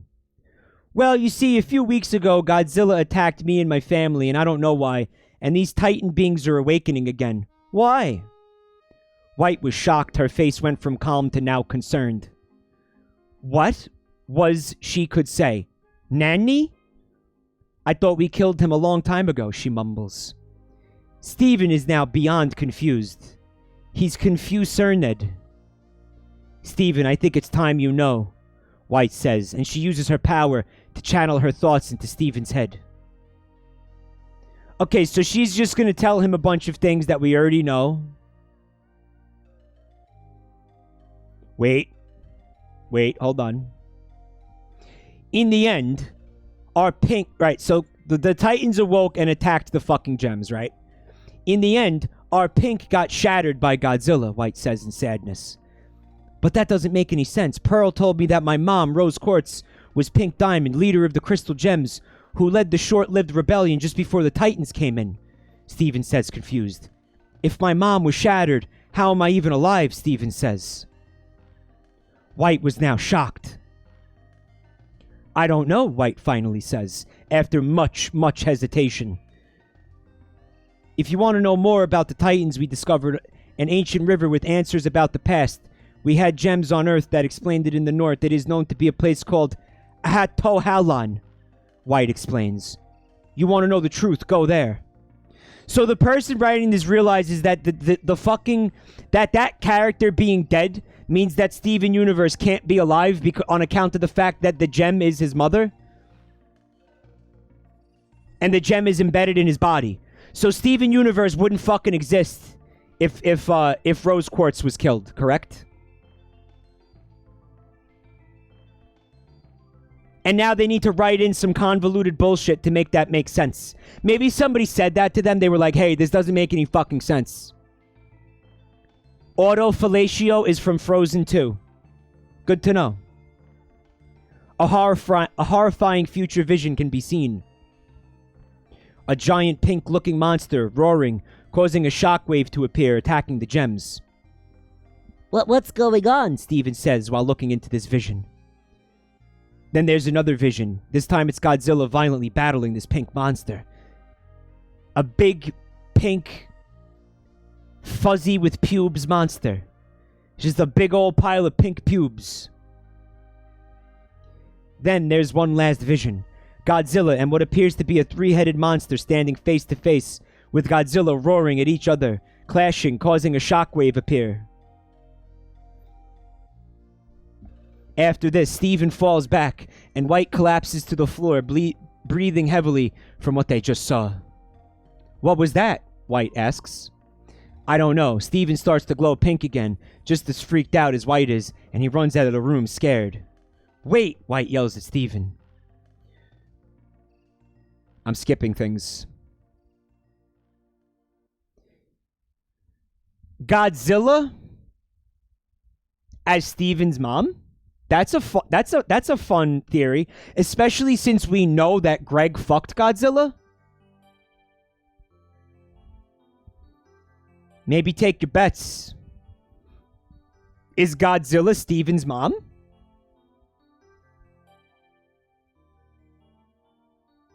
Part 10, getting somewhere. Why do I doubt that? Where is he? Pearl says in a panicky voice. He can't just run off like that. We have to find him. Pearl says, freaking out. Jeez, Pearl, calm down. You'll only make things worse for yourself. Amethyst then says as calmly as possible, as she was worried too. Calm down. Calm down. Steven has not come back, and it's been 3 hours. Pearl yells at Amethyst. Pearl, this is not just about you. I'm just as panicked as you are. Amethyst yells back at Pearl. Garnet and Greg were also physically shown to be worried as well about Steven, just in case you were wondering about these two characters that aren't being discussed right now at all. Meanwhile, with Period and Lapis, they are just as concerned as well. Everybody's here!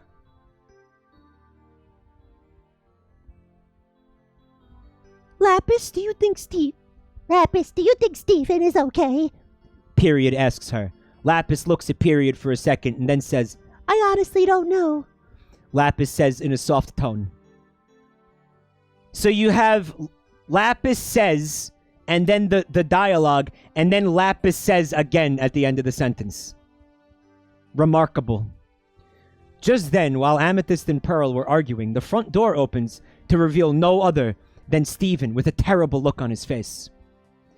Steven, where have you been? Pearl yells at Steven. Steven just looks at her and walks away. Yeah, man, you can't just disappear on us like that. Amethyst yells at Steven. Garnet then notices Steven's expression as he walks up the stairs. It looked like he was absolutely miserable. Of course he is, because he has to live with you people. Garnet felt so bad for Steven. He must be in so much pain from all the traumatic events that have taken place, unaware that Steven saw a horrifying future vision that would change everything. Lapis and Period also noticed his expression and turned their heads to Amethyst and Pearl. Guys, I think you should leave Steven alone. Period says gently. They look back at her and calm down, and they look up to see Steven walking up the stairs to his room.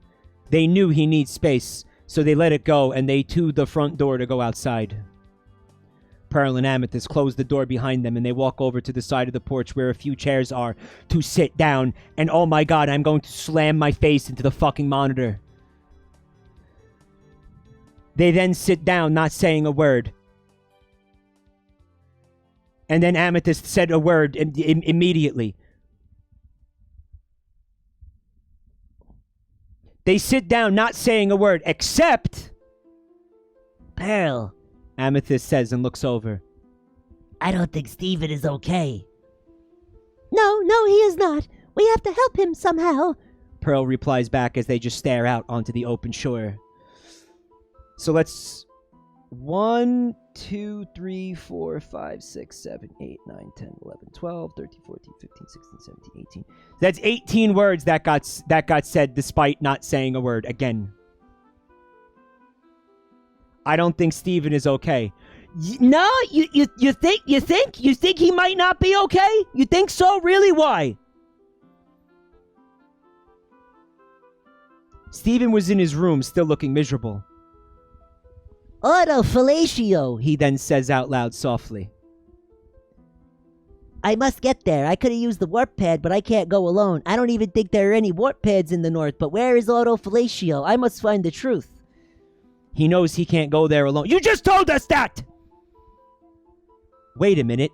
Maybe Period knows where it is in the north. Won't hurt to ask her, hopefully. Here's hoping I don't ask her and she dies instantly on the spot. Steven gets up from his bed and goes out of his room to find Period to see if she could locate it with her technology. Steven finds Period in the dining room on her computer, and Steven goes up to her. Hey, Period, Steven says to her.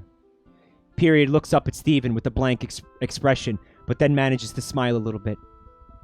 Hey, Steven, are you feeling all right now, you fucking clod?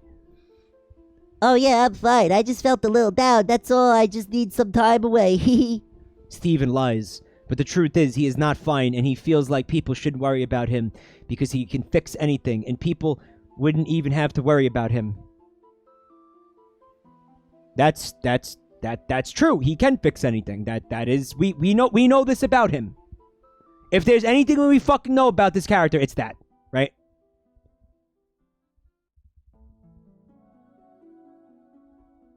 I wanted to talk with you about a place called Autofellatio.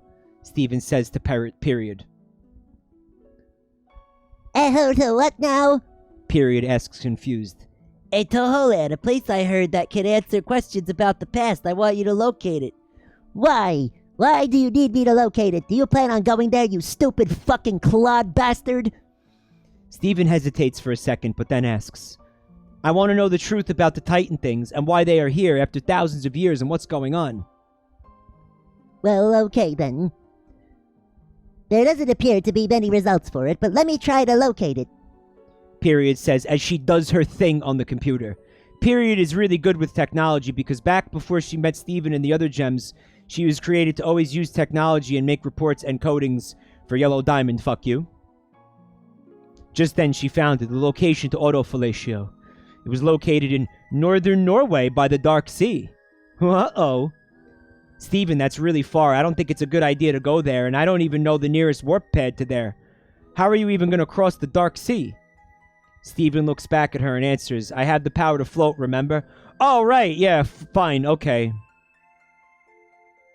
Fuck this. If you're not back in at least 2 hours, I'm telling the gems. Period tells Steven with a serious face. Alright, Steven says, and he walks out of the room and heads for the door, only to see Greg in the living room. Hey, Stewball, where are you going? Greg asks Steven. Steven looks over to look his father in the eyes and replies, just going outside for at least 2 hours. There's nothing to worry about. Steven, are you going to northern Norway? You know how I feel about that, Steven. Just be careful outside, and remember, you could tell me anything because I love you, Stewball, Greg says with a warm, hearting smile on his face. Stephen was honestly touched but didn't show it. I love you too, Dad. Stephen says, and he closes the door behind him and gets in car and drives all the way to Norway. Drives off back to where he found old Warpped. And now Greg is really stoked because he has the house all to himself and Godzilla. Enchanted Forest, Norway. It's a cloudy day today in the Enchanted Forest, and Elsa is walking in the forest, keeping watch over it. And, I don't care.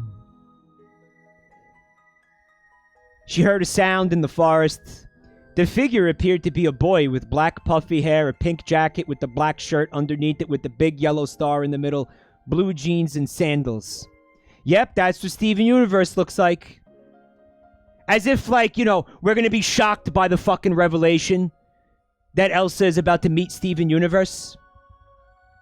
Everyone's getting pregnant tonight. Godzilla lays eggs, though. She then heard him speak. I must get to Atoland. I need to find the truth. Things are about to get interesting. Why do I doubt that?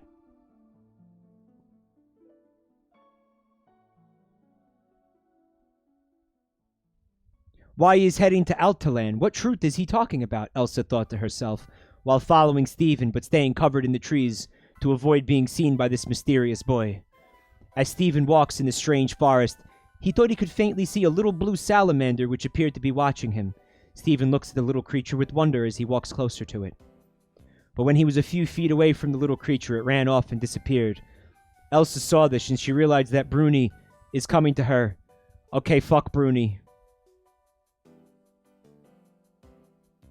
Elsa and Stephen meet each other.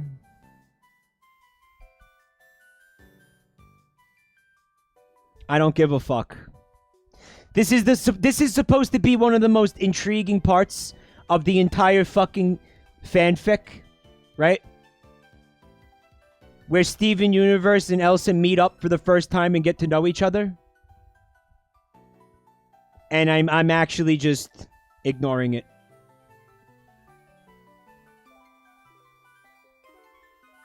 The truth. As he continues to go deeper in Atalan, he starts to see a clear mist forming in front of him. As it slowly clears away, he sees past memories being formed from the ice. He notices some good memories with him and Connie, and he couldn't help but smile. Past Stephen. Gem buds? Gem buds! And they hug. Stephen couldn't help but smile at that memory for having a good friend like Connie, even though he's ignored her for this entire fanfic, and probably completely forgot about her existence. Then there's the Cookie Cat memory of when Stephen sang that song to the gems. He could help but cringe at it a little as he proceeded to more of the traumatic memories. Then there was the time when Eyeball tried to take his gem in space. Now, remember that, Lois? When Stephen started to glow pink a little at the sight and turns away as he stares into another memory? No, Lois, remember the time when Steven saw a pearl poof right in front of him and he thought she frickin' died? That was frickin' awesome. Frickin' sweet. So they just did a clip episode of Steven Universe? Like they just sat here and they were like, hey, remember this Steven Universe episode? Remember that Steven Universe episode? Remember? These memories were from more recent times. Steven saw an icy figure of Godzilla roaring into the sky after his victory destroying Beach City, which makes Steven clench his fist in anger, glowing more pink. Steven wanted to punch it so bad, but he knew he couldn't do anything and it wouldn't make a difference. Then he starts to learn the truth. The truth that we all know already. Alright, so there's a trinity of guardians. There was Rodan, the one born of fire. There was Mothra, the queen of the monsters, and Godzilla, the king of the monsters. There were also many other titans in the world that came around and helped protect the world, and most importantly, protecting the balance of nature itself. And when it's unbalanced, the protectors feel it and will shit violently. Then there's the destroyers, the ones who wanted to destroy the balance and take the throne for themselves as Sigma, so they can have complete control. There were many destroyer titans, such as the Muto Prime, the main enemy of Godzilla's species. destroyer, the powerful destroyer Titan, and King Ghidorah, one of many Godzilla's main rival and the most powerful destroyer. Steven has now learned the truth about why the Titans are reawakening again, because the balance is undone, and they need to fix it. But that wasn't all he needed to know. He needed to know the truth about why Godzilla attacked him and how he is alive if his mother got shattered by Godzilla thousands of years ago. Near the end of the Gem Titan War, it was reported that Godzilla and the others are headed directly towards Pink Diamond. So just in time, she got a quartz to shapeshift into her form, and Pink went into her gem form so her pearl can take her and keep her gem safe.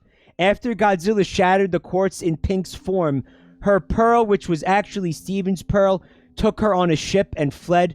Fuck you! Fuck you! Fuck you! Oh my god, fuck off.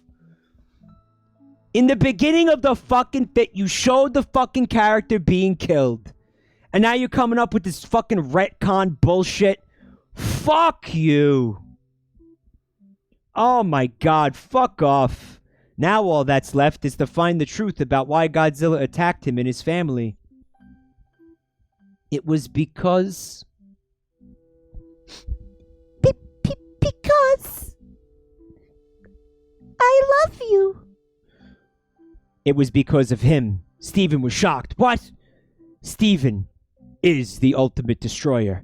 That pink pube monster that Steven saw in his vision with White was him. Godzilla sensed that Steven had growing darkness within him, so he had to destroy him. Godzilla knew all along. And...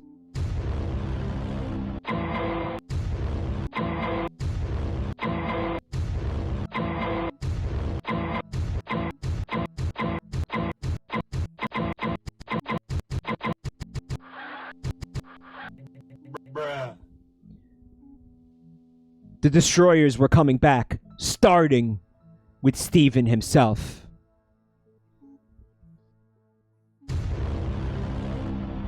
Steven's house, Maine.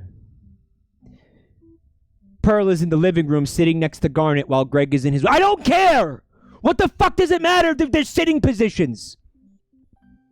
I think I'm going to check on Steven now. Pearl says while Garnet just nods, not looking at her. For once, right? For once. Pearl walks up the stairs and gets to Steven's door, which was closed. Pearl knocks on his door. Steven? Are you masturbating in there? Pearl says, which no sound is heard. Steven, are you okay? Steven learned a few neat little tricks from Jerkoff when he was in Arendelle. She decides to open the door and see that he was done. She goes back downstairs. What? Like he finished jacking it? Has anyone seen Steven? Pearl asked. Greg had gone out of his room and looks up at Pearl. Oh, thank God.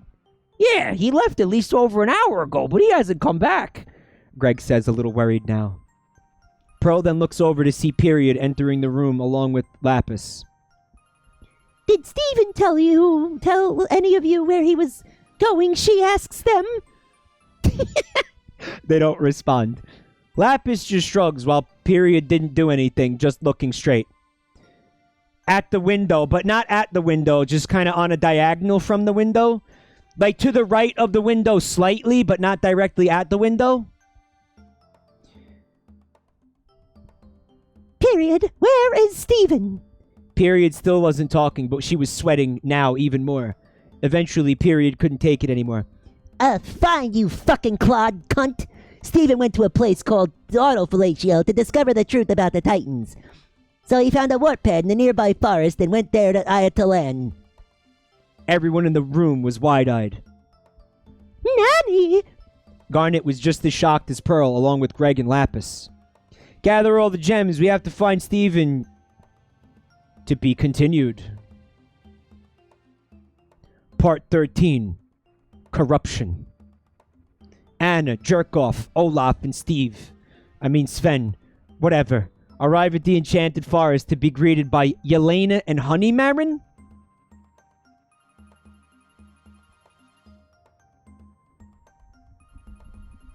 So all the crystal gems go to the fucking... the Frozen universe.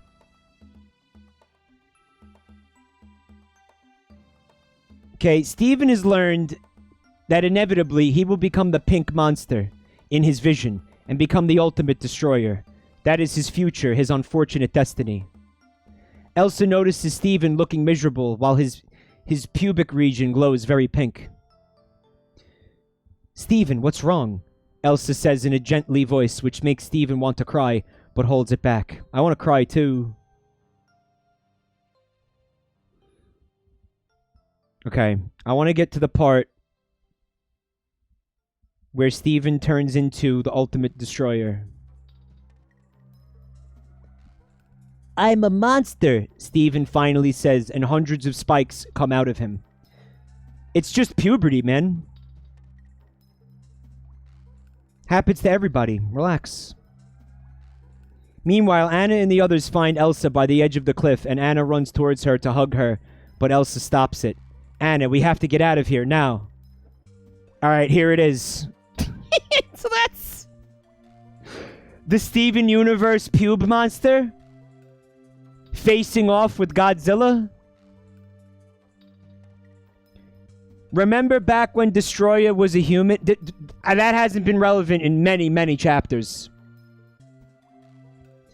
Minmo Cat Foods has a theory. They saw this fan art and then made this fic, I guarantee it. Dude!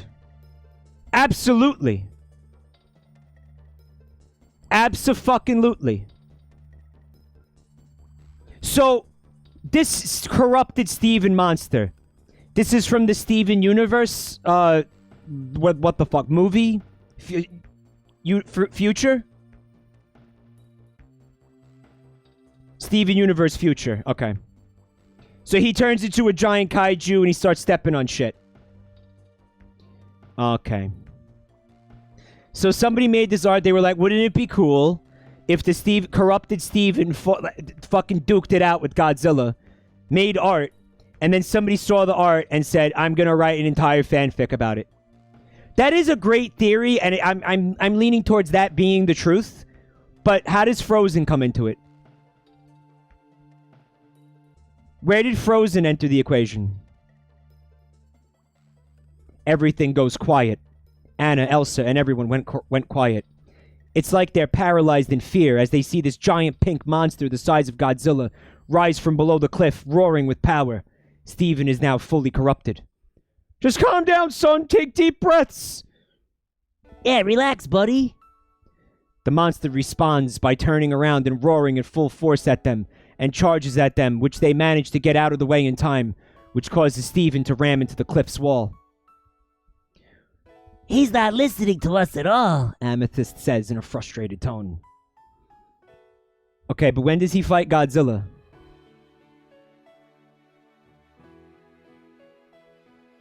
Okay, so here we go. Garnet then looks at Bismuth, Lapis, and Peridot. You three draw Steven into the ocean and hold him there, which they understand and go on their way. Let's go, guys! As Garnet starts to fuse with Pearl and Amethyst, Steven manages to break through the ice wall and crawls closer to Elsa and her family. Fucking please kill them. Please murder them. Just as he was about to attack them, Alexandrite hops on top of Steven, blocking his eyes. The monster roars as he tries to get them off of him. He then rams them into the cliff's wall, causing them to defuse. Well, that was fucking pointless. Just then, Peridot and Bismuth hit one of Steven's spikes on top of his head and focuses his attention on them. That got his attention, Bismuth says, looking back, along with Period on her side flying. Sorry, Steven. Steven then starts to chase them into the ocean, and once he reaches the shore, he jumps up ready to attack them.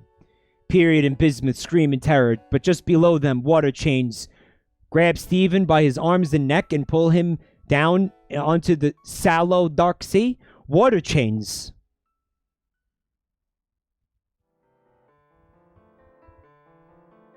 That will not work, right? I understand you like hitting somebody with force. Like you get water spikes and it's like, yeah, you know, water bending or whatever. But what do you mean water chains? It's not gonna work. It works? Toad's like, no, trust me, it works. It's real. No, the water chains, they're real. They work. Trust me. No, trust me, dude. Lapis got him. I got him, but I can't hold him forever. What do we do now? We can't just leave him here like this. Pearl says, walking up to the shore, along with Garnet and Amethyst recovered from the previous impact. The entire fucking thing was pointless. We have to get him in there. We have to bring out his inner humanity, Garnet says as Greg, Period, and Bismuth arrive at the shore. You know who would be good at that? Steven, Amethyst yells. Just then, a shadow starts covering them. Everyone looks up to see it's the Diamonds and Spinal. You who, Steven? Spinal yells, coming from the ship. Okay? Where is Godzilla?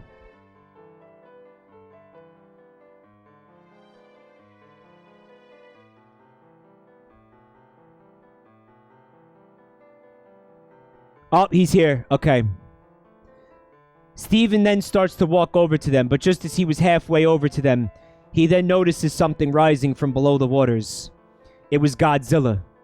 He was only a few hundred feet away from him. Godzilla looks at him with rage in his eyes. In response, Steven turns around to face Godzilla, roaring at him with full force, as if he is letting out all his hatred towards him. That one sucks. I like this one better.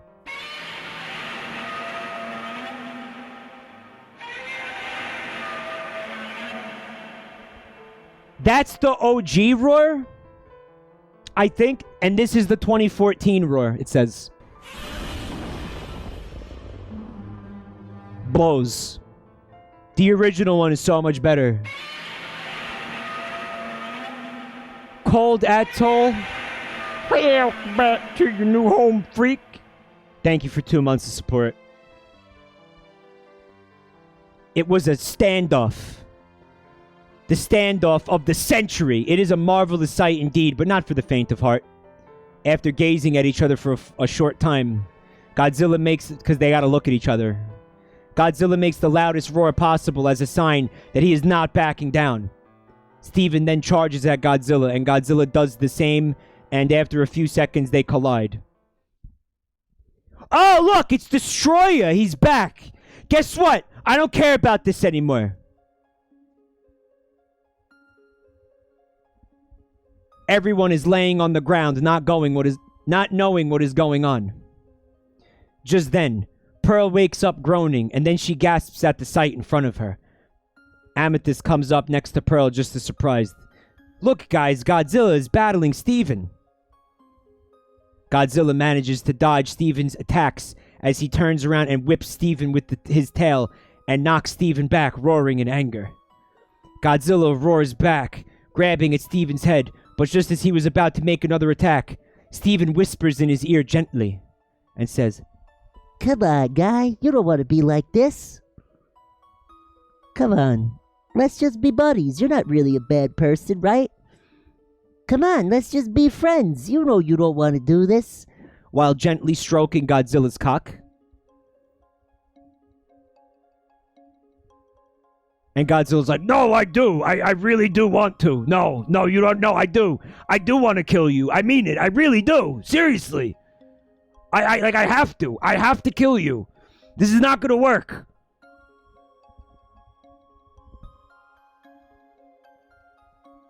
Taps the sign. Guys, I love this. I love that art so much. It's okay, guys. He says he's sorry. Deep inside this monster. Steven must be in there so angry. All right, so they're fighting. I just want to see the fighting. I don't care. I don't care about the group hugs. The gems, the diamonds, Greg and Connie, who had just come back, there's Connie. is now also looking at the light in the sky. After at least 20 seconds, a moth-like titan appears, roaring at Steven, spraying cum on him, closing his jaws shut. Mothra, Elsa, and Anna say at the same time and smile at the beautiful creature as Mothra looks down at them and makes a few soft groans as if saying she thinks that they're just as sexy as they think that she is. It's another Titan! Pearl says with wonder. Okay, great. Steven was struggling to get the silk off of his jaw as he tries to rip it off with his huge clawed hands. Just then, he notices Godzilla approaching, and Godzilla rams him into the water. Steven falls in the Guys, did they just really not understand that there's an H in that word? Because we've seen that many times in this fic.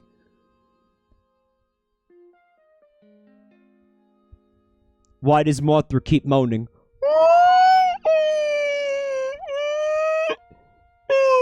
Or is sallow a real word and I'm a dumbass?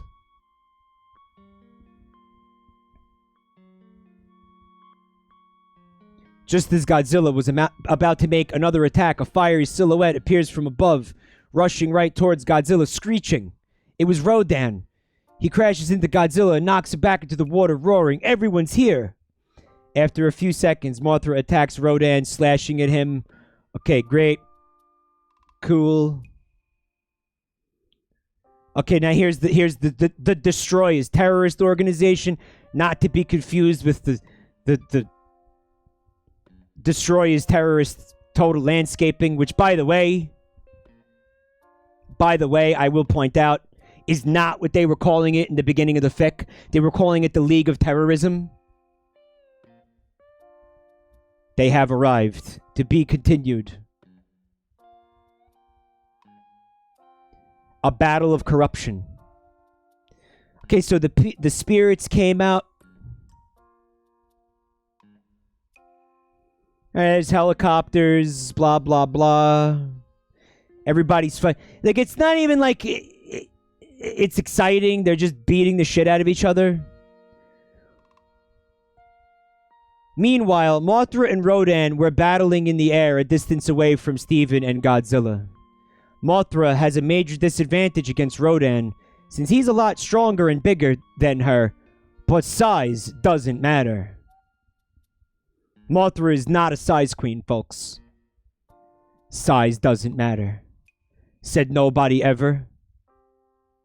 Mothra has given everything she got on Rodan. She was continually slashing at him, avoiding his bites, but she made a flaw. Rodan realized this and used his talons to grab her by her soft abdomen and throws her in the direction of the cliff's wall, which was where the gems were. Run for it, you clods! Period screams, and all the gems, including the diamonds, ran off away from the cliff's wall.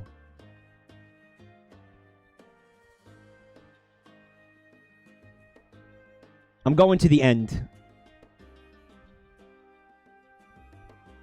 I want to go to the after the battle. Nobody cares. Like, does anybody care about the story at this point? Does anyone actually fucking? Is anybody invested? Can we talk about how there's no more comments because nobody made it this far? We're in fanfic no man's land.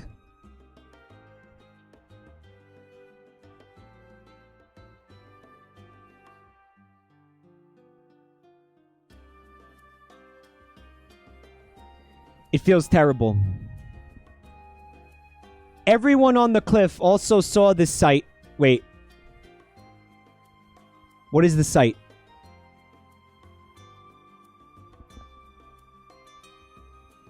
Wait, hold on.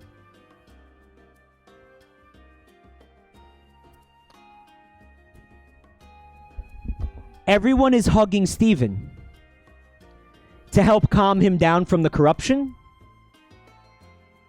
So now, okay, all the gems are hugging Steven. Okay. The fucking diamonds are hugging Steven, even though they're, like, massive. Spinel comes in and hugs Steven. Godzilla managed to get up, looking at the sight, not doing anything. He was just Shocked at the sight, Elsa and the other spirits look at the sight with smiles on their faces. Elsa knew Steven is just lost, and he needed some love, which right now was being given to him. Mothra and Rodan also look at this beautiful sight. Rodan now understands. Mothra was right along. Kaiju could be accepted into the world. You just had to give them a chance. This is so bad. It was the power of friendship. It was the power of fucking friendship. 2 hours of build-up for one paragraph of fight. To be fair, Hergeblurg, I ignored and skipped most of the fight. They should have just listened to Mothra in the first place. Here's Anna from Frozen. I guess he really just needs some love. I want to get to the part where Godzilla hugs him. Where is that?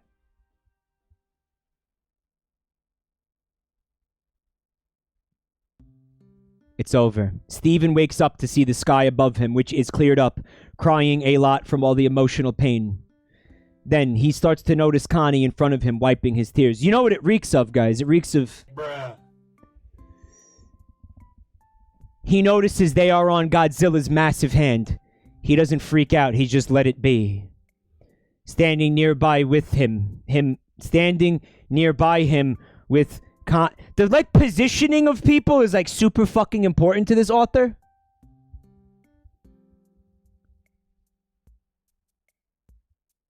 Okay, the lion licks him. That's great. Nope, the story is not over yet. Epilogue.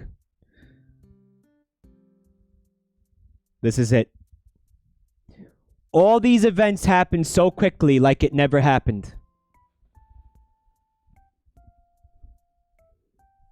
What, like, sci-fi concept is that? Like, when things happen so quickly that they never fucking happen? Is it like the entire fucking fanfic never happened? We should be so fucking lucky? The battle between the Titans lasted for at least less than an hour. But it was devastating to our mental health, to say the least. But in the end, it all worked out. The power of friendship and Hitler saved the day. After the battle, the diamonds went back to the homeworld. Rodan flew away and starts nesting in a volcano in Iceland, hibernating until he's needed again. Mothra went back to the ancient cave, also hibernating. And Godzilla left for Greg's house, where they fucked like rabid animals until the fucking wee hours of the morning. Everybody's getting pregnant tonight! Steven understood now. He is a protector of this world, and Stevens accepts now and has respect for him along with the other Titans. Steven has accepted them overall. Then Elsa invited Steven and his friends into the Enchanted Forest, and no one cares, and, As the Crystal Gems and Greg talk with the Northuldra and Elsa's family, Steven and Connie are on top of a hill facing the Northuldra village, sitting next to each other. There is silence between the two, but then Steven breaks the silence. How many times have we seen that in this fic? Nobody said a word, nobody said anything, there was total silence, and then somebody says something. There is total silence because my music is gone. Why is my music gone? What happened to my music? I put the video on loop. Why is my music gone?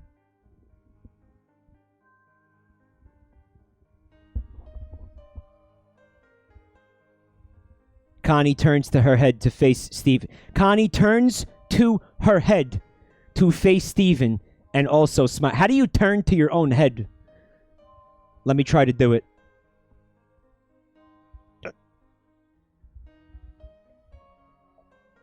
Oh yeah, that don't feel good. No.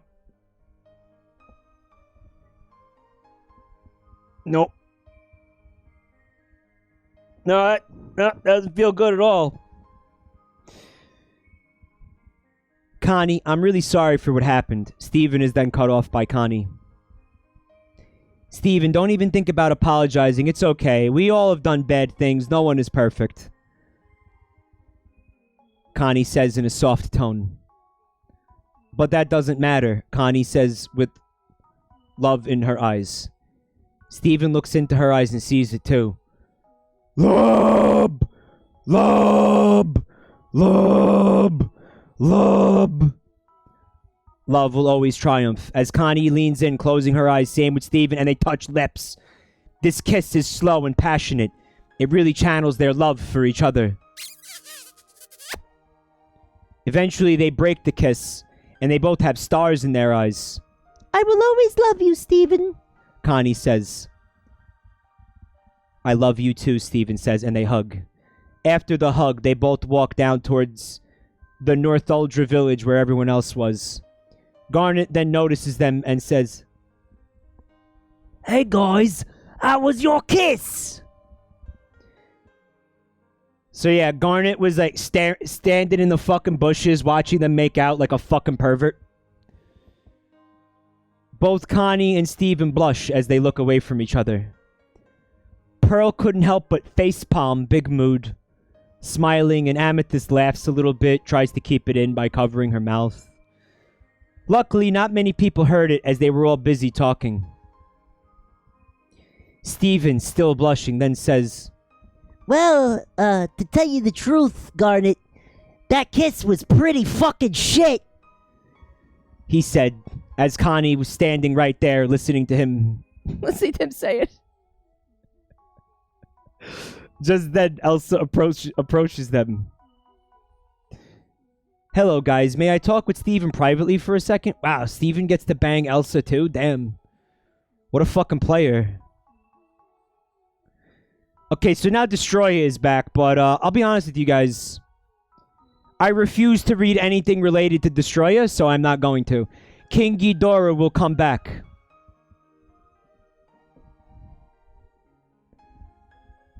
Guys, we'll read part 2 next time, okay? There's a sequel to this. We're going to read it. We're all going to read it together. Mike, this entire thing is just chapter 1. Chapter 2 is a separate fic and is in progress. Guys, it's 12:30 a.m. And I should really end the stream. I should really end it. But I had another fic here.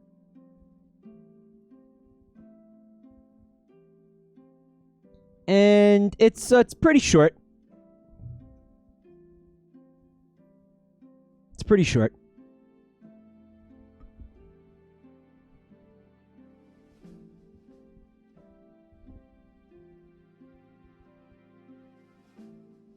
You want to go for it? Shouldn't take very long. You want to go for it? You want to do it? We could do it, or we could save it for next time.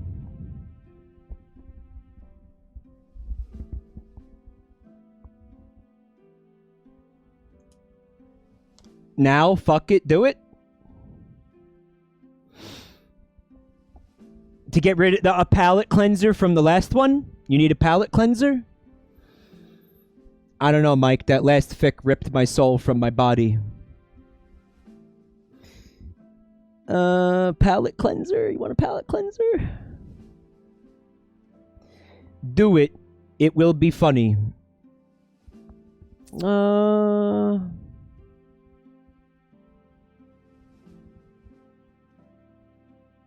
Yep, fuck it. Let's do it.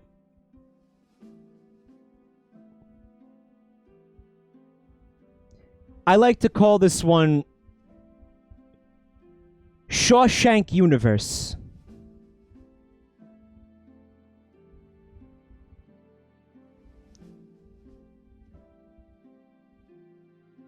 Chapter 1. Imprisoned. Imprisoned. Steven's POV. And this ties into the whole Steven corrupted Stephen. I have been in prison for 1 month now, and I didn't like it. All I could see were pervert that murders, serial killers, robbers, all that. My mental health slipped far down, but why did I have to end up here? Couldn't I just get therapy sessions? Now I wish that, honestly, everything was terrible at Beach City Asswell, though. Flashback. This was after Prickly Pear, which is an episode. So you're probably record scratch. You're probably wondering how I ended up in this situation. Why is Steven Universe in prison?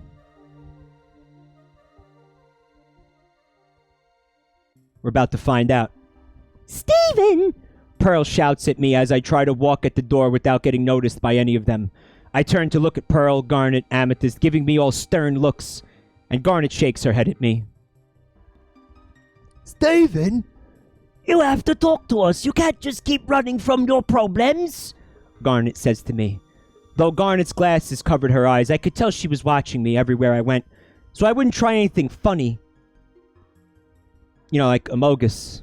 But I didn't care, and I start to walk out the door when Amethyst quickly shuts the door when I open it.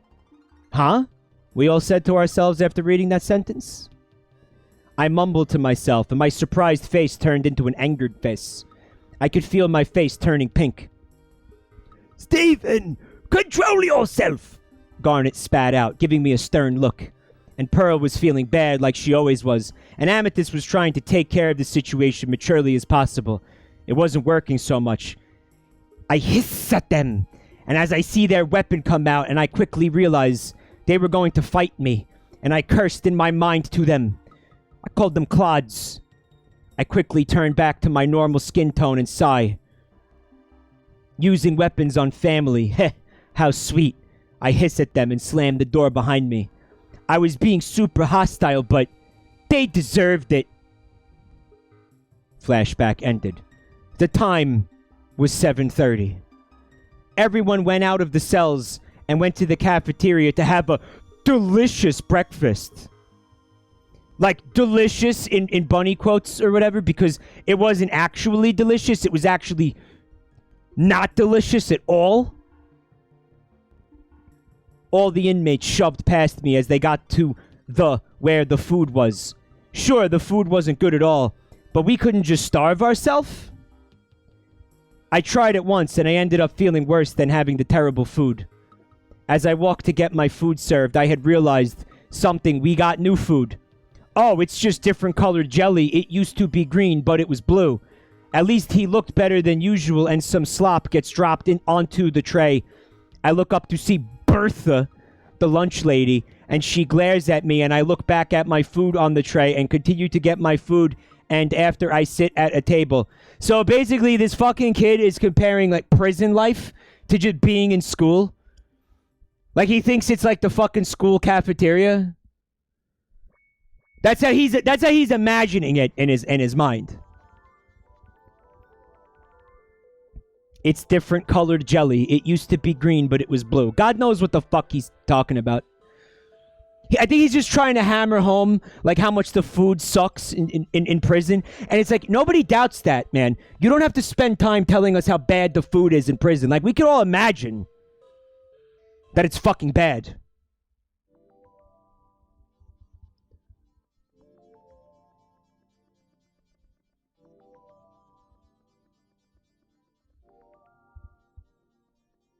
One thing to learn, don't sit next to anyone unless you either want to get insulted or beaten. Trust me, I've experienced and seen it.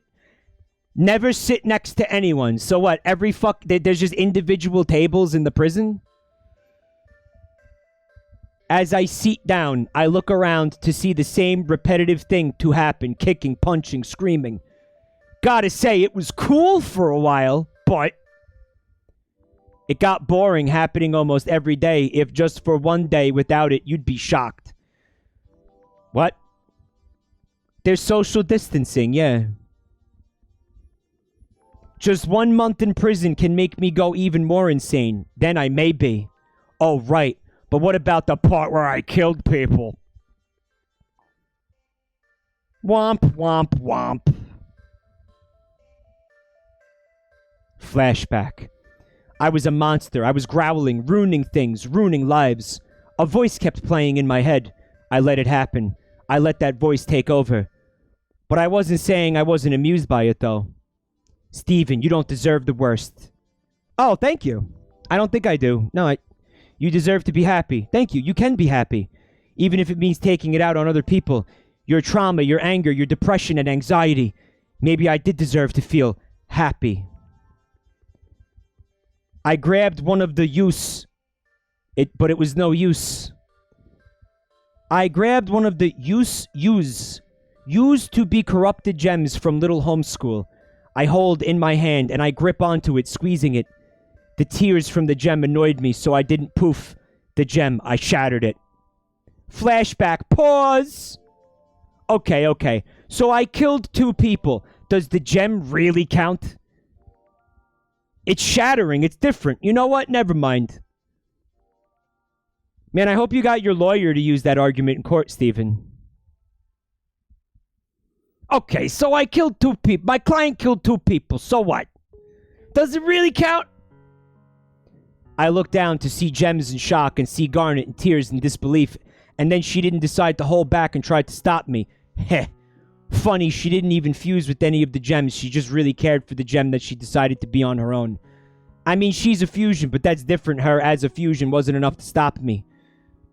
She tried to hit my leg with her gauntlets, and I quickly grab her with my hand and quickly throw her to the temple, causing her to poof. The crystal gems crying, and the other people of Beach City screaming in fear. I couldn't stand it, and I grab a random citizen of Beach City, and I let my anger out on them, digging my claw into the person's arm, and they screamed in terror, and I couldn't stand it. So all I did was throw them onto the ground and step on them, hearing bones crush and seeing blood gush out.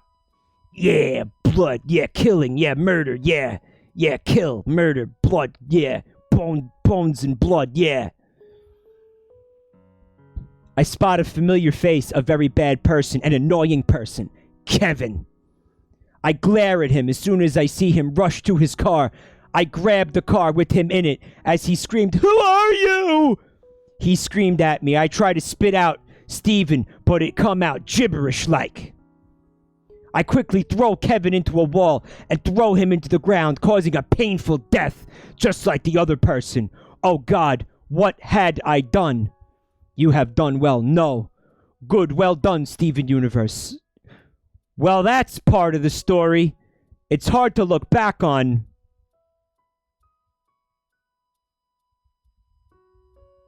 I hate Kevin. Thank you for making him die.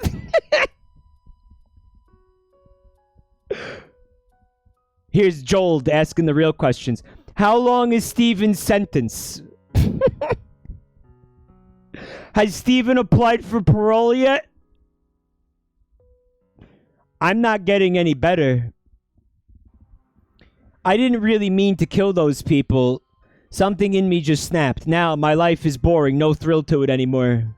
It's just prison, you know? No, I didn't really mean to kill those people. I guess he's got like a supernatural excuse.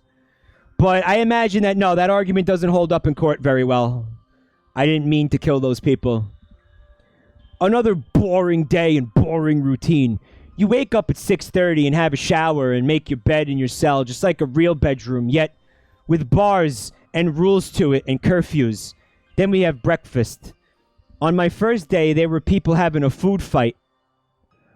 Yeah, like the fucking, you know, MS-13 and the Aryan Nation are like flinging pudding at each other with their sporks.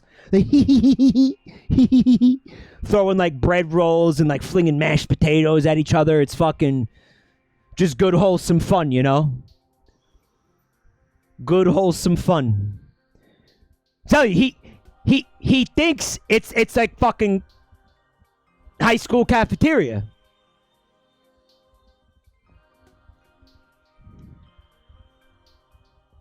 We sometimes get phone calls after breakfast. Well, I don't get any. Probably for the best. then other boring stuff, then food, then more boring things to get over with. Then it comes down to having dinner, but they call it supper.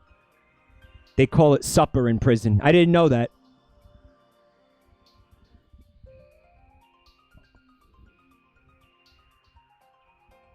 In what chapter does Steven get shivved? It's coming. My life is rather boring in prison, though never gotten into fights, never gotten calls from family or friends, never gotten to talk to anybody. I wish I hadn't done those terrible things while I was corrupted. After a long day of the same routine, I finally lay on the uncomfortable bunk bed. I missed the gems, I missed my dad and my friends, but no, I did kill 2 people and shattered a gem. You probably think, just use your powers, Steven. But why should I cause more problems and stay in this hellhole longer? I pull the thin blanket on myself and get annoyed at the inmate that stayed with me. He was snoring like crazy tonight, so I killed him. Cowan 2. Well, back to the family, son. Thank you for 37 months of support. I appreciate that. Who is he talking to? He's talking to us.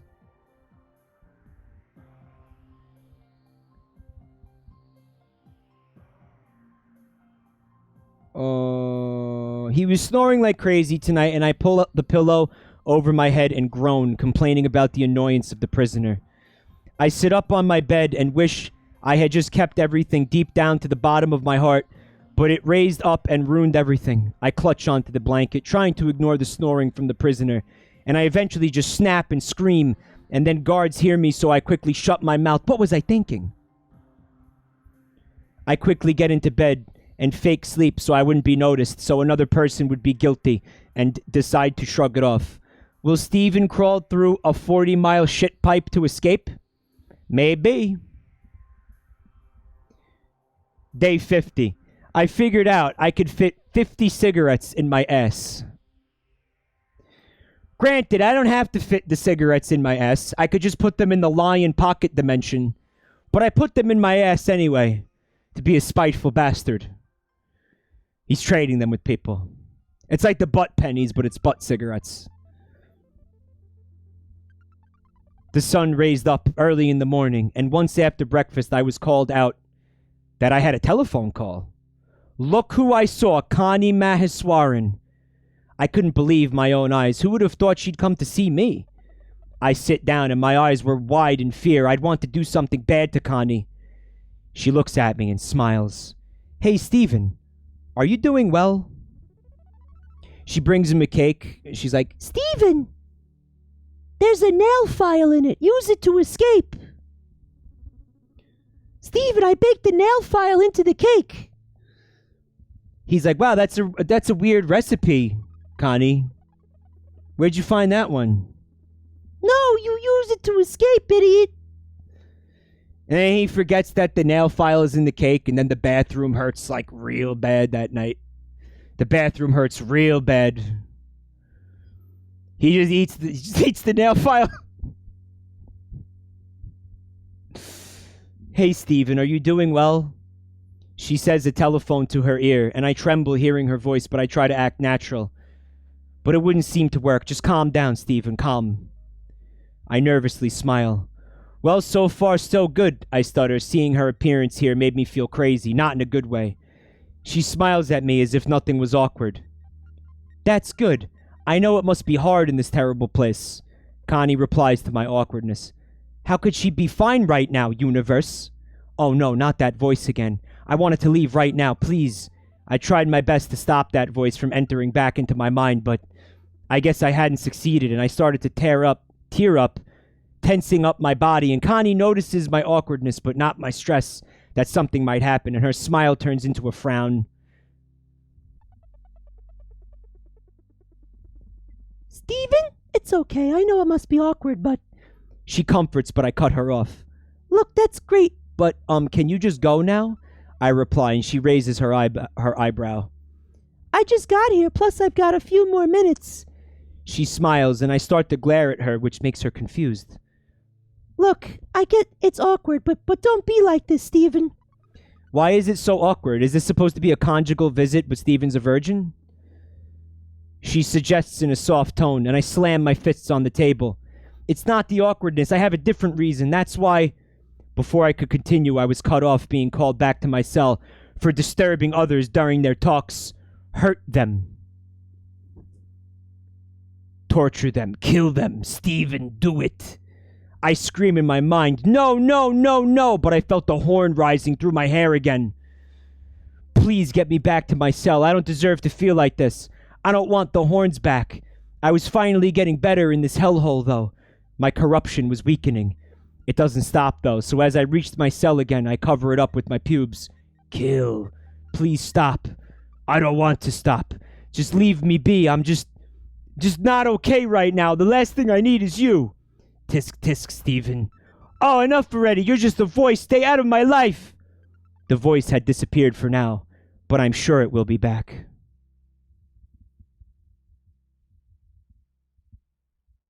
Author's note. We're now officially into no man's land again. Concern and suspicion. I left the prison. This is Connie's POV now. I left the prison and thought about Stephen's movements and his stuttering. He was like this when he was really, really tired and should have ended the stream an hour ago. But he had that end of stream voice and he just wanted to go to bed and his back hurt. But he got roped into reading one more fanfic because everyone made him feel bad because the last one sucked. And that's not good. I sigh and look at my phone and call Pearl since I knew she'd ask about how it went. She picked up. Connie, is Stephen okay? Pearl shouts, and I quickly put the phone away from my ear. I tried to speak, but it wasn't okay with Stephen, but I wanted to play it off cool. I smile and put the phone back on my ear. It went well, actually. He says it's scary, but he says he's doing well, I spat out. Well, that's good to hear, but are you sure everything's fine? You stuttered. Pearl questioned, trying to understand the real situation. I giggle awkwardly. It's perfectly fine. He isn't avoiding anything, I say, trying to reassure her, but it made her more suspicious. I don't know, Con. Before she could keep speaking, I hang up and sigh. I want to make sure you're okay, Stephen. I look at my phone and mumble to myself. Connie hung up on me. I felt offended and rather concerned. I walk over to Garnet and Amethyst looking concerned. Well, mostly Amethyst. I couldn't see any emotion on Garnet's face because I wasn't looking at her face because I was awkwardly looking into the corner of the room, fucking 90 degrees perpendicular to the fucking window. I'm going back to Stephen's POV. Because the most entertaining part of this fanfic was the childish imaginings of what they think prison is actually like. It was a gloomy and serene lunch. So what is gloomy and serene, chat? Like, can it be peaceful and gloomy at the same? I feel like those two words don't belong together, and it has a little bit of a flavor of the somewhat dark sunshine. It was raining usually. I'd be happy, but not anymore. It's not the same. I play around with the slop and gaze at a prison window, watching the rain, lost in thought. I'm not happy here. Yeah, that is the point of prison, Stephen. I'll probably be here for more than just a month. I snickered to myself on the comment I made in my head. Of course, it's going to be way, way, way more than a month. Way more. I look over to see people staring at me, judging me for snickering to myself, and I awkwardly smile. I thought of a joke, I say, and some people were weirded out or wanted to kill me from annoyance over a small snicker. I want to kill you just for existing right now. Oh well, that's how all prisoners have been like since I came here. But one thing's for sure, I'm not being friends with any of these wicked people. I am a wicked person though, right? I'm probably worse than some people. No, you weren't in the right mindset, Stephen. Stephen, you need to join a gang, dude. It's the only way. Stephen, why do you keep thinking everything will get better? The voice again. Prison is just angsty school. I think that's what they think, yeah. I screamed and got grumbles from inmates and weird looks again. Hey, kid, quit annoying people who want to eat their meal, a prisoner grumbled to me. How can he even eat that disgusting food? I mumbled to myself and snicker, and the prisoner stands up and gives me a glare. Do you wish for a beating? He yells at me, and I shake my head quickly, and he returns back to his seat. Oh, Stephen, don't be such a wimp. I'm not. Then why don't you fight back? Because it's wrong. No, it's because you're weak, Stephen. No, you're weak without my voice. You need me. My rage was rising because of the voice. I wanted it to go. I start to glow up pink and quickly realize, and quickly hold the anger quickly inside of me quickly. No, I won't let you take over again. Not ever. I look back down at my tray with my food and stick my food in the mashed potato. I put the lime in the coconut. My life was already a disaster. Why does the voice have to come back to the surface? I can't stand my life in prison. Yes, that is the point, Stephen. Stephen, you killed people, Stephen.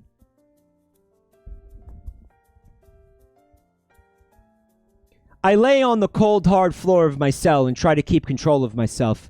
I had been getting some therapy sessions, but all the time I went to therapy, I lashed out. They decided to keep me away from my therapist because last 2 sessions, I had taken my anger out on my therapist. I killed the last 2 therapists, so they decided to stop bringing me to therapy sessions. Life was boring in prison. It was the same thing every day, sure. People have fights and stuff and beat each other up, but it's too predictable. Even when I'm getting beaten up, which is rare, seems predictable and boring. How could something that is rare also be predictable and boring?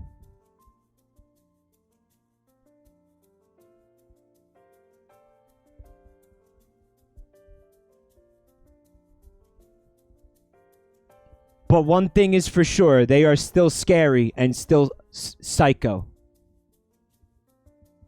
Time skip to yard time. I sit on the ground and stare at everybody while they stomp the yard. I overhear one of the inmates. You think that kid is cringe? One inmate says to the other. The kid's emotions are hard to read. I heard he killed 3 people and was like some monster or something. I think it's bogus, though. The other inmate chuckled. I growl under my breath. Yes, let the rage infest you. Shouldn't he be in, like, juvenile hall or whatever? Like, juvenile detention? Why is he in, like, regular prison? This amogus is a bogus.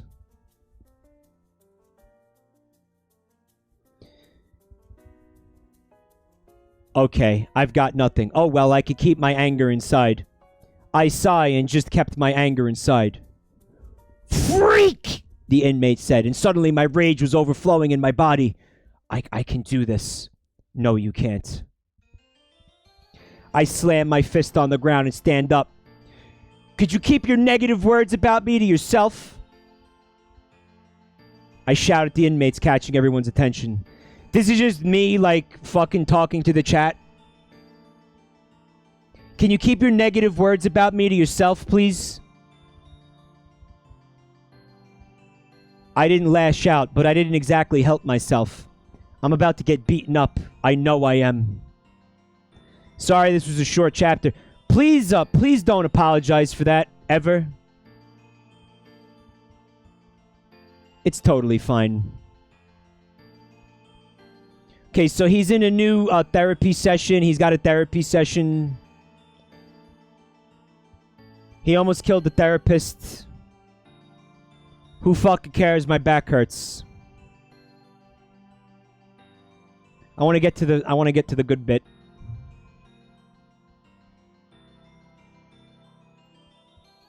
Did Steven really beat the shit out of his therapist? Oh, the guy that gave me a black eye. Okay.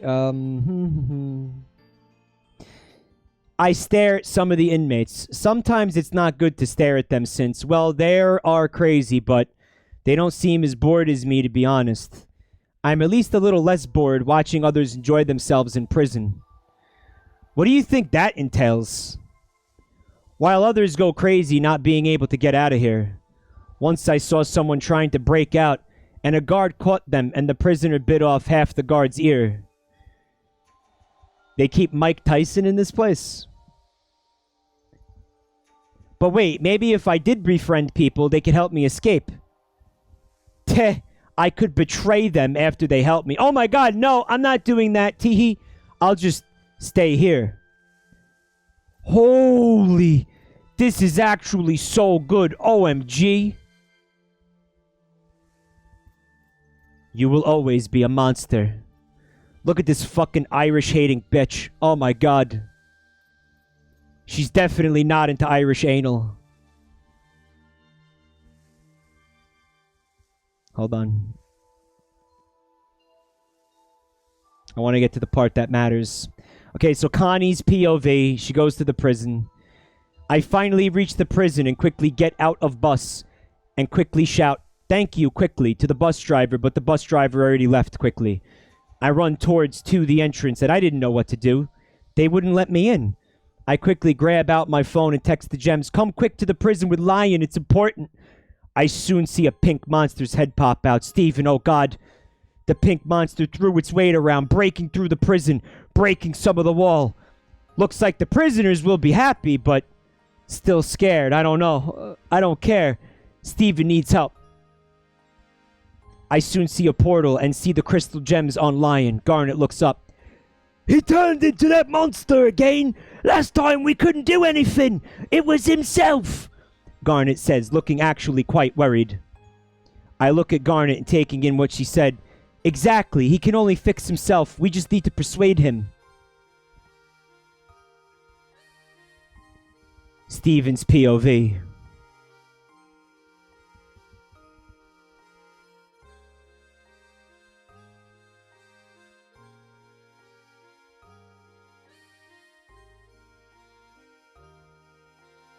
It's over. Fuck it.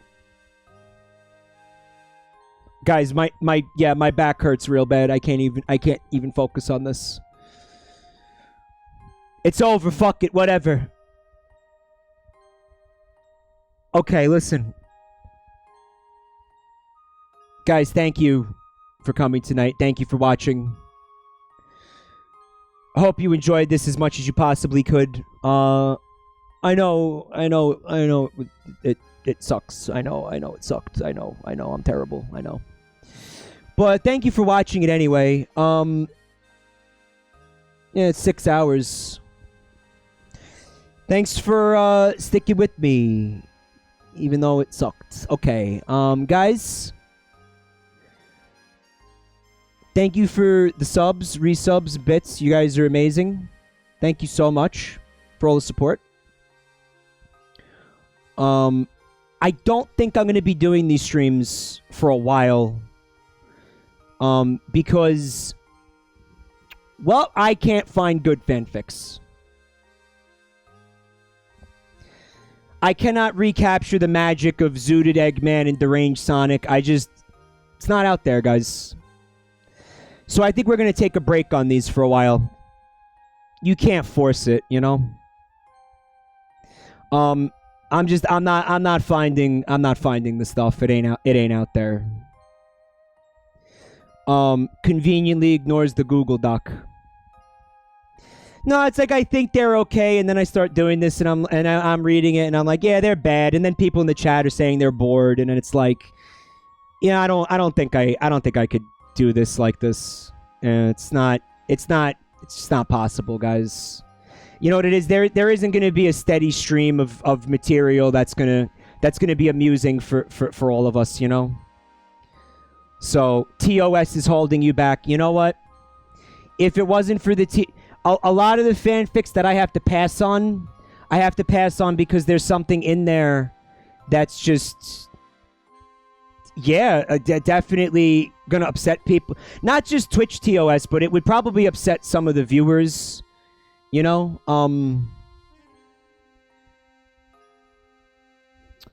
this is hard. This is a very hard kind of a stream to do, because and to do it consistently, because it's hard to find the material.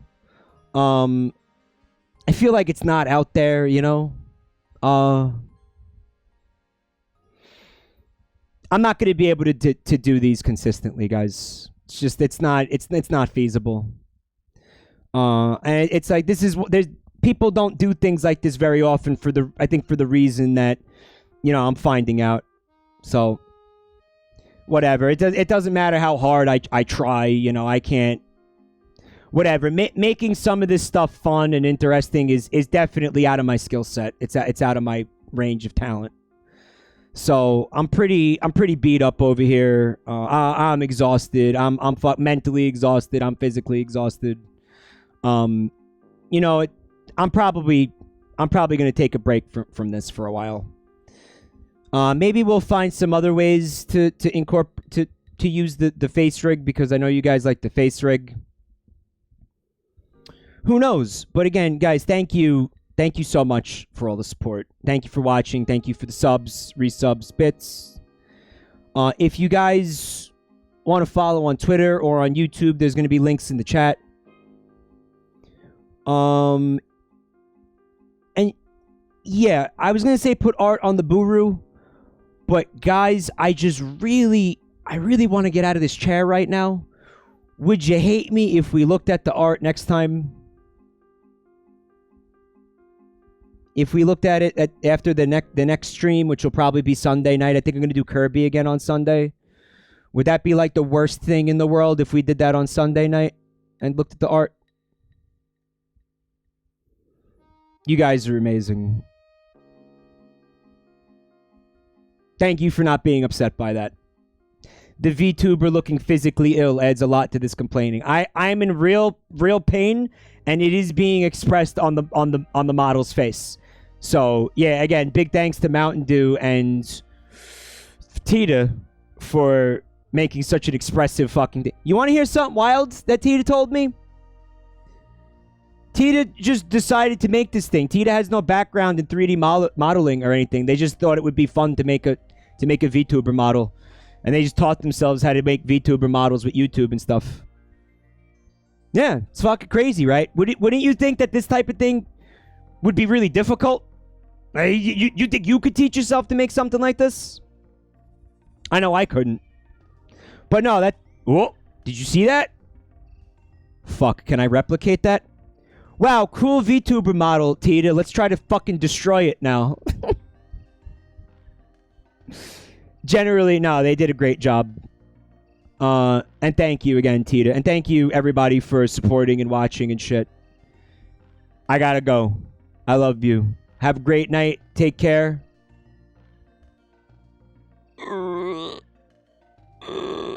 There's also the community Splatfest. Thank you, Vineart. There's a doc in the chat if you want to sign up. You will not be allowed to participate if you do it too late. Okay, don't be late. Sign up now.